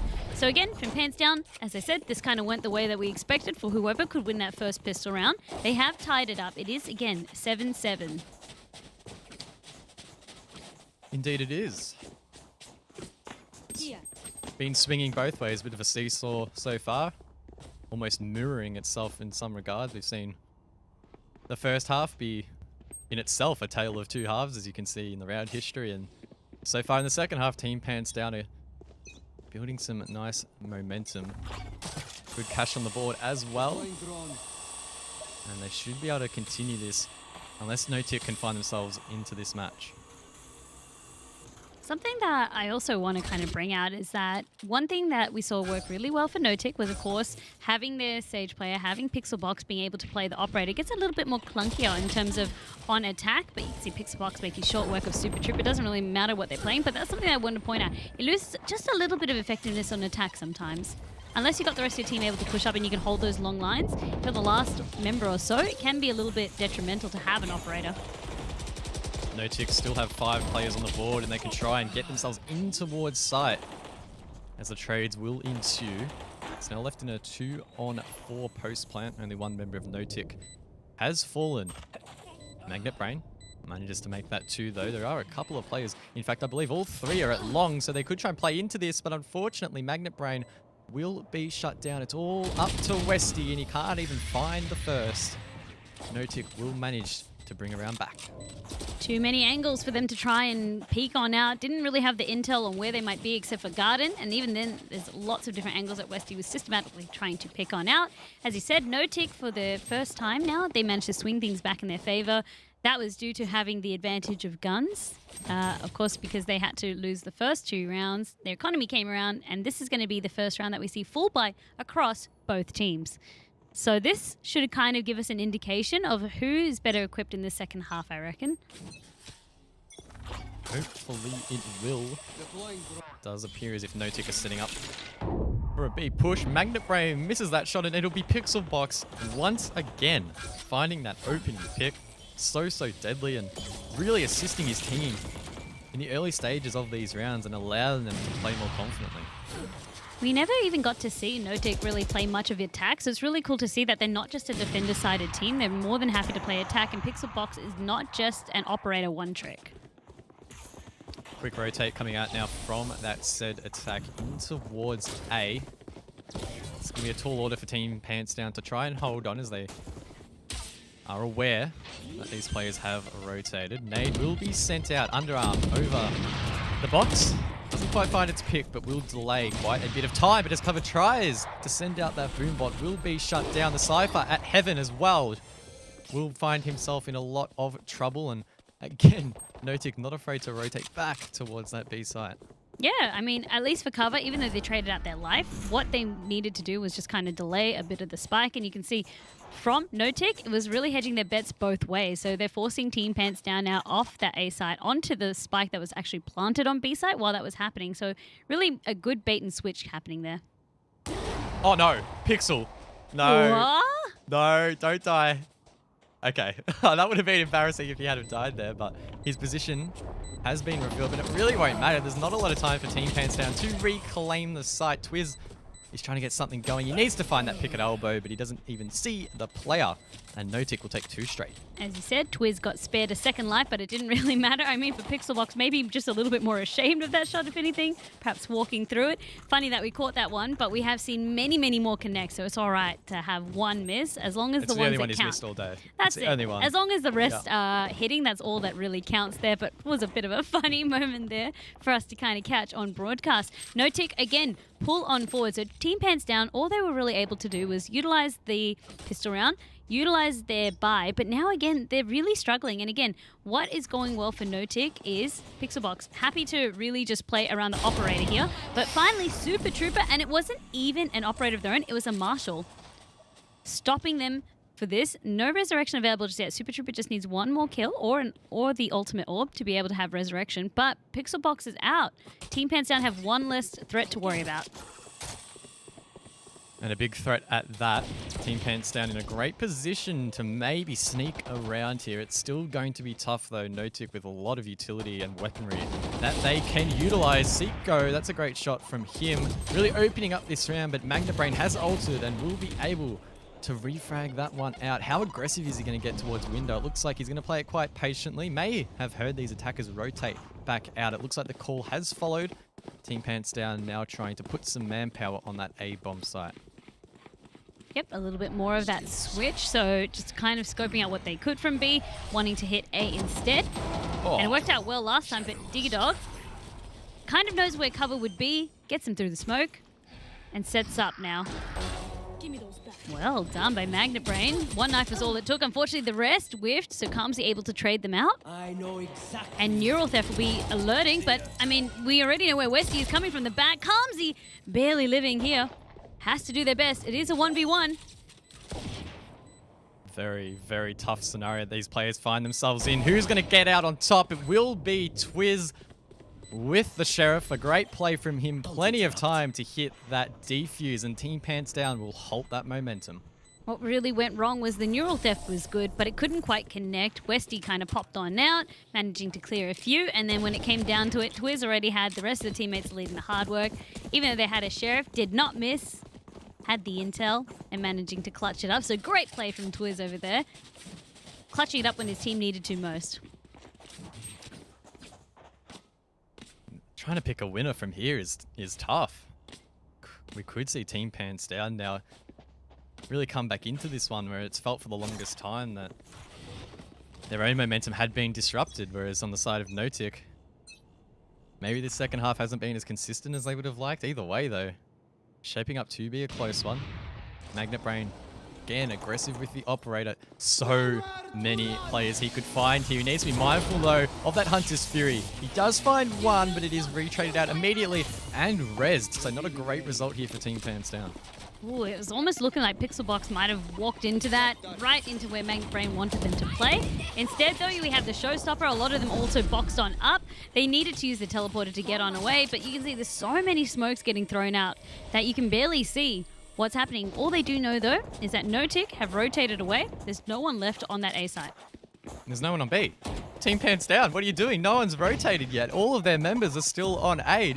No-Tick have a free plan if they go for it as quickly as possible. Super Trooper has hit a res onto Magnet Brain. No-Tick needs to just hurry up and get the spike down. The more time that they waste is the bigger opportunity that Team Pants Down have to get back towards site. Well, Pants Down were thinking as well, perhaps they would want to bait back onto site, but this time now that they know that the plant is there, all of the members get called across. You can already see, though, there is a Cypher deep in enemy flanks on your minimap on A. We'll wait and see how this one connects on up, but for now, Showstopper and Pixelbox wanting to open this one out. Oof. One for one. Yeah. Tarmsy, though, as you mentioned, on that late flank, we'll find Super Trooper. Team Pants Down on the back foot, and there we go. They managed to clean up the round. It's a 10-8 lead for No-Tick. Tarmsy played that really well. Everyone else, of course, rotated onto site. They still played it very, very cautiously. They thought maybe at least one defender would be there. Team Pants Down, the way it looked from No-Tick was 100%. It was going to be A. There was no doubt in their mind. They pulled off very, very easily and then went on to that B site. Tarmsy went for the longest flank. It definitely paid off. The rest of the team was doing really well. Of course, you had Pixelbox on the operator. You also did have the ultimate coming out from Ninim, so managing to at least get that 1-for-1 trade. Again, No-Tick just really being smart on their calls. And this was a team, like I said, we didn't really get to see them play attack because their defender rounds were just such a stomp. But it's cool to see that they're not just one tricks. Like this team, they really do have it all. It's another pistol round for the defense. Team Pants Down on that back foot. We have seen them win 50 rounds in the past, but they are so challenging and hard to come by as No-Tick will push through aggressively.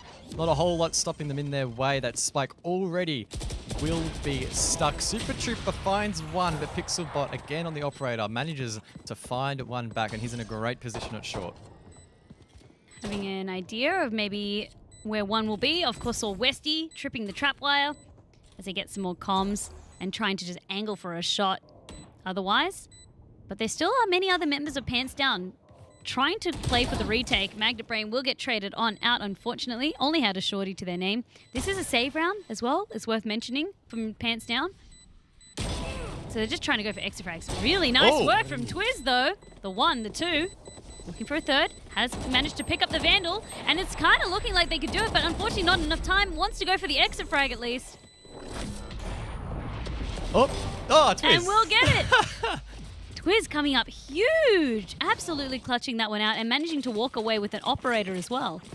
Best case scenario that they could have had there. Yes, they lost a round, but again, Twiz really just salvaging that round for them.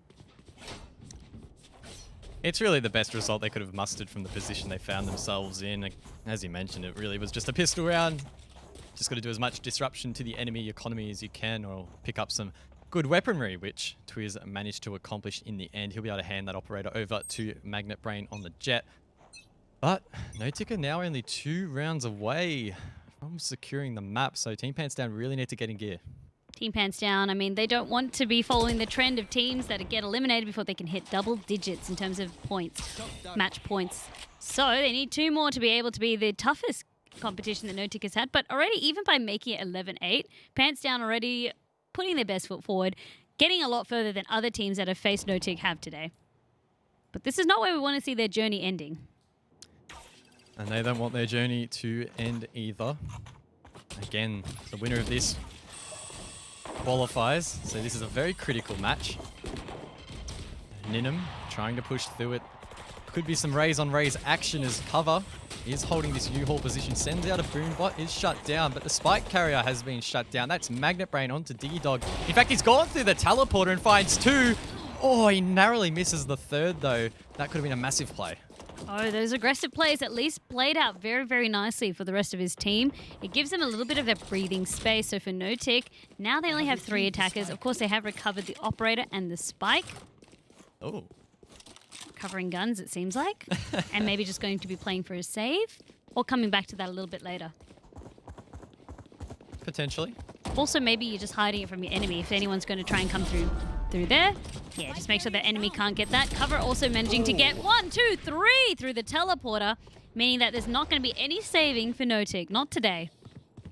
That's a massive play there from the Rays. Team Pants Down now in a convincing position to maybe even out that scoreline. They're only 2 rounds away, and that economy for No-Tick is devastated by that round.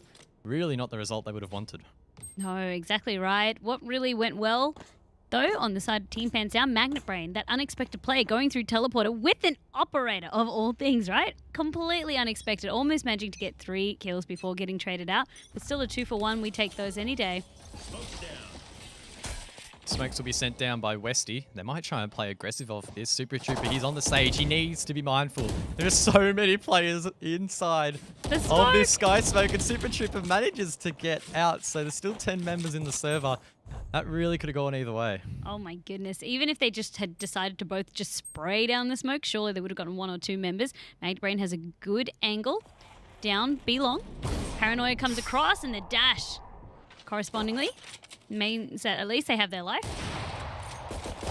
Magnet Brain getting so close to finding that pick. He could find one over towards Hookah. That's a wall bang onto Ninum. That's a very critical pick. The Sage Wall as well will assist in fortifying this B-bomb site. Super Trooper has boosted himself up. This is aggressive, but that Sova on the attack from No-Tick is well and truly aware there could be a player position there. Luckily for Super Trooper, he elects not to peek it. Yeah, exactly. As you said, a bit of that sliding door situation. Both of them playing their blind angles on respective sides of the wall. Neither wanting to be the first to push on out. So it looks like they'll just be holding that position until smokes are at least there. From Dig Dog, teleporting into the smoke. Oh. And gets met by Twiz, waiting for them. Twiz finds 2 in that engagement, leading it up to the Sova and the Sage, and just like that, they're taken down. It's a flawless round for Team Pants Down. No-Tick really struggling these previous couple of rounds. Their economy taking a hit, and now their momentum well and truly is that flawless round will not bode well for them. That's it. It's really slowed down the momentum that they were able to build. More importantly, though, Pants Down also inching into the double digits themselves. So what was No-Tick once upon a time threatening is now Pants Down threatening. Look at how many funds they've got. So for Team Pants Down, being really smart with their buys and also being able to hold on to their guns sets themselves up really well for this final kind of push. Team Pants Down is something that I suppose I should also touch base on. Most of their games, they have been longer ones, if not like overtime, sudden death, things like that. But they always come out on top of these longer games. So I feel confident saying for Team Pants Down, the longer this game goes on, the better a chance it is that they're going to be coming out the victors. Super Trooper, that's massive. He finds 2 in the round. That is most impressive. Team Pants Down now really on a roll. If they win this round, the scoreline will be 11 apiece as we edge closer and closer to the result of this map. Team Pants Down looking very, very comfortable. Super with 3. My God, covering Westy to close things out.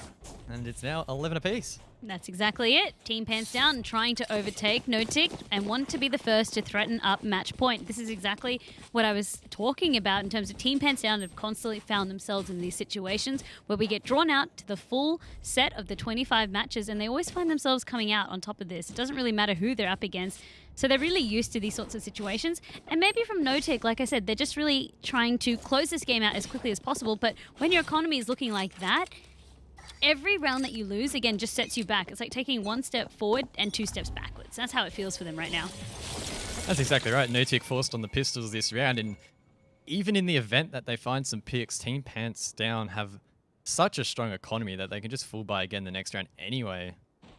So this is looking quite dire for No-Tick. They basically need to 50 this round, which is going to be incredibly difficult to try and give themselves a good chance at winning the map, but it hasn't been a great start here in round number 23.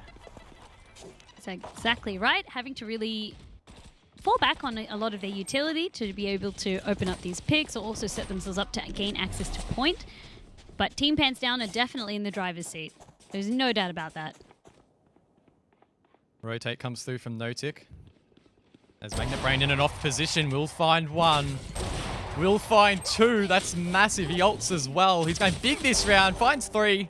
That's a great play from him. He could have found four, but it doesn't matter. His teammates will clean those up. It's a flawless round for Team Pants Down as they head themselves to match point. They are threatening it. They have the economy for it. Luckily for Notic, because they were able to economy that last round, they just need to be able to win this round to force it to sudden death. And that's best case scenario for both of them, right?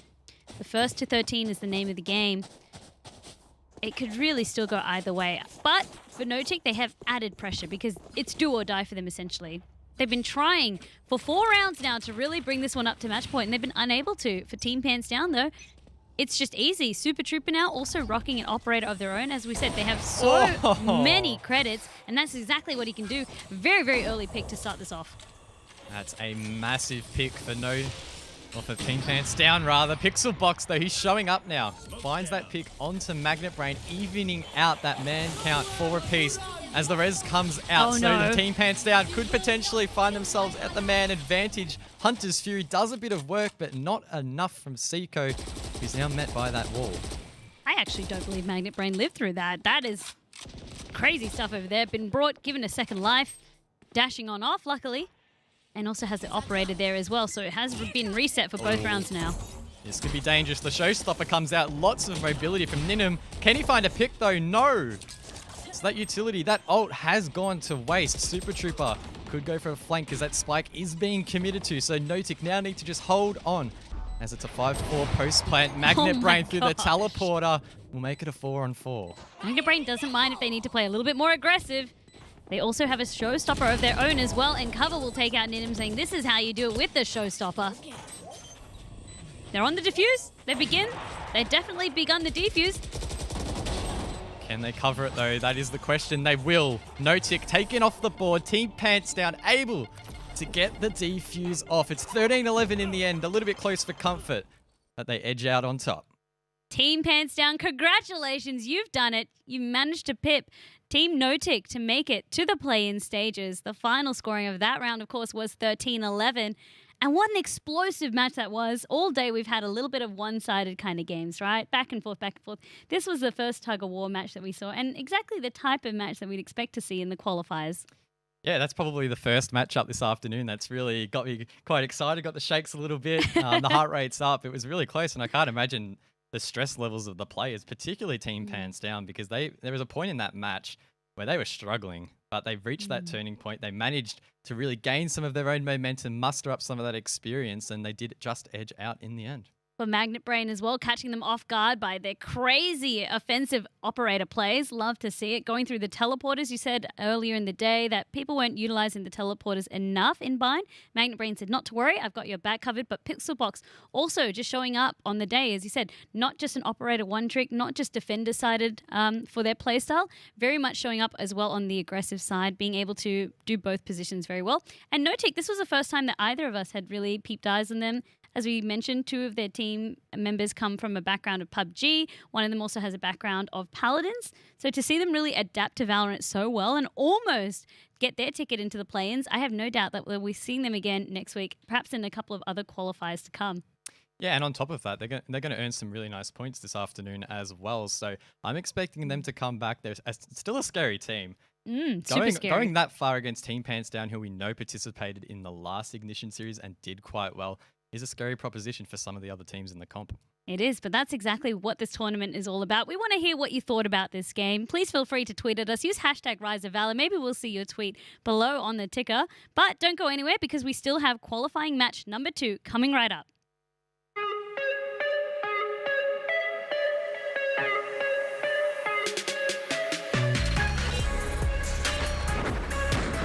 B through mid. That's been the play. Reb is going to just watch from one side. Quick triple kill for Rebkrez with a Spectre. Spotted him, crossfire coming out, so had to take it. But of course, being pushed into that situation, it's very awkward. Oh, this could be a 3K composed. If they stay composed, it's a 3K indeed. Quick triple headshot. then you start to see a lot more like utilities coming into play. Oh, Skits, that was just clean. Is out finally now. They're going to be pushing through Heaven on B side. 1-for-1 trade. And finally, it is looking like 3 Kings Esports are going to win a few of these trades. Slacker is down. Tipsy Potato, the Cypher on B. What kind of is separating them from some of the other jets that we've seen that just stick to primarily operating? Yep, there's going to be counter again. Utilizing the dash from the jet with the shorty combined, immediately going to push over to Benz, where, of course, from this sort of position, the shorty is amazing. We've got a 3K from Kaito, cannot be stopped right now. We've got 50 seconds here in this round. They're only 3 rounds away from match point. They don't need much to really go their way. They just can't get anything to work. KZR. Look at KZR. Double kill with the operator on the back of A site, and it's all to the credit of McTeam, who have been playing superbly on their own defense. That's 3, that's 4. Oh my. 4.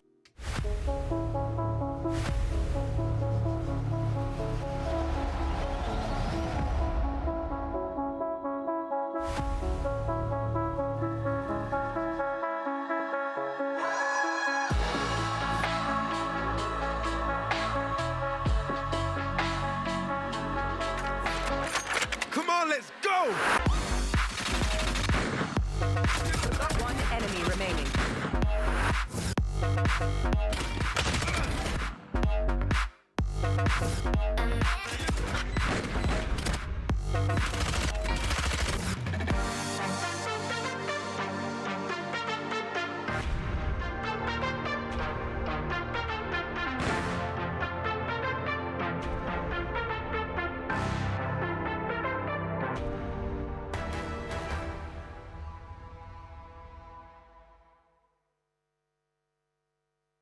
Welcome back to Rise of Valor, an official Valorant Ignition series powered by Alienware. We are broadcasting live today from Fortress Melbourne studio behind the Alienware Arena. And I would also like to recommend for everybody who's been enjoying the games today, if you haven't yet, our qualifiers are still open. You can literally head to fortressmelbourne.com/riseofvalor to participate in next week's qualifiers. But Guz, we have one more match to bring everybody at home. Of course, this is going to be qualifying match number 2. Let's take a look at the journey so far of everyone here. Let's have a look at the bracket. Of course, we entered today with, I think it was well over 100 teams at least, and now it's narrowed down to the final 8. Make that the final 4, if you don't want to consider Notik, who unfortunately just got knocked out. That was a really close match. Team Pants Down just edging out 13-11, but now it's time to start talking about that second match, Vandy. It's Magic 5 taking on Tilted. Both of these teams quite competitive in their own right, so I'm expecting yet another close matchup. Absolutely. As you said, the background of Magic 5 and Tilted, you might recognize their names, especially if you were watching the previous week's broadcast. So Tilted, they ended up losing to Rip and Tear, but they managed to bring it all the way out to sudden death, so 12-13 to that one. And as for Magic 5, they've lost 2 quarterfinals. So they first went 11-13 versus McTeam, and then 11-13 versus Fury. So time and time again, they're able to kind of get towards the semis, towards the quarterfinals, and then they can't quite manage to make it to the next stage. This time, however, again, in the semifinals, they'd be really hungry to try and take this one out. Both teams, however, still have managed to net themselves a huge chunk of the points. That's exactly right. Of course, there are a couple of spots up for grabs. If you can make it far in these brackets and you might just fall short at the end, you can get back some points that will all accumulate at the end of the open quals, and the top few teams will then progress to the next stage. But you don't really want to leave it up to chance, right? You want to just win these matches, secure that spot, then you can just sit back, relax, and enjoy the rest of the show.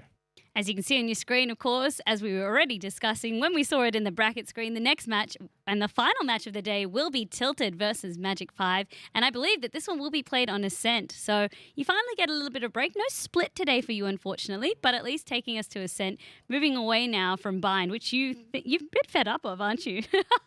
Look, I mean, Bind's not the worst map. I actually quite enjoy playing it and casting it. A little bit disappointed we don't get to see Split. I know yourself, you're probably a little bit relieved considering I think it was last Sunday you had Split we basically just had the days. entire day. We called them theme days. So of course, day 1 of broadcast, it was all about Haven. Day 2 of broadcast, it was all about the Split show. And then day 3, it seems like it's been a little bit of the Bind and Ascent show. Yeah, well, I mean, Ascent, it's an exciting map.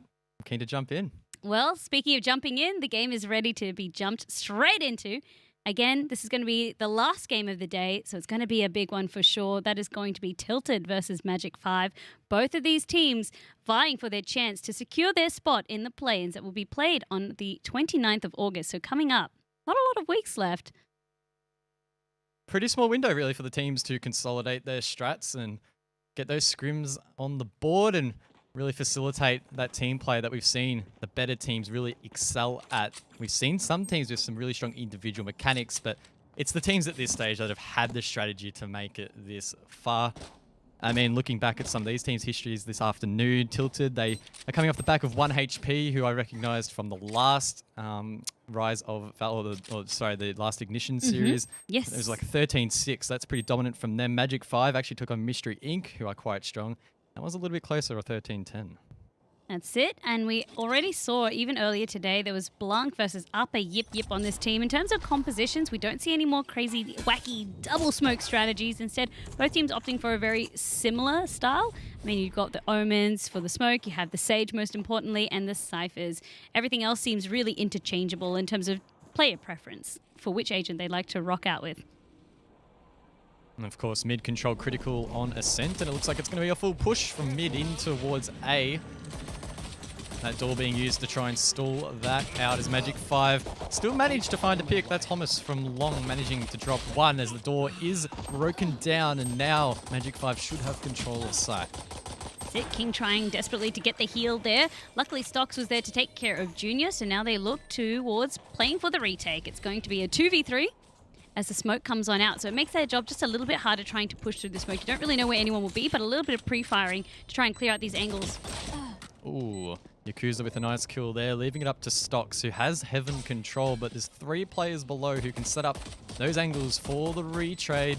They're all getting a little bit hungry for that kill, but eventually Yakuza will find it, and the attackers will take the first round. So this kind of drags me on to the next point in terms of notable team members on each sort of side. So for Magic 5, I mean, it was kind of the Yakuza and Kaita show. Both of them very, very strong in their own rights. Kaita, again, playing the Jet today, and you also have Yakuza playing the Omen. So very much sticking to agents that they're very, very comfortable with. On the side of Tilted as well, we saw a lot of Nivik as well as King, who like to play the Sage. So these will be plays to, I guess, keep an eye on in terms of they really were very important in terms of being able to open up sites and clutch up for their respective teams. Tilted maybe looking to get quite aggressive this round. 3 shorties are counted in that buy phase as they are playing some sneaky close quarters positions, but that might not really matter if Magic 5 try and set up for an A-long push. They've dropped the spike to allow for some flexibility. The Owl drone will help provide some of that initial intelligence as the Jet will push through, but Stocks manages to get that opening pick. Exactly as you said, onto Kaita right there. Something that we also talked about for Magic 5 was that even if you managed to take out one member, so like I said, for example, it was the Kaita show, you even saw them in the highlight reels during the ad break, it didn't really matter because for Magic 5, again, each team member was so impressive even on their own. But this works out well for Tilted. I mean, it's still going to turn it into a 4v4, but Junior getting that pick onto King now is really starting to make this go in favor of Magic 5. They are forced to transport that spike through mid though, but that shorty buy from Milvik will prove costly. He can't take on that engagement. Sage finding that pick with the Marshal will really open up this round for the attack. Tilted left in a 2-on-4. Of course, they did stick to the pistols this round, so we're not really expecting them to win. But it has been a slight misplay, allowing for them to get that control easily through mid, and now they need to try and retake. That's it. I think you kind of touched on it very, very well. It was a little bit of that misplay to actually let them have access onto site. Maybe they could have stalled a little bit longer, but it doesn't really matter. At least they're going to be clearing on out element with the smokes and actually gain access onto site, backed up by Stocks. Just trying to do a little bit of pre-firing, maybe some wall penetration. The smokes have dropped though, and Homos manages to get 1 and then cleans up element from behind as well. So getting 3 in total. 2 then and 1 a little bit earlier. Good start here for Magic 5. We've seen a little bit this afternoon the attack be challenging in the early phase as both teams are getting a feel for their opponent, but Magic 5 thus far looking quite confident. This is the round that it really starts to heat up though, because we are going to see Tilted with enough credits to commit to a buy. Now's their opportunity to get back in this one. Absolutely. You can see the difference in terms of weaponry available. We have seen stranger things, though. As I said to even last week when I had Xenox to cast with, round 4, it really gives me the indication for everybody, I suppose, because round 3 we expected again to kind of fall back in terms of this back and forth, back and forth. Round 4 is the one that gives us a lot of insight. It's a great pick from Element in mid. Magic 5 are all stacked towards long. I think they considered maybe rotating out. The spike was moved back, but they're going to recommit. Are only 3 members to try and hit this execute. So this is going to be very rough for Magic 5 who find themselves in a bit of a precarious position. Tilted are playing quite disciplined. Not trying to give them some free picks. Exactly as you said, Hommus. Knowing that someone was there, of course, to shoot out the recon bolt, but not knowing exactly where because neither person on either team is willing to give up their positioning just yet. And as you can see, Nivik holding this very, very close short angle over here. Yakuza has come across. The smokes will help to be able to really gain a little bit of access on the side. Dodds had the right idea, but unfortunately couldn't quite make it connect. And now Spike is there. Great little spray there from Nivik, who gets more and more aggressive, but he gets shut down by Hommus. That's a great kill from him. So at least Magic 5 can commit to at least one this round, and he picks up the Vandal. His position, though, is well and truly revealed. They know he's in this wine position, the little secret position down long, and I think they'll try and hunt him down to drop that Vandal. Yeah, correct. I mean, you can see quite a few of the members wanting to try and push in together. Paranoia opens it up. They tried to get the wallbang. Ultimately, though, Hommus will fall on down. Nowhere to go in wine. There's no way out, only one way in. Really trapped themselves. Was hoping for the best case scenario, could save the gun, maybe get some exit frags along the way, but completely overwhelmed by the amount of members stomping their way. So again, we're kind of following the predetermined narrative. Magic 5 won the pistol round, then they managed to win the second round with their buy, but because they had an eco buy for round 3, Tilted managed to use their rifles to win that one, and now everything's kind of been reset. We have a full buy across both teams. So this is why I always kind of wait for round number 4 to tell us who's really going to be in charge this first half. It's an aggressive wall boost early here from the attack. Magic 5 trying to find a pick in towards that B site, but it won't hit its mark. We haven't seen a whole lot of play around mid yet from the attack, so Magic 5 with these buys will likely try and expand themselves over to that side, or that part of the map. We know it's critical on Ascent to get control of mid, and it looks like they are committing some manpower there at the moment. That's it, but also wanting to make sure that resources are being spent down the chokes, because if you're leaving the choke points open, it's very, very easy to gain access to site. As you said, a lot of what Ascent comes down to is being able to have that mid control. It really opens up different pathways for attacking, as opposed to just banging your head across a door and everyone going down through main, which is a very predictable style of play and very easily taken apart by defenders. At least 3 players for Magic 5 now in mid, and one at B, one at A to try and maybe bait out a rotate. Junior somehow loses that gunfight. Not quite sure how he missed that. I think the boost messed up his aim. And really did. Yeah, that he pays the price as the Hunter's Fury comes out from Hommus. That doesn't find its mark. We are now left in a 3-on-2. That's exactly it. Stock's trying to gain access onto the point, gets them at the most perfect time, twirls around, manages to get Hommus as well, double headshot, very, very clean transfer, and they are able to win this round up. For Junior, you have to feel for him as well, had the right idea, and it just came down to timing, and the elevation, as you said, from the spray control wasn't quite there. Potentially could have been a different story, but maybe not, we'll never know. What's interesting to see now for Tilted, they definitely are in charge on Ascent. Indeed, it could well be another seesaw match like we saw just earlier between Pants Down and No Tick. That really swung both ways throughout the course of that map, and expecting something similar here as Tilted find themselves back in this one. Get out of my way. And it looks like they might be able to continue that on. A strong buy from them so far, but Magic 5 with the boost could get very aggressive early into this B side. It does come through. Can they get site control? That's the question. Stocks manages to get one. The immediate refrag will slow it down a little bit as Kaida will now try and hold side. He did get the first kill with the pistol.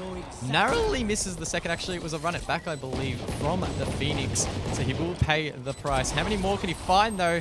That's one. He is flashed out, though, and he's taken off the board. Nivik manages to spray them down. Element as well gets in on the action. And just like that, we will see Tilted retake the site and defuse the spike. Fantastic aggression coming out from Tilted on the retake, and Nivik the star there. As you said, the spray control was so good. No easy feat, especially on the Vandal. Also bolstered by the rest of their teammates. So even if Nivik fell, it was always going to be a case of having the other teammates there from Tilted to be able to pick that one up. Neural Theft, it was good in terms of the execution and the timing for it, but they weren't really able to utilize it. A lot of that just kind of forced Tilted to really retake even faster. So they weren't even able to get the intel and play accordingly, because there was just a huge rush from Tilted. It was almost the go sign for Tilted, and that worked really well in their favor. I just want to point out that I'm a little bit triggered by Hummus being the top fragger. I'm not a fan of hummus. Really? I don't know about you. Nah, I can't. Why? It's the worst. I can't eat it. What? Nah. I'm confused. Really? Nah, I can't. It's yuck, disgusting. Wow. So I hope he doesn't top frag.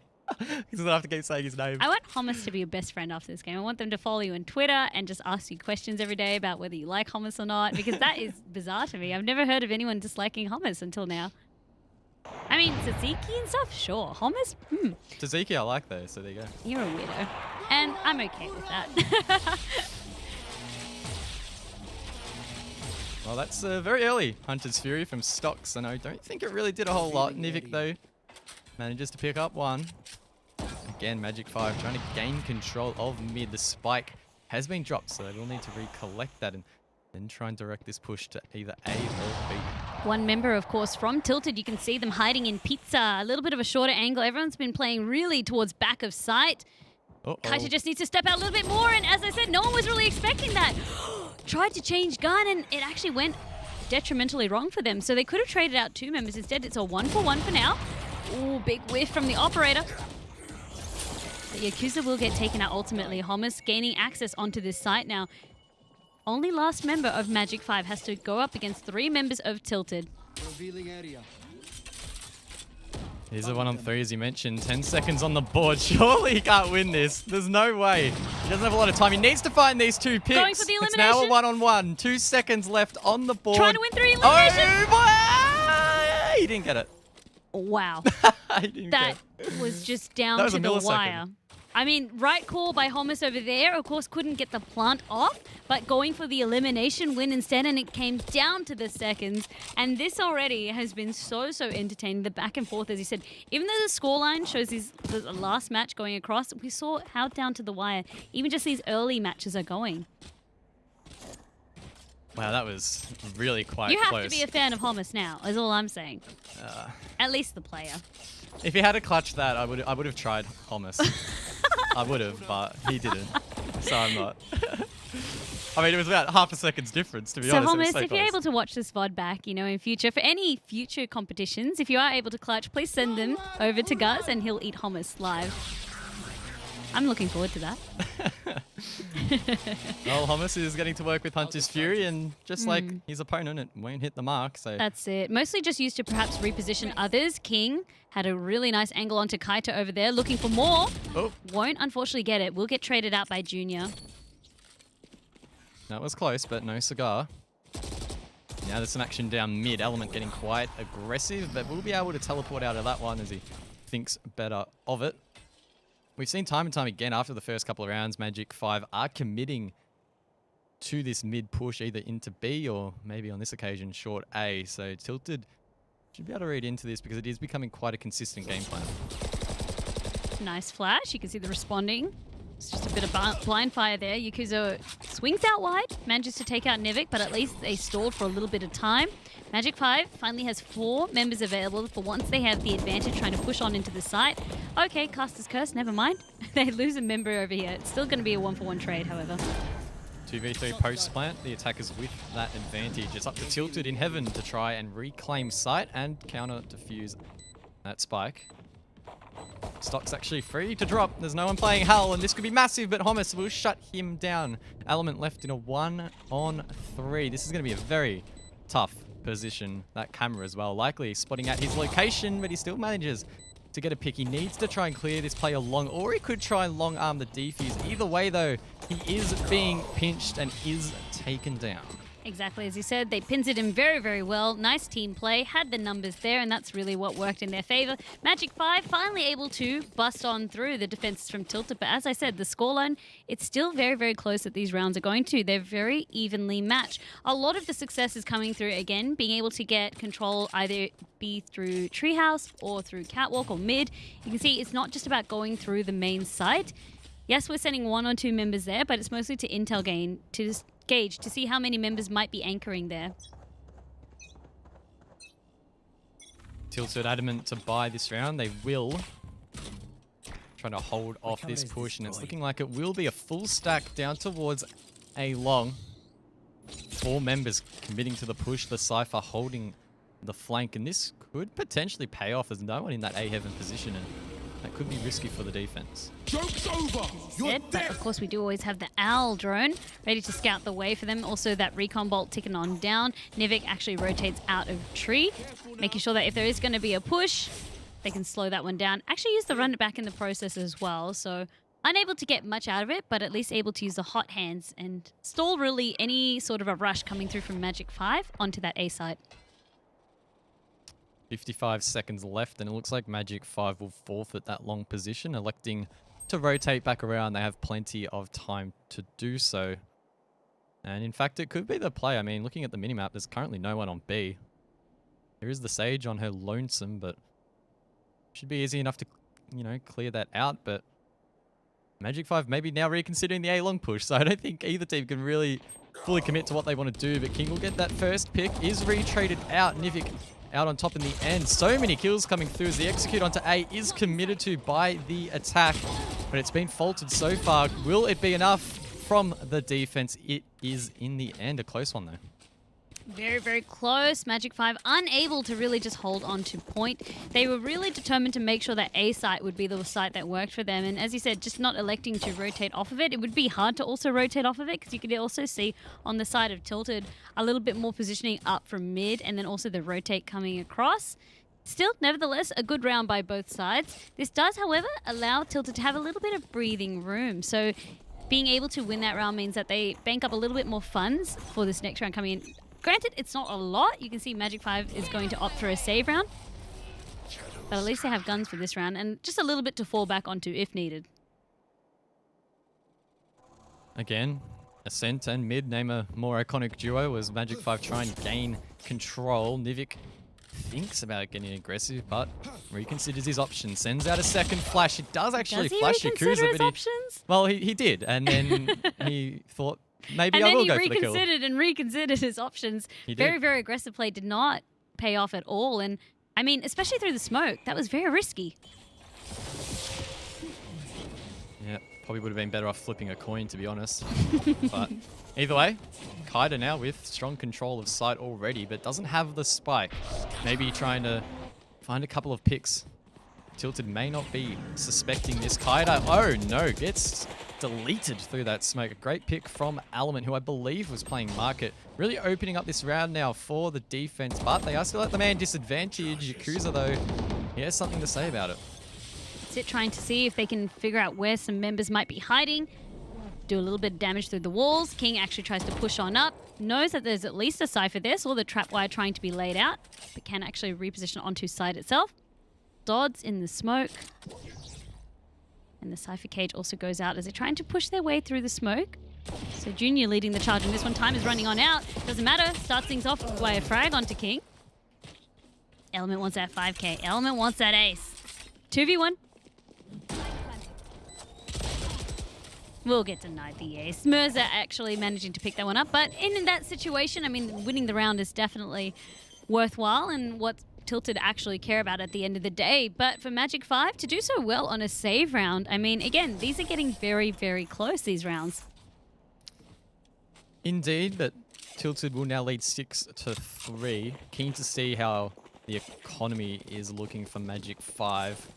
As you mentioned, they were quite disruptive in that previous round, which will hurt the pocket a little bit of Tilted. Both teams, it appears, can commit to a full buy, except maybe King on the Sage might have to play a little bit more passive. No, we'll be able to pick up a Phantom in the end. No peasant weapons, no, as you were calling them earlier. No peasant weapons, that is true. The life of the Sage. Nope, full buy across. Only one light armor being spotted out, but still both teams doing very, very well. Economy, as you said, being a big factor into how these rounds can really play out.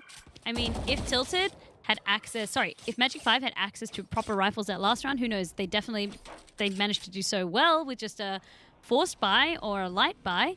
They had access to full rifles. We never know what could have happened. Drone, it's the predictive kind of play coming through as well. It's really, really safe. That's also why teams elect to run Sova a lot of the time as well. Can just get them so much intel before they even want to get access onto point.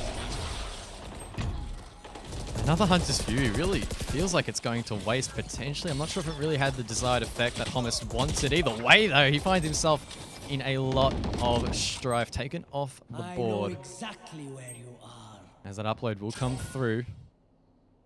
Need to be very mindful of their positioning now as Mercer gets quite aggro towards short to help assist his Phoenix, but they should surely take this round. But as I say that, Magic 5 find not one, but 2 picks. Yep, in terms of the rotation coming across, they still don't have their spike player just yet. Trying to make their way the long way around, the safe way around, as they rely on the rest of their team members to continuously frag out, or at least cover these locations over here. That will be a key pick down in mid, and Yakuza turns their back as well. Knowing that someone's trying to push out. So forcing them to try and go in the smoke. And that'll be it. That'll be the round. Magic 5. Managing to clutch that one out. It was really well done. Looking like it may be an A push. Things looked like they were falling apart, but by being able to rotate and catch, a lot of the members of Tilted in the process of doing so, it worked so well in their favor, and Tilted just unable to respond fast enough. It's a pretty key round from an economy standpoint that allows Magic 5 now to be in a good position to potentially even out the half 6 apiece. We can see Tilted are committing to a pistol round, some sheriffs and some ghosts, but it's going to be difficult up against the full loadout of Magic 5.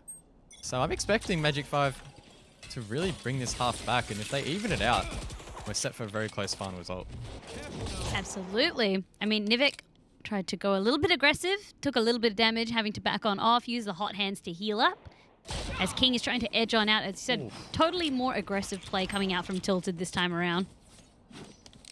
Mercer with 1 HP. He'll be forced now to play a little bit more passive. Yakuza, though, they're not playing passive, managing to pick up 2 towards mid. It could well be a 3 onto Cypher, but the timing is shocking. It's a great shot from Mercer, a clean shot at that. But Tilted are still in a 2-on-4. That was a battlefield. When you've got 1 health and you're seeing the bullets kind of flying on through from the wall penetration, you're just clinging onto the stream. Unfortunately for Mirza, yes, they got the pick onto Yakuza, but they were unable to be in a position to be able to pick up the gun. Doesn't really matter. They're more than confident to utilize that Sheriff, however, at least taking down 2 before ultimately going down. Nivik needs to find 2 picks. He hasn't run it back, so this could be quite critical, but it's going to burn a lot of time in that slow orb as well. Keep in mind, the fuse only goes for 45 seconds on that spike, so he needs to get moving, and unfortunately, he can't even find that first pick. It's still a 1-on-2. His position revealed, and Magic 5 quite content in playing this one out. Try and use that time as much as possible, not giving him any look into this round. They know they can't retrade it out, so they elect to play passive. It pays off, and they will claim the round. And also pick up a gun in the process. A little bit of an upgrade there coming through. For Nivik, just getting pinched, really just having to go for it.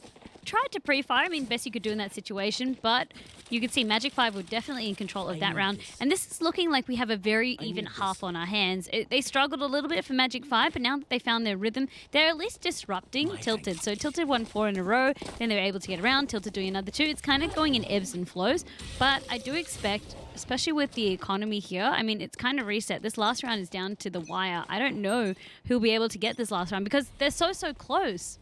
Nice use of the wall, giving Kaita this high angle to be able to see if they can get a nice snipe. But unfortunately, no one's going to be poking their head out. Not in this final half. Oh, maybe not. Okay. Just teasing you. I think the Phoenix thought better of it. No, Nivik wants some. Oh. Shoulder.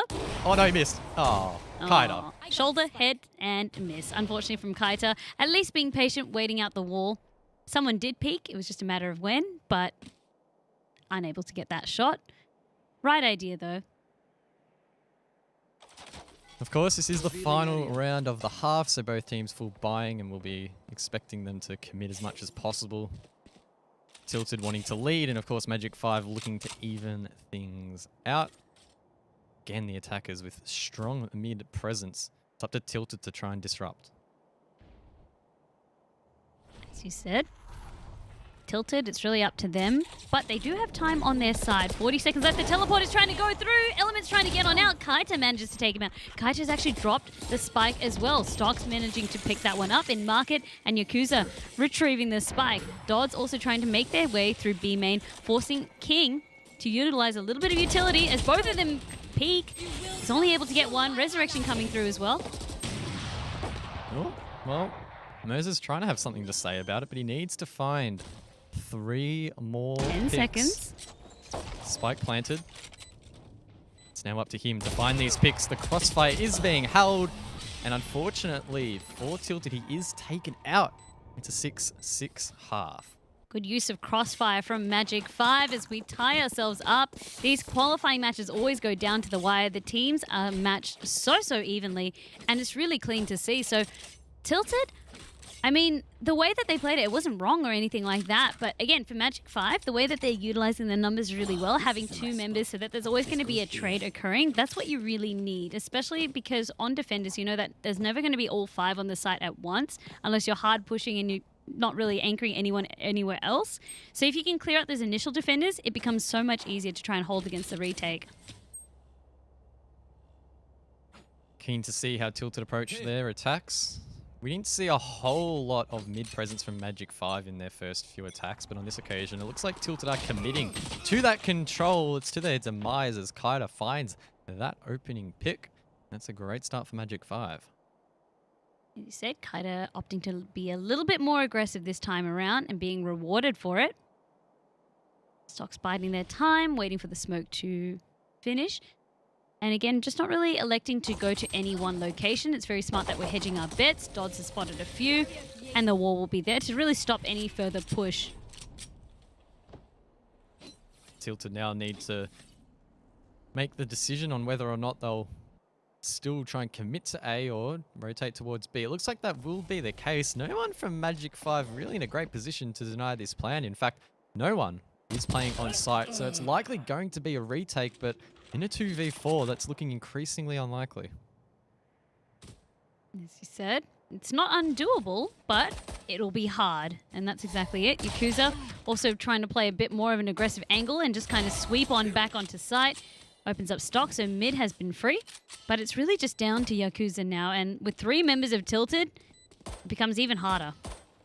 Most importantly, the Sage has pushed out of sight. Look at all the pre-firing, checking every single angle. I think there's probably one too many angles to check and not a lot of time to do it. Yakuza, he gives it all he's got. But there we go, King, who I mentioned, managed to get out of sight, able to shut that down. Yeah, as you said, it wasn't going to be, you know, it wasn't going to be all said and done. Yakuza definitely gave it a valiant last effort, but against 3 members, and they have control of site, and they can control different access points onto site, plus knowing that frag that went down to mid, you had an educated guess of where Yakuza would go. Maybe it'd be through market, maybe it'd be through back of site. And that's exactly the intel and the comms that they needed to be able to clutch out that round. With the buy coming across, I mean, stocks, this will be something that we want to keep an eye on, because with the Marshal, especially if they can get some early frags, that's what we'd be looking for, but should be smoked out. Also 4 shorties on the side of Magic 5, so we could see some pretty ridiculous plays. They need to get super close for that gun to actually be effective. And as we can see, they are holding really close range angles, crossfires as well. And I mean, they've readied to the attack relatively well so far. It looks like Tilted are setting up for an A long, and that could be shut down. That's it, but as you did mention, it's going to be shorties across the board. Nivik unfortunately manages to get one, so the crossfire now is a little bit weaker, but Kaita at least manages to take out Element and should be able to pick up that gun. Decent push there. They, you know, found it a little bit challenging to deal with that shorty, but they do now have site control. That's Tilted, of course. They have the 3-2 advantage, but Kaita on that flank manages to drop stocks. That's the spike down as well. Oh no, King boosting on the wall. That's dangerous as Hummus now left to clutch it up. He has heaven control, but he only has a shorty to work with here. It is a strong gun at close range, but they're just sitting back. There's not much Hummus King's can been do. He undetected. drops and gets one. Still one in hull though. Surely unwinnable. Yeah, it is in the end. King 3 for that one. And Tilted now with the 2-round lead. I'm surprised King didn't pounce a little bit earlier. I almost thought that was going to be a dramatic misplay over there, but the shorty, as you kind of found out, not the best in those clutch situations. I'm still surprised that they managed to make it down to a 1v1. If only Kaita was able to stay alive a little bit longer, not expecting the wall from King, not expecting King to be up there and peeking that angle after they busted on through. So it's just unfortunate. Definitely need to wait for their teammate before they went. Jump the gun a little bit. Otherwise, it could have been a round going over, a thrifty round going over to Magic 5. It was that close. And that is what these rounds keep coming down to. Just one or two small things. Kaita again finding a pick for Magic 5.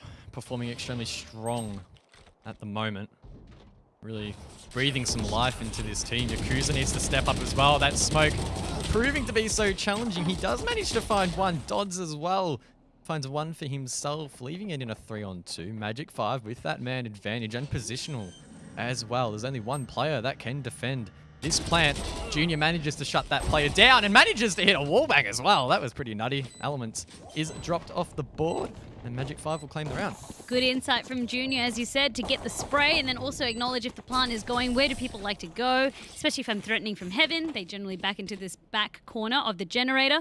And it looks like they're conferring their next strats from Magic 5. We're doing a little bit of a team huddle because that worked out very, very well in their favor. And the defenders, now that they have access to the guns that you'd normally like to see them, well, except for Hummus, who's rocking an Odin, something a little bit different. They're doing very, very well in terms of being able to hold this defense. And Tilted look like they'd be opting in to do a save round this time around. This map continuing to seesaw. As it stands with these buys, again, we're likely expecting Magic 5 to win the round, and that would leave it 8-8. Neither team able to gain a real significant lead on this map thus far. As we, again, are probably going to see a full commit to this A-long push. Yep, B seems relatively neglected this time around. It seems to be A. A is the name of the game for a lot of them, especially because they know in terms of they've been able to access the point and at least get the plants, but they haven't been able to defend against a retake.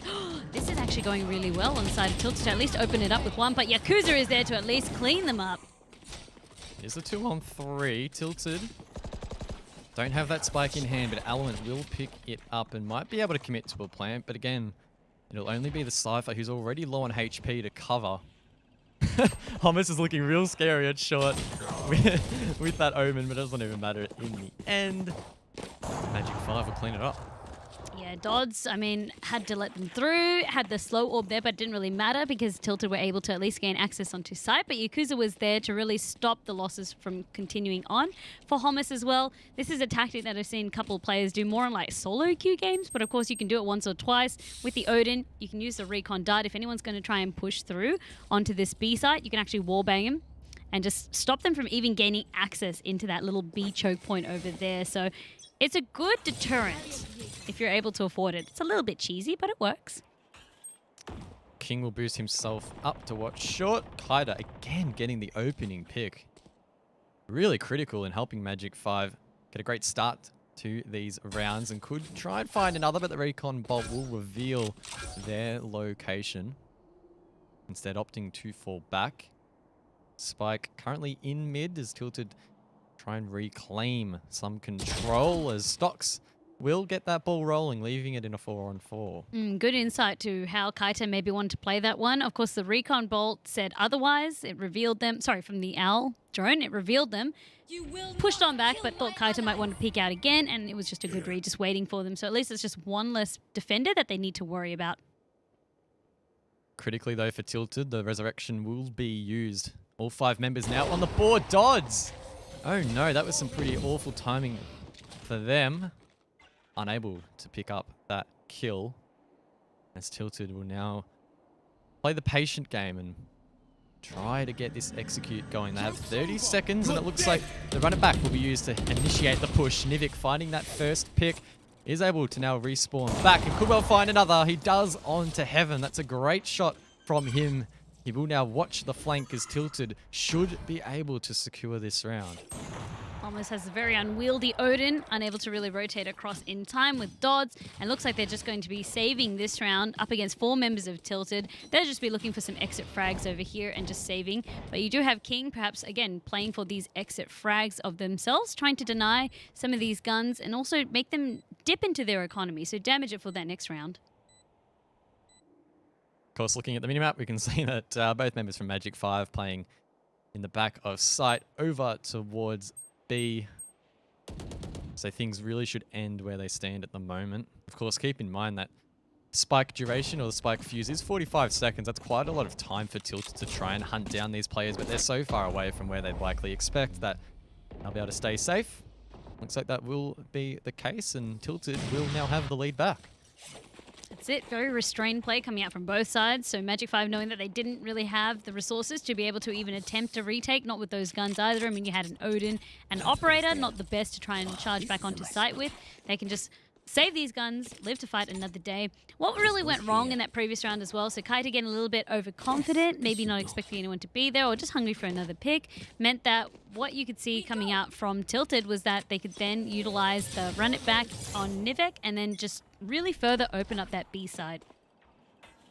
Really liking that boost from King. We haven't really seen anyone net a kill from that boost so far, but Kaita will net another opening pick. Magic 5 really can't complain about Kaita's ability to get these picks, really assisting in that early round advantage, but it's up to the rest of the team now to try and convert that said advantage. Well, it's nice as well by Kaita not wanting to repeat the same mistake from that last round, just going so defensive, really happy with that first pick and then playing onto sight. Maybe being scolded by team, who even knows, right? But the Alv drone was able to sight them out and you heard the corresponding ping, so that is intelligence that Tilted has for where the defenders are positioning. Silent push through mid, I believe, as Tilted try and flush out market. That shot, though, will give away at least one of these players' positions. They're going to have to commit to the peak, but Junior finds 2. Can he find 3 through the smoke? Not quite. Element able to shut him down. And it's now a 2-on-4 Tilted.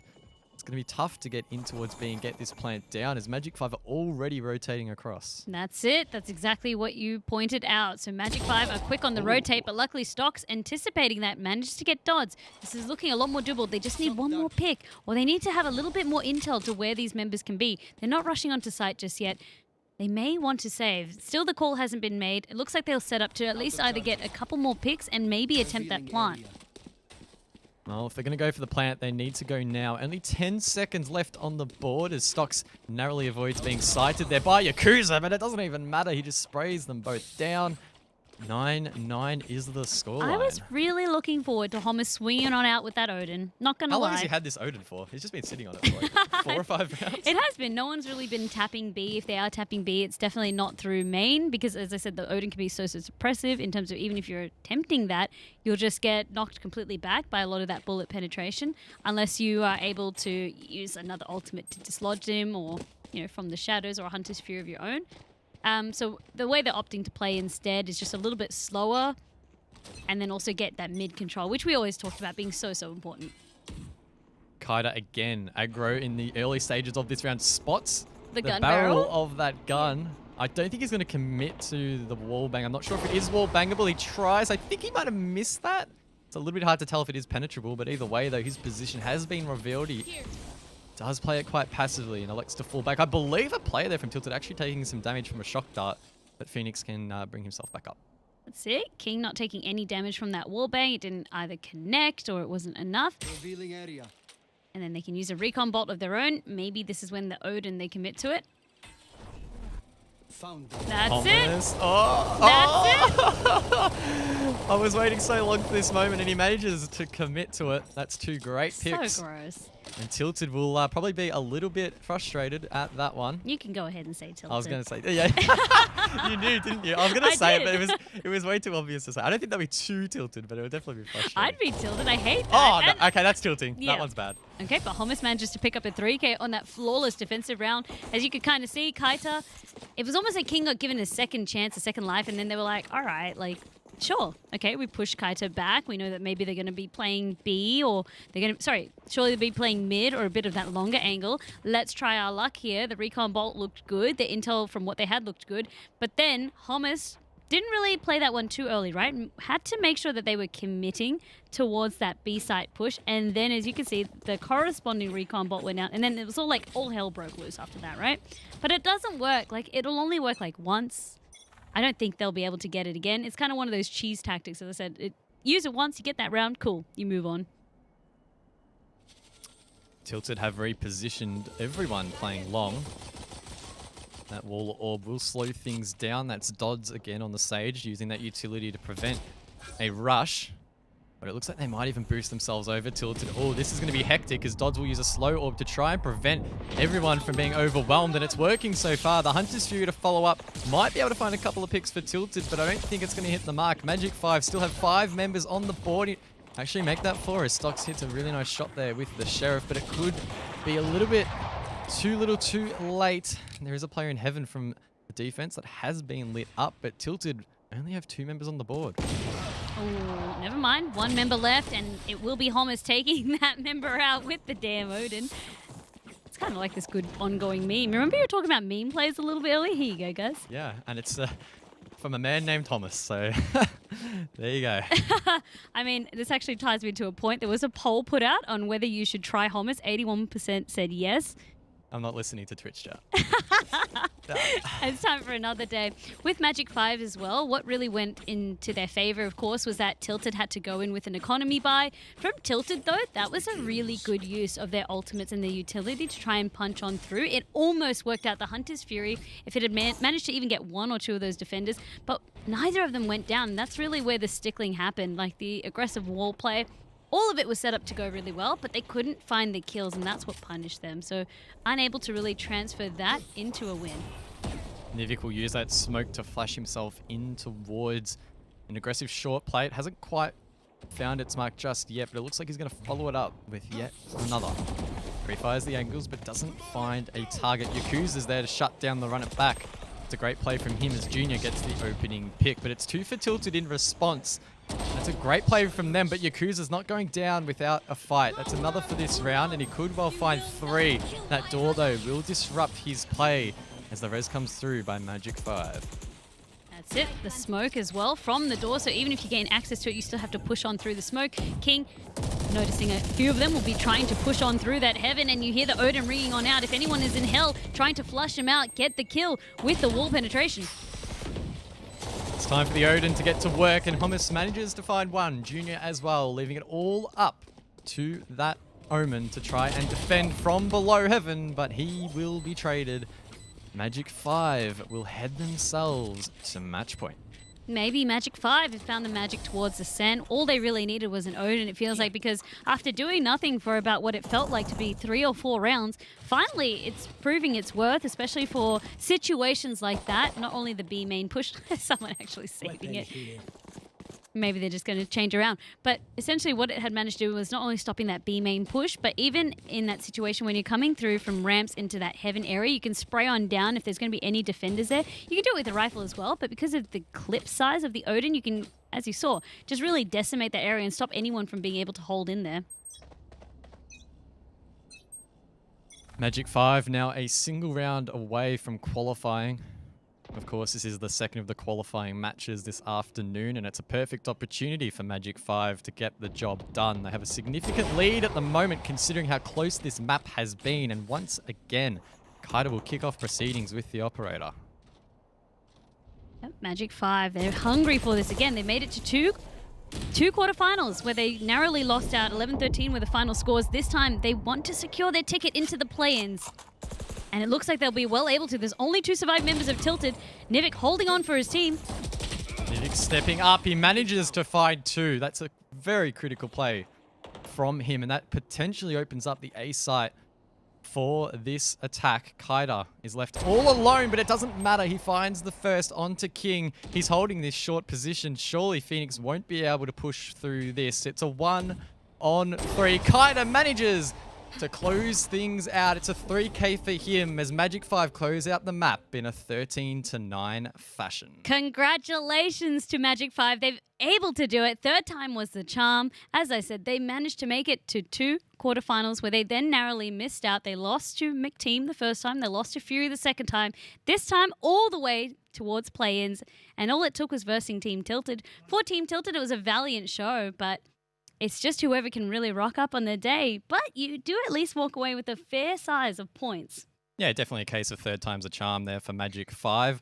They played pretty well. It was a close map like we saw in the first of the qualifying matches. They just edged out in the end. And I think the one person or the one player that really helped initiate that confidence was Kaida. So many of those rounds in the second half, they were able to get that opening pick and that made it really difficult for their opponent to find themselves back into the match. Exactly right. I mean, it was the Kaida show and even Yakuza, as I said, 2 star fraggers on the side of Magic 5. Definitely keen to see them playing on the play-ins. Of course, we have the standings that we can take a look at to kind of recap how this day went, as it was a real action-packed kind of day. We can see from the action as well, Team Pants Down was the other team to qualify for today. Tilted, No Tick, Mystery Inc., Appa, Yip Yip, Kraken White, and 1HP. Have a look at the points that they managed to net themselves. So, of course, what this means is through the 4 qualifiers, if you manage to be a team with the most amount of points accrued, you then make it through to the last chance play-ins or the last chance qualifiers. So this is where you want to be. And, of course, you can still try again. You're able to play in a maximum of 4 qualifiers. That's exactly right. It's not like these teams have fought this hard for nothing, right? They have something to show for it. Unfortunately, for the teams that finished outside of the top 2, they don't have that automatic qualification, but those points, I think, are going to prove to be really, really critical as we narrow down to the final couple of play days. That's exactly it. So I will remind everybody as well, if you really did enjoy the action from today, we enjoyed casting it and bringing it to you, but you can still participate and sign up to join Open Qualifiers 5 and 6, taking place next Saturday and Sunday. Please just head to fortress.com/Rise of Valor and you'll find the information that you need over there. But it was, again, just another real enjoyable day. I really enjoyed meeting and casting with you guys. A huge thank you to everybody watching at home, to our production, to our talented observers as well, and to everybody that just kind of supported us. And for all the fans in chat, I saw a lot of fans for different teams, especially Pants Down. They always bring in a crowd. But for everybody, like, it makes this so enjoyable for Rise of Valor as an official Valorant Ignition series. Yeah, it's been great. I really enjoyed coming here this afternoon. I think the matches, particularly the final 2 qualifying matches, really highlighted some really strong Valorant here in OCE. Yeah. So I'm keen to see how the rest of it plays out. Well, that's it. And remember, so again, a huge congratulations because we started the day with 224 teams. And then to make it down all the way to the end, of course, again, that was Pants Down and Magic 5. Just a huge congratulations. We can't wait to see them play in the play-ins happening on the 29th of August. But that's all the action we had to bring you from today. That's all we've got. We'll be back again tomorrow for even more Rise of Valor for, of course, Open Qualifiers day number 4. So hopefully we'll see you then tomorrow. Until then, take care.